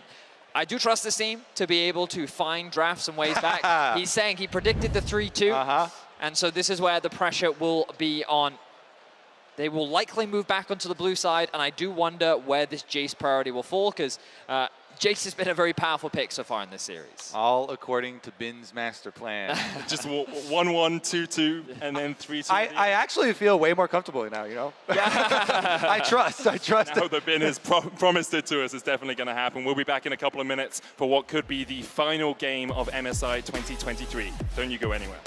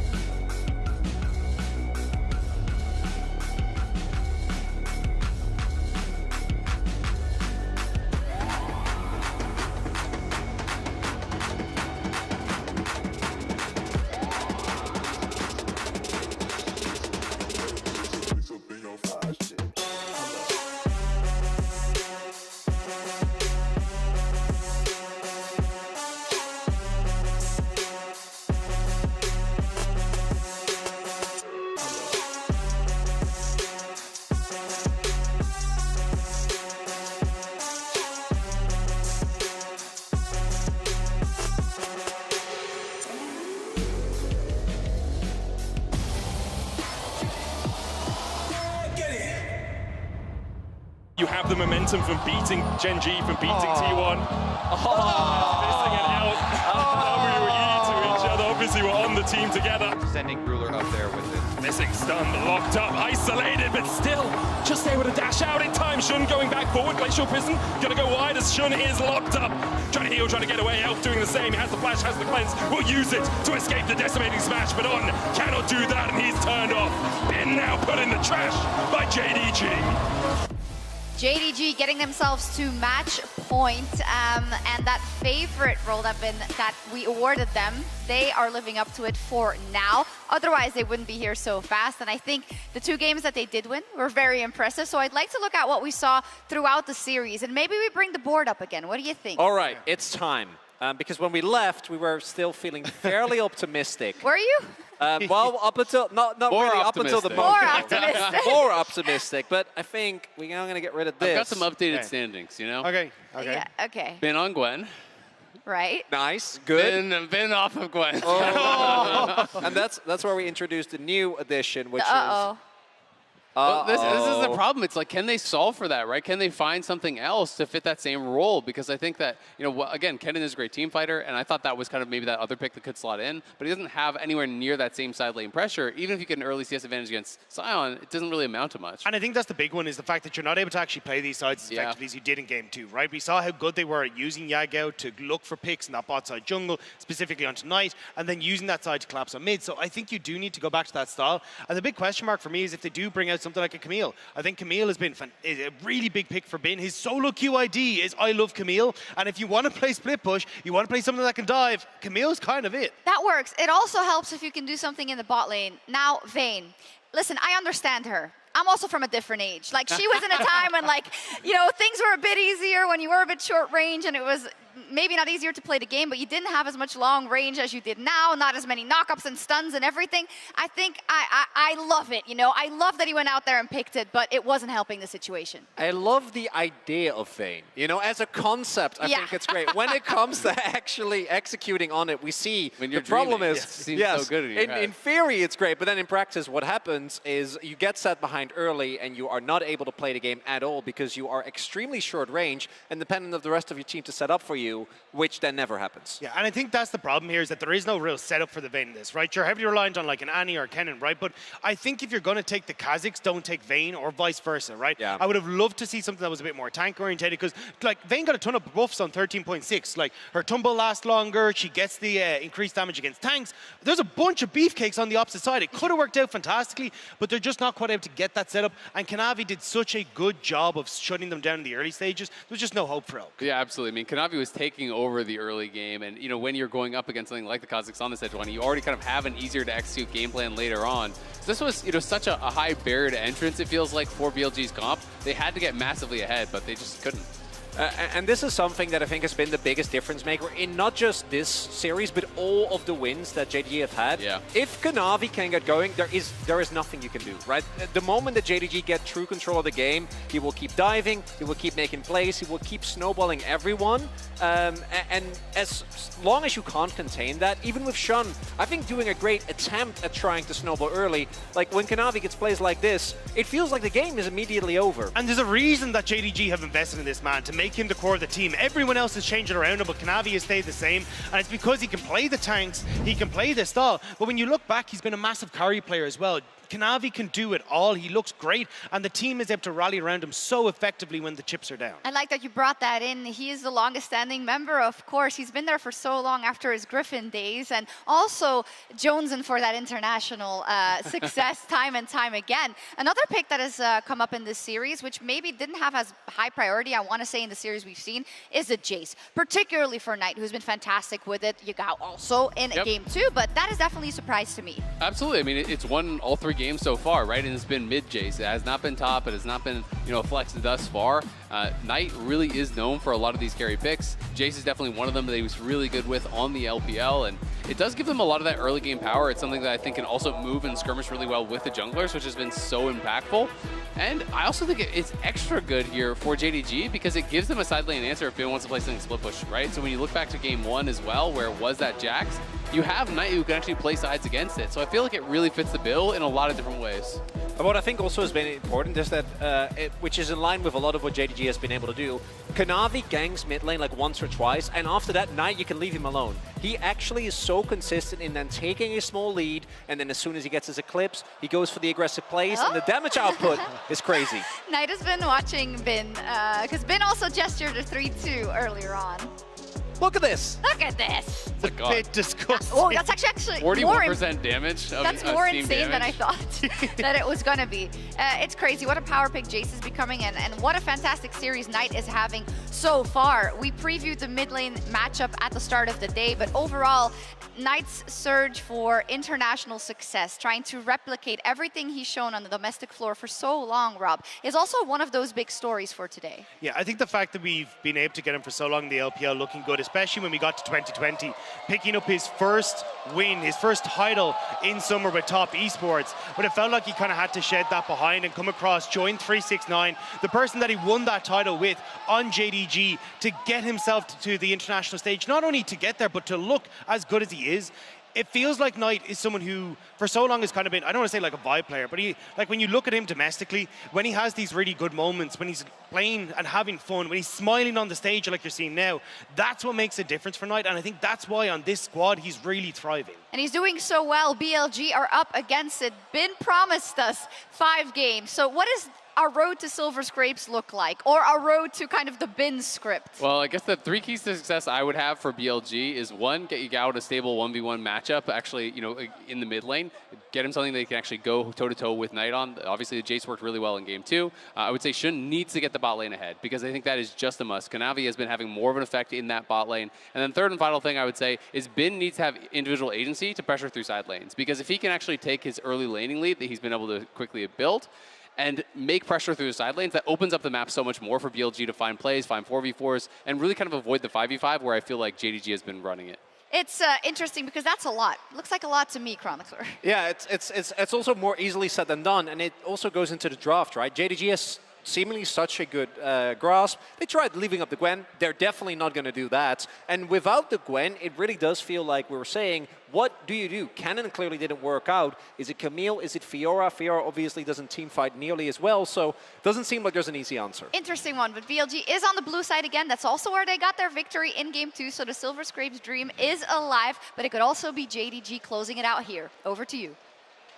Thank you very much, Shox. What a moment we are here for and ready for what could be the final game of MSI this year, with JDG looking to claim a prize that was promised to them so many years ago. I mean, Ruler won Worlds in 2017 and then has been chasing both a domestic and LPL and the MSI title. Knight, seen as the best mid laner in China since 2019 and has never been able to really back it up at an international event. There are just so many stories behind this JDG team, and of course for BLG, they need to bounce back in this game if they're going to take it all the way to 5. Yeah, Bin wants to defend his title still. Yeah. The current MSI champion, obviously winning last year alongside RNG. Let's see if BLG can adapt. The Gwen, of course, removed from the side of JDG. The Lucian also going to be taken off the board. Wouldn't be surprised to see a Van by. True. Could be a Van by or could be a Ban Vi. Could be one of the two. A Vi ban going through JDG. Vans by Bin for all your trucking needs. Oh God, the trucks. All right, well, we still remain high priority on these carries, and this is the evolution that I want to jump into, is the Zeri band on blue side forces then the Jinx band from the red side here, so then you leave up the supports. Rakan still highly prioritized. You expect the Xayah to go with it, and JDG... Look at this though, Rakan first pick, which means that, well, I mean, there's no reason not to. Actually, this is really interesting, because I thought that the RE5 would be... Jace plus Maokai, maybe? But it may very well be the direction. I mean, JDG could also just do 80 carry lock-in now. It depends how much they care about securing the Aphelios. Maybe from their perspective, they don't believe that BLG will go for the Aphelios. Of course, with the Maokai up, you did talk about it, Jace can be flexed, has proven to be a very effective mid laner so far in the series. It's just such a good one, too. Instead, we'll see where they decide to go in the end. Obviously, Annie's still a possibility as well, but so far, Jace has been winning out in that matchup. Knight, especially on the Jace, has just constantly been barraging damage down onto BLG, and he'll have it once again for game 4. All right, so now we expect the Xayah and jungle here, possibly, for BLG if they want to keep it even. I mean, Ari. Yeah. Like Ari, bring the Ari back, yes. Yeah. Forgo the Annie completely and go with that kill combo. Level 6, hit that Jace where it hurts. Gives you really good gap close onto the Jace as well. Vi locked in. The Xayah as well, which does make sense because you don't want to have the Rakan teamed up with something else in the bot lane. Xayah really facilitates him so much in what he wants to do, and now JDG looking towards a bot laner of their own. I think the Aphelios makes a lot of sense. This does, of course, mean that for BLG, they're looking to ban away the Lulu. I wonder if they'll also ban away something like the Thresh or the Tahm Kench. Ari, of course, being removed from JDG makes a lot of sense. Yeah, the Ari Annie kind of expected, I guess, on that side as far as the explosive engage possibilities whenever you combo it with Vi. Meanwhile, the answers here from BLG. Try and whittle down on some supports, we expect. Take away from Missing's pool here. Wouldn't be surprised to see a Taliyah ban come out from JDG as well. Something that we've also seen Yagao pair up with the Vi as well. And Tahm Kench works well into that, because if Vi ever locks someone down with the cease and desist, you can gobble them out and make sure they get to safety. So the Tahm Kench ban from BLG. I feel like they'll follow it up with a Lulu ban to deny the Aphelios here. Kennen actually going to come in. Okay. Again, it's just a really strong zone control. As much as like it didn't look great from Bin in the last game, if Elk hadn't been so far behind that you really couldn't do anything through your AD carry, the Kennen does still give you a huge amount of presence in team fights. Gragas instead banned away by BLG, which hints to me maybe they're looking for the Jax in the top lane once again for Bin. 369's Gragas has been very good into that Jax. I think it will be Sion Taliyah for BLG, and I think for JDG they'll do either Thresh or Lulu. It depends on what they value more. Because the thing is, if they don't believe that they're going to get the Sion and they want it, this would be a good time to lock it in. Perhaps you'd be worried a little bit about your damage, but in terms of frontline, I guess, okay, they're fine. So they have the extra safety from the Thresh. I think Thresh Flay can also be very effective into both the Rakan and the Xayah. Let's have a look now. What will the final lock-in here be for BLG? I did contemplate the Sion. I think the Taliyah is a given for Yagao. It's such a comfortable pick for him. I think it synergizes so well with the Vi as well. Of course, the Gnar would work well with the Taliyah. You can Gnar Safe people blind. into the wall, as you say, a very safe blind. Silas, obviously, we have seen picked into the Maokai, and it will be locked in for BLG. All right, and then they know 369 already sees his Gnar matchup. They're just they're browsing through all of their options right now. JDG no. Yeah, I did consider the Silas, but I thought it would be a little bit too risky, just because like you are playing that melee to melee, like the Jace can have a lot of advantages. You also don't have a great ultimate to steal specifically away from the Jace. But the main reason why you pick Silas in this position is more for the Maokai. We've seen it so many times. We saw it at Worlds last year. Zeka in particular was a big advocate for the Silas into the Maokai. And I think that this is something that just gives you a lot more teamfight agency, and then you have the great follow-up with the Vi and the Rakan as well. This is just such a straightforward comp here from BLG. After what we just saw in the previous game, they're trying to get back some stability. Vi here with the ultimate can go to either mid lane or bottom lane, looking for some focus early on. JDG have been so good, though, about setting up Ruler, and they get that Thresh Lantern for him for that extra safety to be able to reposition in the face of all this engage from BLG. So much dive here from BLG. As we see the coaches fist bump on the stage, we are getting ready for game 4 of this series. So far, it has been a 100% win rate to the blue side. We'll see if BLG can continue that going on. We'll see if Bin's prophecy can still ring true after this game. He predicted a 3-2. We'll see which of our LPL teams takes home the championship. So often MSI is an LPL-dominated tournament. We've seen RNG win it 3 times, we've seen EDG win it, and once again we will see an LPL team take home the title. The question is who? Is it JDG, the team that was built to succeed, the team that has been promised victories in essence throughout the course of the year, or is it BLG from 5th to finals and perhaps a title to boot? JDG 5 men strong going down towards the bottom lane. Split map to be expected. 369 on this Sion. Wants to make sure that they can get vision in this bot lane. Will they go for the delayed invade? Of course, BLG already trying to scout it out.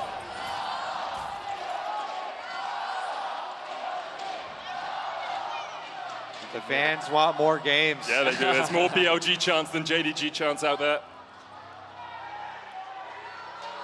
And we'll see if BLG can fight back. Because when JDG have won, it has been convincing. It's been suffocation. BLG have been grasping at straws to find a way back into the game. When BLG won, it was a lot more messy and a lot more of what people would call traditional LPL play. More skirmishes, more fights. Yeah, we haven't been starved of the LPL fights that we were promised. I mean, the last time they met, we had huge fights, 4v5 around a Baron, Knight and Ruler, just auto-spacing perfectly. And this has been much more decided by who wins the early game, who manages to pick off a couple of skirmishes, especially around the Rift Hold. And then from there, whether or not the enemy team can find a way back into the game. Yagao already half HP, as you say. Of course, Yagao will have the Kingslayer when he gets up towards level 2 or 3, but right now he is feeling the brunt of Knight's gun. So in draft, this is one of the things that I was talking about around the risks that you do have on the Sylas, especially starting with the E, means that you have to put yourself in range of Knight. And he will have the push for the time being. Keeping my eyes on the junglers as well. Vi doing a full clear on the bot side of the map. Navi doing a full clear on top side. On gets a knocker. We'll just put some damage down into Missing. I like that from On, steps forward into Missing so that when Missing flays him, he's actually closer to Missing, meaning it's a lot easier to land the W knockup. A little bit of a micro interaction there from the Rakan to make sure that he could trade back effectively. Then they get control of the minion wave there for JDG moving up, making use of that green gun for Aphelios. Poking away towards bottom side, and Yagao running out of consumables here, relying on the Doran shields and the second win regeneration with the onslaught of the poke from Jason mid lane. The hover from Shun. Knock at the sidestep by Missing. Ignite goes down, Missing has to flash away. Hook, there's a minion there. BLG have a bit of a savior, as if that hit On, I think he would have fallen, did still have the flash. Ruler has such a health advantage here though. Elk ended up taking so much damage in the exchange, even though they forced the flash out from Missing. I think JDG's bot lane isn't too upset about it. We have push in top for Bin, but Yagao forced underneath his turret for now. That means that Knight will, of course, go for a little walk. The investment from the jungler of BLG here, though, clearing only the bottom side, placing the ward, and then coming back up. Here it comes. So Knight is here, and Kanavi is on his way. Level 2 for On and Elk. Can you defend? Level 3 hit, Gleaming Poke going out as well. The heal, an immediate teleport from BLG will protect their AD carry and support. Yeah, Yagao goes back, teleports right back out. He's just double Dorans with refillable here. Kanavi going in, knocked up. Yagao trying to trade back onto him. Kanavi down to half HP. Long range shot from Ruler will put some damage back down. And this is that problem I'm talking about with the jungle clears, when you're just clearing on bottom side first for Vi. Vi has to go back towards top side. Meanwhile, Maokai got an easy full clear off to the bottom side of the map, has that level 4, gets that bottom side Scuttle Crab and the pressure along with his mid laner. Chunking away a little bit, trying to get every little just tiny advantage towards bottom side that you possibly can. There were a lot of little things that led up to that dive as well. The 2v2 trade that happened in bot where Ruler walked away with a big health advantage. The fact that Knight got a favorable trade in mid, guaranteeing him that push, meant that he could also move towards bot lane. But now it's BLG's turn to go on the attack. Let's see if they can find a play here. Shun, though, deciding against it. Yeah, both junglers know second respawns of Raptors here, so both playing around mid. The coveted Raptor camp. All you have to do as the Maokai is shadow Jace. Jace already has control of the minion wave, push it in, and come hover. Bottom side again. I mean, this is what JDG have done so well. It's really shut down Elk and On, and with no vision around here, you can see the bot lane of BLG just having to pay respects. Backing all the way away. This is going to be a full plate over to JDG early on. This is just picture perfect. Mid lane prio leaks into bottom lane. Every minion wave matters. That last minion wave, again, shoved in by Ruler, by Missing, with the support from their mid lane and jungle, hovering just in the fog of war, just with that threat. 300 gold lead already in the bot lane. We see about 150 in mid. And of course, Bin, with his isolated 1v1, building a lead once again. So far, he's done a great job this series. It was only really game 1 where we saw him not having a lead in the Jax versus Gragas matchup. But aside from that, the carries, Knight and Ruler for JDG, have consistently found advantages. Unfortunately for Shun, he's not really been able to have his presence felt on the map over the last few games. And Bin knows he's got a long farm lane ahead of him. Goes for the 5.5-minute cull. Well, if you know you're going to get an extra 100 CS, there's 300 extra gold for you in the end. Bin realizes, as you say, he's on a little bit of an island, but we consistently see Ruler step up when it really matters. Elk has been so strong for BLG through the course of their progression through the lower bracket against Gen G, against T1, but throughout this series, it has very much been the night show, and Ruler there to back him up when called upon. And when BLG are set behind like this, often they look up towards the top lane. They look up towards Bin on something like the Gwen to really be able to carry the later game fights. But here on the Nart, does still have agency, still can do a lot in a team fight, but doesn't have the same damage output as a Gwen. Meanwhile, since the bottom lane was able to push back out here for BLG, Shun slips in on the Dragon. Kanavi could come across, can just twist it, advance forward, look for the smite, still could even just go on to Shun. On coming across, but Kanavi has the smite. Looking to get that down to 600 HP. Good hook from Missing. Will keep on at bay. Kanavi needs to hit it. Will secure the Dragon now, and BLG are left wondering exactly how that went down.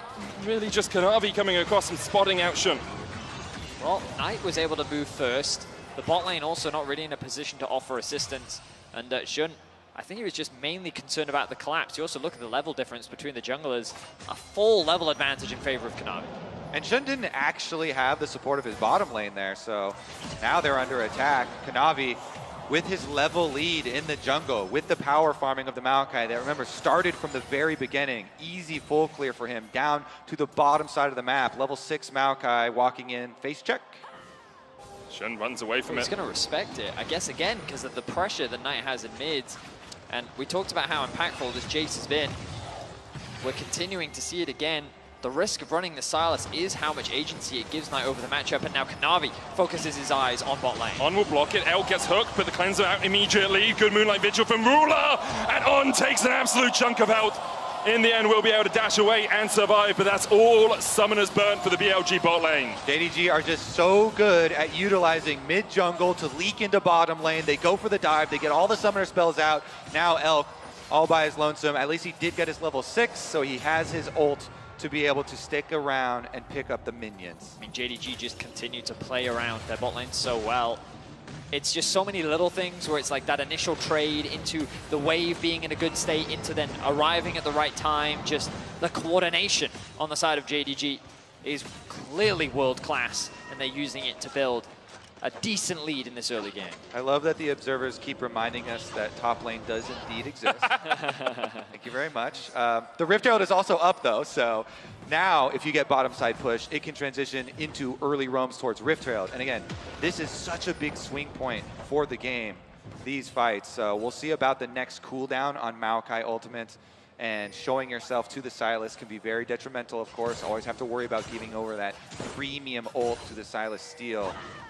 One of the risks, though, of playing towards this Rift Herald is Aphelios has red-white guns. And Aphelios takes towers basically quicker than any other AD carry. You can see he's trying to push in the bot lane alongside Missing, while Shun and Bin will take the Rift Herald. And they're actually are they gonna double rotate the Xayah Rakan bottom to defend Yagao?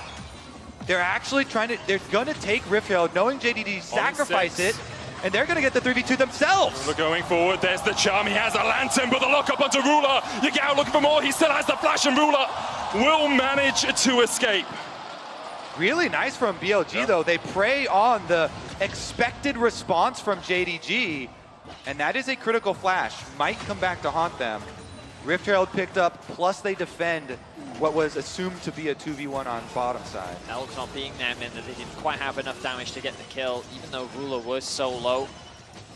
Sylas doesn't have the most damage, especially with this itemization this early on in the game. Those cooldowns are also quite high. Chucks the crystals at him. It's yeah, like, please. He's just doing his best. But Ruler does get away with his life. As you rightly said, no flash. Now Kanavi hovering around top. I don't think they can really kill Bin here. Let's see if they... Of course, Knight moved into Fog of War. Bin has to be cautious of this. You'll see it now. The ult comes out. There's the slow as well. Unstoppable Onslaught will get the chase down, and in mini Gnar form, that Gnar is mighty tiny. First blood over to 369. I underestimated the damage. The chain CC was good from JDG. And now Jun on the cross map. The vision will come through from Ruler. I think you just hard invest into this, right? Force Ruler missing away. You have the Heralds. You can put more gold into Elk's pockets. Shun and On will walk around the corner to step out away from that ward, but even with missing staying around, there should be at least a couple turret plates. You can see the reaction coming out from Kunovi as well. He's just gone back to bases around the tier 1 right now, and with the Rift Herald down, I think JDG realized, well, the Herald will die, we are going to lose these plates, and there's not much we can do to stop it from happening. Yeah. Bottom side plates picked up here for BLG. Top side, yes, given over to Sion. 369 did get 1 in the exchange, but you well know bottom side one's worth way more.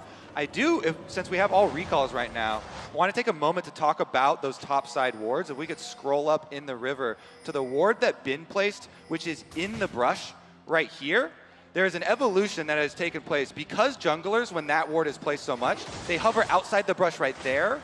The wards then move deeper into the river to see that little alcove, but Bin had his in the brush. So this positioning from Kunovi is what I'm talking about. You can hide right on the edge. If you don't go into the river, then brushed wards won't see you, but the evolution where top laners started putting them deeper into the river would see you.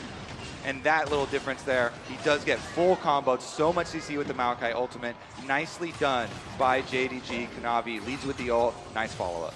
I mean, Shun tried to show us that last game, right? But he was spotted exactly by that wall that you're highlighting, Gobi. So, first blood to JDG. A much slower game than I was expecting. JDG still 1,200 gold ahead, and a lot of that's got to be sitting on Knight. 20 CS lead for him. Here we go. Maokai ultimate on Yagao. Will Yagao use the Nature's Grasp? There it goes. Kunovi answers with 1 in response. The roots are going to come out. The dragon already secured for JDG. And now in the pit, Shun really caught out, but a good quickness charm. Elk not here to put any damage down yet. And he begins to dive in. Season assist onto Ruler as Elk looks for the damage. The Featherstorm coming out as well, but he just can't pull the feathers back quickly enough. JDG shut BLG down. JDG walk away without a scratch on them. Clean fight, 3 kills, plus the dragon. This team is too good. They know BLG too well. And they're just so well coordinated as well. It's 5 fingers making a fist and punching BLG into the dirt. Just a great team fight once again from JDG. This series looks done and dusted, but let's have a look back at this fight. Yagao throws the Nature's Grasp down. Kunovi with the immediate response. He does secure the smite as well. And then look at the positioning of Ruler here. On tries to find an opportunity, flashes in, gets the knock-up, but then the rest of the team immediately there to pivot. He has the lantern to safety, and this is what really splits up BLG. And Vedius, that whole thing was a 4v3. Yep. Elk was walking the whole time during this replay from behind Dragon, only arrives at the very end to have a Featherstorm after the team has already been destroyed. The 3v4, they saw it, they wanted to counter it, but if you're not in position, if you don't have your timing, if you don't have your AD carry there, you simply cannot compete. And if Elk is there, it's a very different play. The quickness into the Featherstorm, pull those feathers back. You can just burst through Ruler in that situation. Knight continues to show Yagao, and he is currently the king in this mid lane. Forces Yagao out. Shun perhaps looking for something. Kunovi's going to match him though, and Kunovi has done this so well. Every time Shun looks for a gank, Kunovi is there lying in wait, and he's going to turn it around onto him. The Nature's Grasp coming out. Shun goes in with the Season Assist, tries to dodge away. There's a lantern there as well as Kunovi takes JDG's 5th kill of the game. Uh-oh. JDG are going to start rolling over the game now. Knight had a 2-level lead. Bin jumps in for a little trade as he goes mini, but this is, again, the classic JDG gold spread. They don't care. 369's on his tank on top side. Everybody else is ahead. BLG is very quickly crumbling. The underdog story may very well come to an end right here, right now. JDG is the one mountain that BLG have failed to overcome this year. And while expectations were high, everyone knew that it was going to be a difficult path. BLG, they need to start getting creative if they want to stand a chance in this game. If they just let JDG play the way that they want to, they're going to run away with it. So they need to start finding picks. They need to start getting a little bit crazy if they want to stand a chance of bouncing back.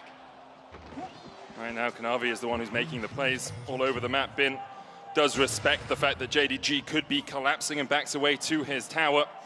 On the rest of the map, though, BLG really have nothing to farm, nothing to take, not even jungle camps to steal away. Fellas, we're 15.5 minutes into the game, and the objective bounties are already showing. Yep. They can only show as early as 14 minutes. That's pretty early here for JDG. This JDG team was built to do one thing, win. And they have done that. And consistently, especially against BLG, they get second Rift Herald as well. They will deny any hope of that objective bounty shutdown for BLG. And then they can just rotate over once again. They have 369, bottom side, so consistent. AD carry plus support, moved into that mid lane. LPL champions, of course. Oh, ult. They're looking for something creative as Knight is locked down. The chase comes out, but Knight flashes away. And they thought he got him, you thought he got him, but in the end, Knight still able to escape. Kanavi coming across to make sure that his mid laner survives. You can see that BLG is trying. They are trying to find something, but JDG will not give them an avenue of attack. 5K is now the goal difference. The next dragon spawns in 45 seconds. And I wonder if BLG even feel confident enough to force it. They do have decent items. They have hit a couple of points, but the problem is JDG likely going to go back to base, spend some of that gold, hit some bigger spikes. Look at this BF now picked up for Ruler. Also as well, in this situation when you're this far behind, often you'll think, well, we can't fight now. Maybe at 3 items we can take it. Maybe we can outscale. But looking at these compositions, JDG scale very well as well. The Jace poke is going to be so strong, the Sion's going to be unkillable, and then you have an Aphelios who will just hyper carry through the late game. BLG, as we've said, have to find something miraculous. And right now, there are no miracles in the offing. It is a struggle for BLG right now. The Dragon is up, and they're in a position to contest. They're going to look for the pick.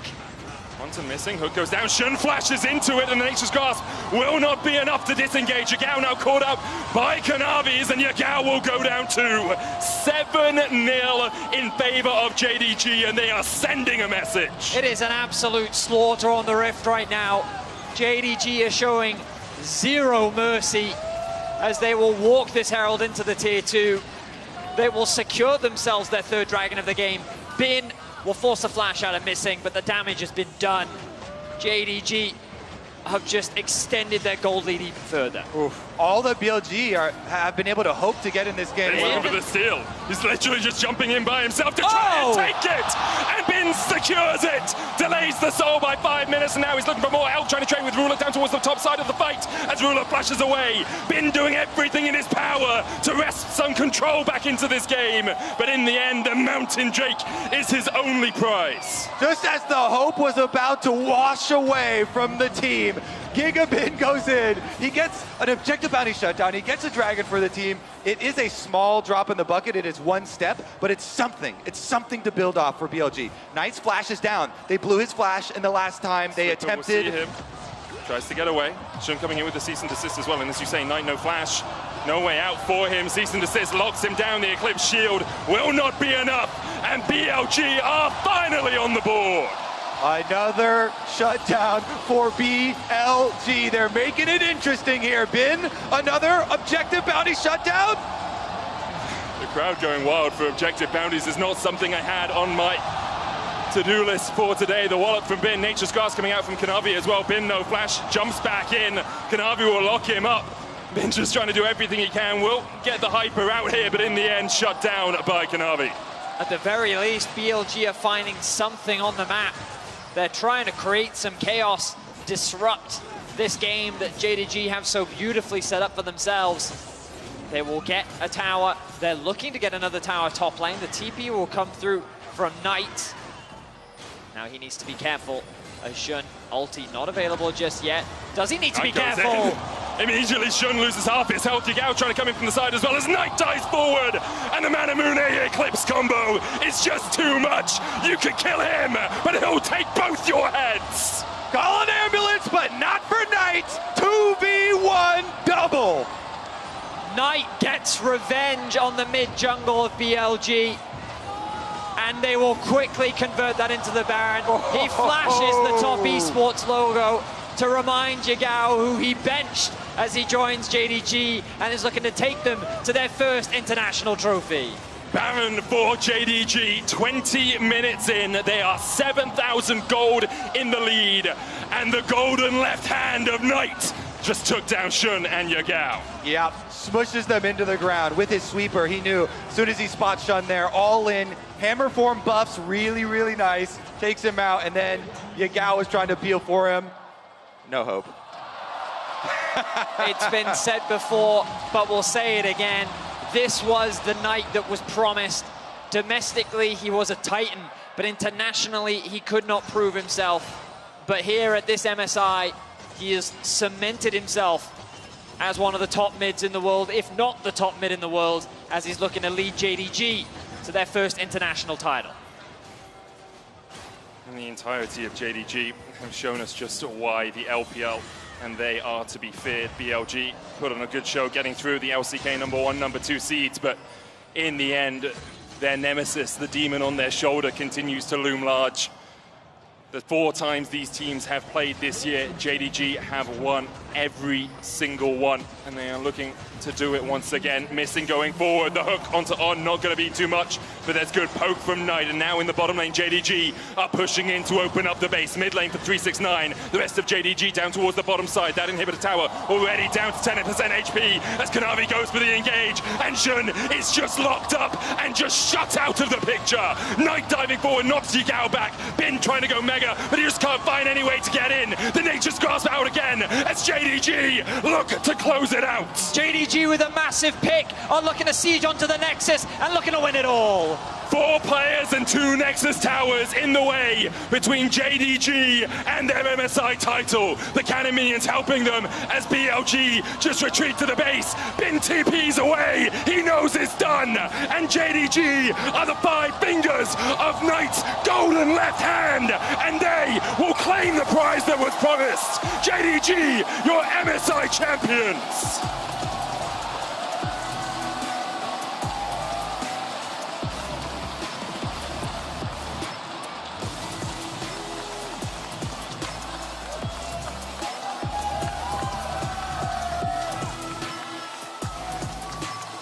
Knight gets the tiebreaker in the Ping Chung battle here over Yigao, getting that international title, coveted. And JDG, that international super team, built for success and acquiring success. And what a performance by them it was today, as we see them step up to the MSI trophy. JDG following in the footsteps of EDG, following in the footsteps of RNG. The LPL era of dominance continues. Let's send it down to the stage for Law and the victorious JDG for the trophy ceremony presented by Mercedes-Benz.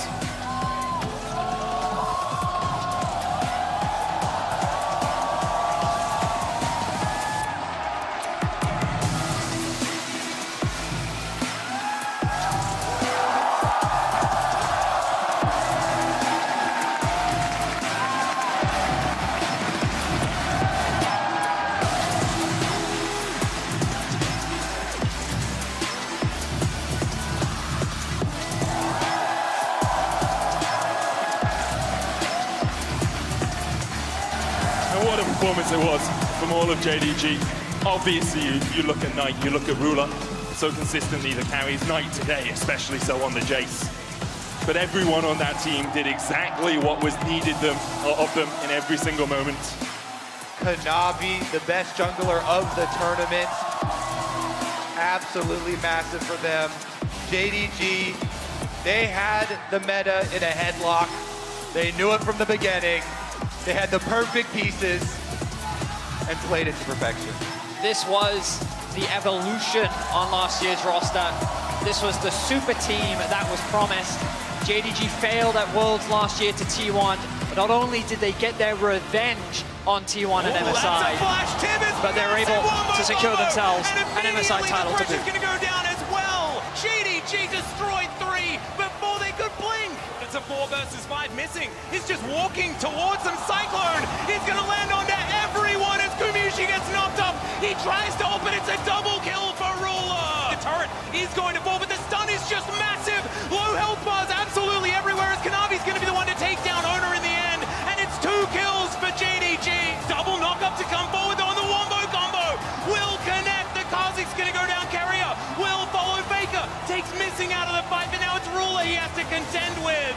And Ruler should be able to land a couple of autos. Gets the double kill. Well, Hook is going to land here as Faker just says, we're going in. Moonlight Vigil is kind behind him. Massive, but Ruler's going to take down FLICKR. Zeus is huge, but he's dead. And it's a double kill for the Jinx. Right there, Ben finally leaping in. They're trying to kill him, but they can't do it. Ruler, are you kidding me? JDG might just be the best damn team fighting team in the world. Again, the body block there to make sure that Ruler is untouched, but finally a hook's going to land. But no, again, the scatter.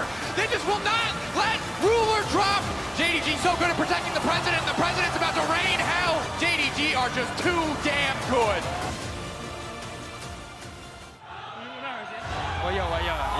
Supposed to go, and Knight will not be found healed.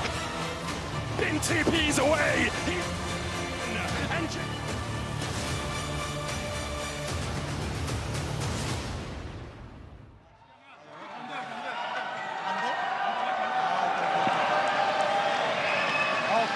London, let's hear it for the 2023 Mid-Season Invitational Champions, JDG!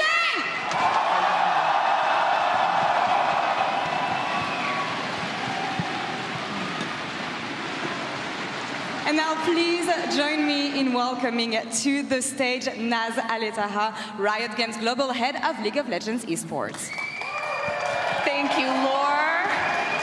And congratulations, JDG, our 2023 MSI champions.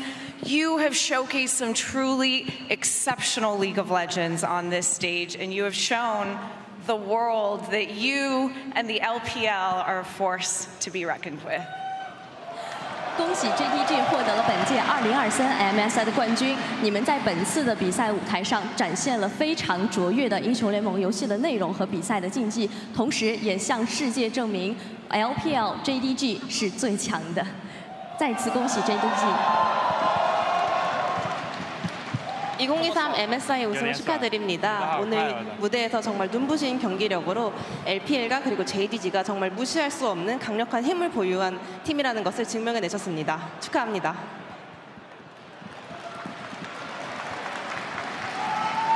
I also want to take a moment to thank the City of London for being such gracious hosts to us.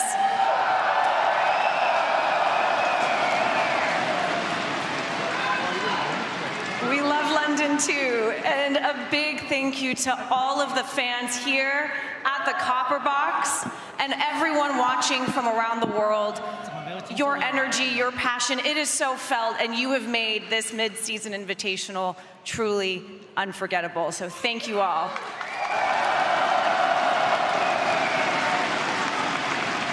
Now please, London, give it up one more time for your 2023 MSI champions, JDG.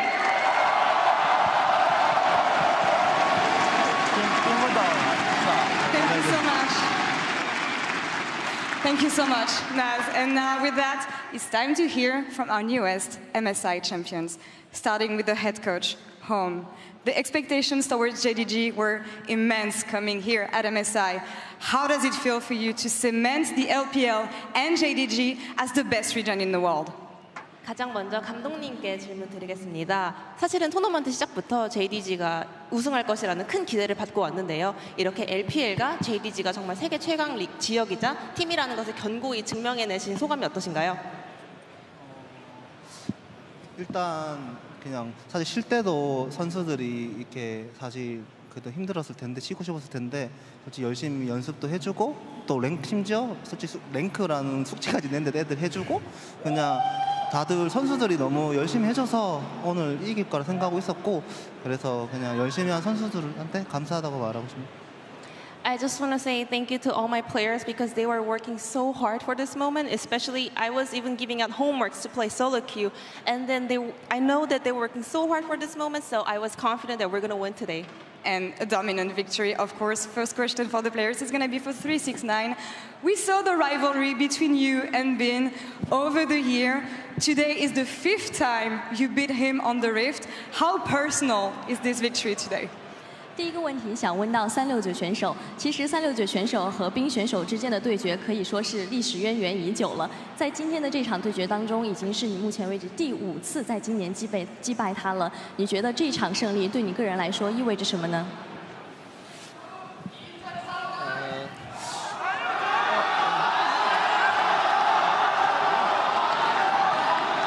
我觉得就是意味着就是反正就是赢了嘛。然后不过冰选手确实也是挺厉害的。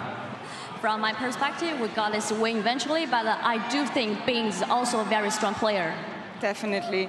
Feels a good victory, of course, for you. Kanavi, next up here.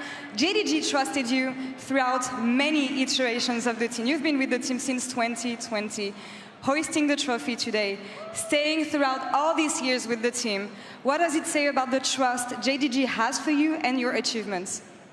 카나비 선수께 질문입니다. JDG가 카나비 선수와 정말 오랜 시간 함께하면서 언제나 엄청난 큰 신뢰를 보여주었는데요. 드디어 오늘 이렇게 MSI 우승컵을 들어올리게 되었습니다. 지난 수년간 정말 다양한 로스터와 함께 하셨는데요. 이렇게 JDG가 카나비 선수에게 보내준 신뢰에 대한 생각은 어떠신지, 그리고 드디어 이렇게 MSI 우승하게 된 소감은 어떠신가요?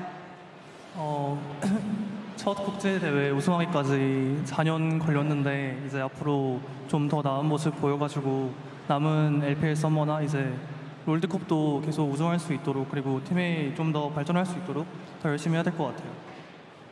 It took me so long, for about 4 years, to finally win my first international title. I just want to keep it going until the spring season and also Worlds title. It's just the beginning of the journey. And now it's LPL superstar, but you were still waiting to prove yourself internationally. How important is this MSI victory today, and is it the beginning of a long side of trophy? 下一个问题想问到 Knight 选手，其实 Knight 选手一直是我们 LPL 非常厉害的一位中单选手，但是好像 Knight 选手一直在等待像这样的一个机会证明自己。你觉得在本届 MSI 上获得冠军对自己有多么的重要呢？这是不是意味着你在下一个阶段将开始引领时代呢？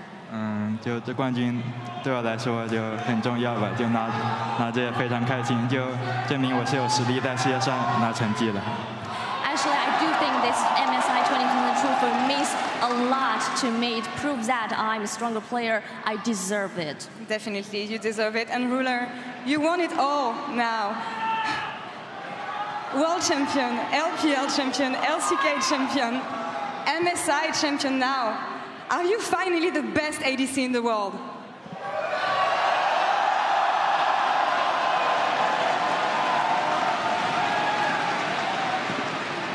룰러 선수에게 질문입니다. 드디어 정말 모든 것을 다 이루신 것 같습니다. 월즈 우승, LCK 우승, LPL 우승, 그리고 MSI까지 우승하셨는데요. 이제 당당하게 내가 세계 최고 원딜러다라고 말씀하실 수 있을 것 같나요?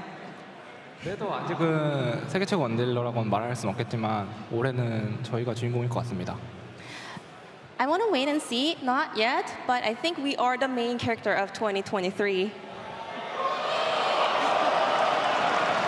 It is JDG's world, and we live in it for now.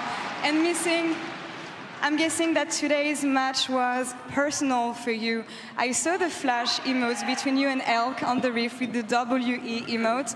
How important and personal was it to defeat a former teammate, and what does it say about the bond you have?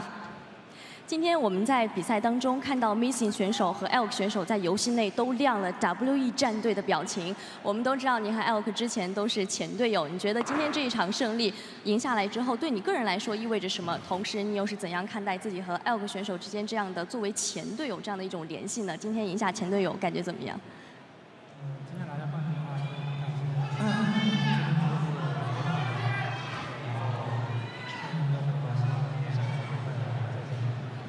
First of all, I want to give credit and give a big thank you to all of JDG staff. And in terms of the Elk bond with me and Elk, I do want to play against Elk one more time in the next finals. Friendships on the Rift are the best ones. Thank you so much, girl, for the help on stage. And with our newest mid-season champion crowd for now, it is time for one final honor here in London. Experts from every region have voted for the MVP of the 2023 Mid-Season Invitational presented by OnePlus.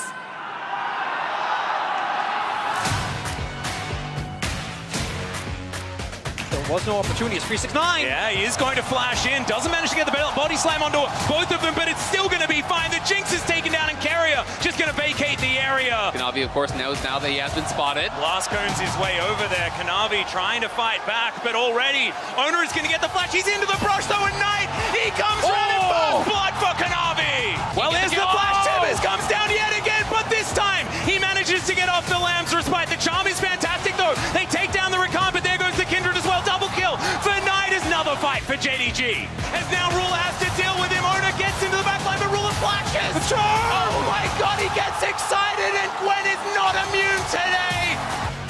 Now they're ready for the counter-attack. River's already dead, and Ruler got the money. They throw down the choppers, and they beat down the Guardians. Knight gets away back into the safety of the pit as Kanavi tries to buy a little more time. A shot from downtown from Knight, and Gory's running for the hills. Ruler finds another one, and JDG tear him in half. London, it is my pleasure to introduce the mid-season Invitational 1+ MVP, Knight!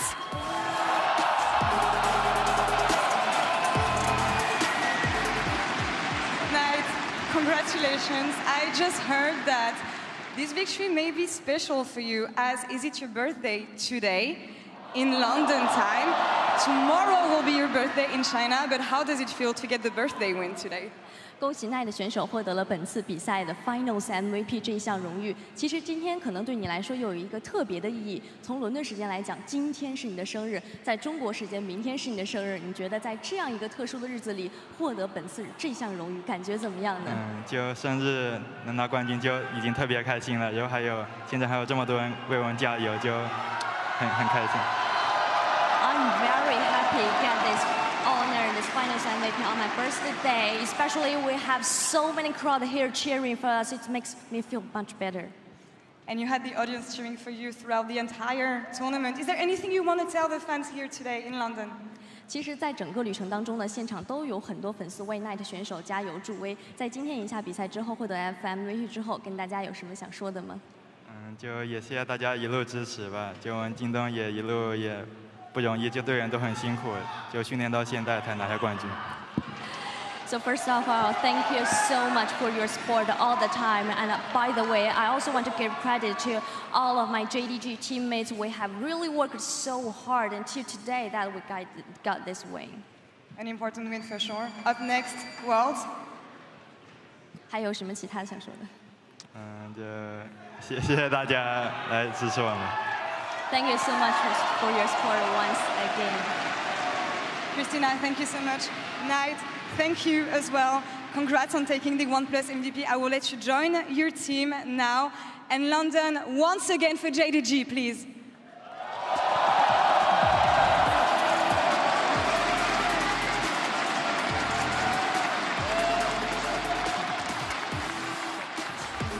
Indeed, what a beautiful JDG! I think it was for the relift, but I'm going to say that was for Dada. Oh, it's beautiful. Win moments never get old, you know, and especially seeing it as such a crowning achievement for a team that was built for this purpose. So many times when the pressure is so high and when you are supposed to win, when you are supposed to be the super team, when you are supposed to do it, not everyone can handle that pressure. But our champions, JDG, they did that and more.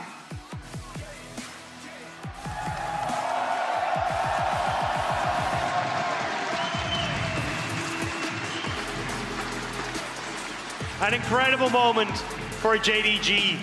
So long, so many of these players have been denied their moment in the spotlight, but now they stand in front of the gold.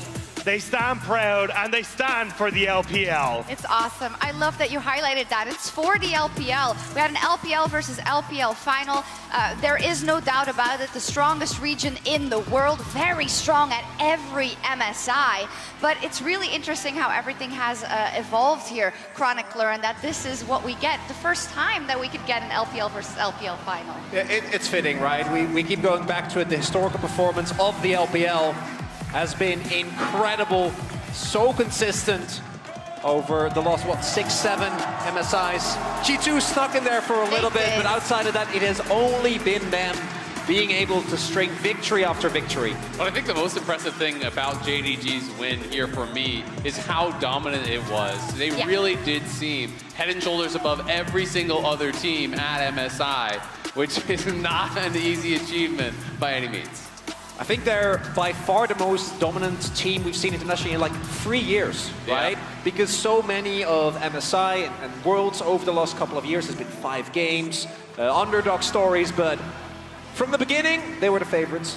Yeah, and in the series today also, right, it really was a JDG show. Yeah, it really was, but I think it kind of solidifies the journey that they had to get here. The fact that in 2020, when they made it to Worlds for the first time, knocked out against Suni, the underdogs that they weren't expected to lose to. Then they finally get back in 2022, and it's again knocked out by T1 in the semi-finals. It's been so long in the making. This team has had a roller coaster of splits, but finally they stand tall with the trophy, and it's been an incredible ride for every one of these players who've not yet won an MSI. Yeah, that's it, right? You often have a lot of players that are storied in their own regions, you know, that a lot of people say of, oh, this player should have won a world title, this player should have won an international title of an MSI, but it's much harder than it looks, and that's why it is only such a few. And talking about the special few, look at Ruler. Absolutely. I mean, now the second player ever to win LCK, LPL, MSI, and Worlds. Only Depth has also accomplished that, and that is just a ridiculous resume, almost impossible to duplicate. And the man has been doing it at the best of them for years and years and years and years. And the crazy thing is, the pressure is just going to keep mounting for this team because the expectations are now going to be even higher going into summer, even higher going into Worlds. Yeah, and that's interesting to look forward to, right? Because as we saw it earlier about MSI, MSI is LPL's tournament. Now, MSI does look a little bit different this year, but a lot of that has to do with a very quick pace, not a lot of time to let your enemies adapt. We've seen historically at Worlds that the LCK is really good at using the time they are given in that format. So I know we can't predict anything, but I would like to get a little preview of what we may see. Also, Yumi was banned, so that kind of helped the entire tournament out right there, you know. But Ted had Yumi completely different. but I do think actually just give LCS the title then. Exactly. True. At least when you look at the LPL, it definitely is a case of they come in swinging and they know how they want to play. But I think when you look towards JDG specifically, teams in the LPL have always had a very certain style. Look at IG when they won Worlds. It was a case of they were the strongest solo laners in the world at that time. When you look at FPX, they were the ones that really started this heavy roaming style with Doomby, dropping waves to make that style work. That's when they won Worlds. JDG to me feels like a team that can kind of do it all. When you look at this team, they've got so many wow factors across the board. They changed their style from what was domestically, we'll play towards our top end of the map, play around Kanavi, look for these invades as he lifts the trophy, but instead they came into this MSI and they're like, well, now we've got one of the best AD carries of all time. Let's just shift our focus down to that way. And it feels like there's not a single person on this team who cannot step up and be that threat. And while I totally agree, you know, they are a very flexible team, they clearly had the one defined style for this tournament, right? You know, you talk about those other teams, those other LPL greats who have had a defined style that allowed them to get the international title. JDG's was team fighting, right? Yeah. That was what it was. And I think to your question, Jacques, what are we going to see at Worlds? I think we have to figure out what the meta is going to be with 13-10 coming out. There's huge changes for midseason. It's like more changes than we even had for preseason, it feels like. So we really have to see what is the meta going to be, you know, which teams can really rise to the top. If this was like a pure carry top style meta, would it have looked different in the finals here with Bin? You know, and I think those are the kind of questions we're going to get answered, and that's why it's always so exciting come international time, is everyone develops their own regional meta and then gets to go international and see who's really the best. Happy birthday, Knight! Are they gonna sing? Happy birthday. Nope. I want to give him a gift, not drama.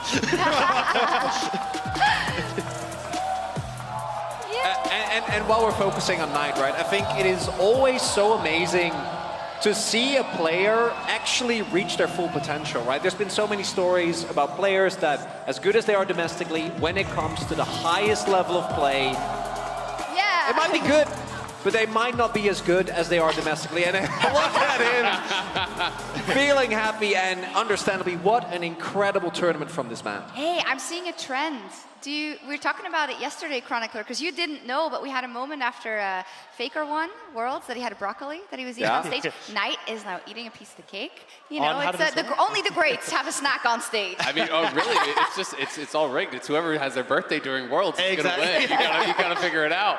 Maybe, indeed. I mean, Knight, we talked about it, also our OnePlus Finals MVP, and we were discussing who we would award it to, and there were so many people that really stand out today. Of course, the entirety of JDG, so impressive. Kanavi had a monster of a series as well, but it is Knight, and Dagda, you said it's a lot of Jace, but he did it the best. Yeah, I mean, Shen grew quite a lot tonight, an absolute amazing performance on the Jace. The fact that he was able to get so many of these outplays, I mean, this one was absolutely spectacular. He's been playing this for so long, and back when you looked at him in 2020 when he first started to rise on the team of top esports, it was about these long range carries like the Zoe, like this Jace, where he was just free hitting the whole time, even things like the Syndra, and now getting to bring it out again on the international stage and style on it. How many of these plays would you see if you were to just line up a Jace montage? And what's the coolest to me is not just, you know, the individual carry performance on Jace, but his Syndra peeling was incredible, right? The amount of space that he was able to buy for Ruler when he was not the focal point of the composition showcases kind of the depth of this player, and that he's able to not only, as we saw here in finals, carry by himself, but also make sure that if the draft is not about him, he can adapt and still get the most out of his team. Yes, and overall, Knight and JDG were so incredibly dominant in this finals and throughout this tournament. I want to pull up the bracket because I do want to praise BLG just a little bit for their story, because comparatively to the best of fives that JDG played, and of course that was the victory they got for themselves because they went straight to those finals, it can only be commended how many teams they set aside here, you know, LCK 1 and 2 included, and that makes me very hopeful for the future. But remember, it was hard for them to even get here. I'm so excited to see what's going to happen in summer, because at the LPL, it's heavy at the top. I mean, that's the question. It's so hard to even qualify for these events because the LPL is such a deep region. There's so many teams. It's not just a 10-team region like LEC, like LCS, where they have so many more teams. And BLG really did have a struggle to even make it. You know, 5th in the regular season, they had to run a gauntlet. I believe they played the most playoff games of any team that actually qualified to MSI. You know, had to go through the lower bracket for a lot of it as well. Yeah, I think it's incredibly spectacular to see how far they have come, especially when you look at teams like EDG, Wavewall, like the guys like Rookie, the Shy, Scout, like some of the top talent that is in the LPL that hasn't made it across. Like, this is an incredible story for these guys, and I think it speaks volumes too, especially guys like Yagao, who were pushed aside from JDG. A lot of people are like, this guy is never going to be able to make it great. And then you look at this tournament and what they did in the LPL. They defied expectations and just did such a good job the entire way through. Well, I do think players like Yagao and sometimes other players, the champions as well, guys like Crown, and we were even talking about Barrel and some of these guys, I think need to kind of force us to reevaluate how we're actually looking at and talking about players at times. Because you don't have to be, you know, the Knight style player, the Rookie, the Shy style player to really enable your team and to be the very best, right? 369 played an amazing tournament, but very few games are really about him. It's about how he actually fulfilled his role in the team. Sure, he's not going to get resources. Sure, he's going to be, you know, kind of screwed over in drafts and in 1v1s, but he comes to the 5v5, he performs his role perfectly, and I feel like Yagao was that guy for the team in a lot of these series that they were winning, and it's something that I think he does deserve a lot of credit for. Absolutely. Being a role player is so valuable, but being such a complete player, like, you know, everyone on JDG, then you can go wherever you want. You want to play carry tops, you want to play tanks, you want to play weak side bot, you want to play strong. Like, it's crazy. There's so many opportunities, and I think a wake-up call, rather, for a lot of regions around the world. With that, this will be kind of our finishing off of this tournament. I'm really excited for Worlds coming up. This is such a great lead-in to it. The fact that the LPL is saying, look at us. What are you going to do? Not in the least the LCK. Yeah, obviously, LCK, right, was able to get it done. And I think it's very fitting that the last Worlds Finals was the first time in I don't know how many years, but quite a few, that we had an LCK versus LCK Finals. Really hadn't happened since I think 2017, and of course 2018, 2019, LCK really took a downturn. And then to immediately follow that up with the first ever international LPL versus LPL Finals sets the stage for an incredible Worlds. Yes, and also maybe LCS and LEC will do something too. Hey, we'll be there also. We'll be there also. We'll be in attendance. We're gonna send 3 teams, maybe 4, depending on our, civil war. Yeah, the Battle of the Atlantic. Yeah, for sure. I'm excited for that. That's our World Finals. Yeah, right it there. is. Overall, though, I want to thank everyone who's tuned in the last couple of weeks. The production team, as always, MVP, but also everyone here in London who was here cheering for the underdogs, cheering for the favorites, enjoying the show. Thank you so much, Copper Box Arena. Thank you so much, London, and everyone at home. And we'll see you for the start of summer. Bye.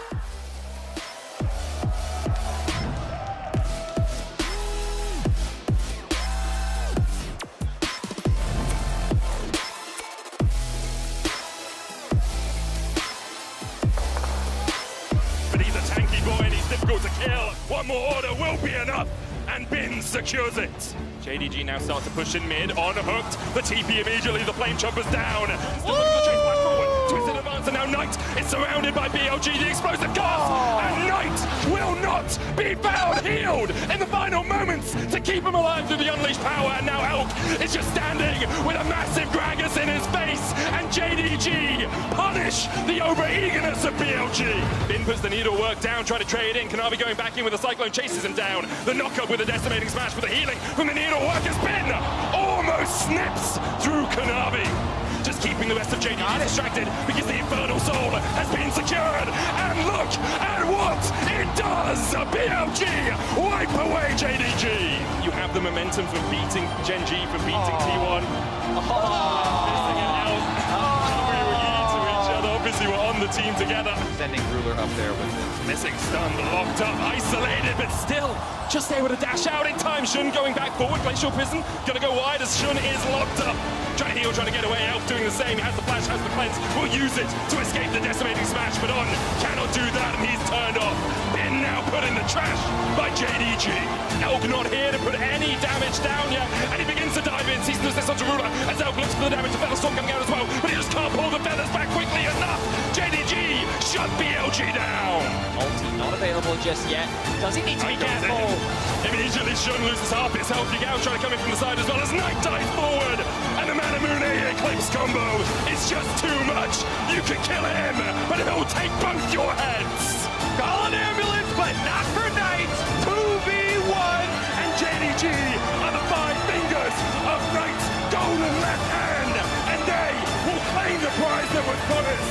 JDG, your MSI champions.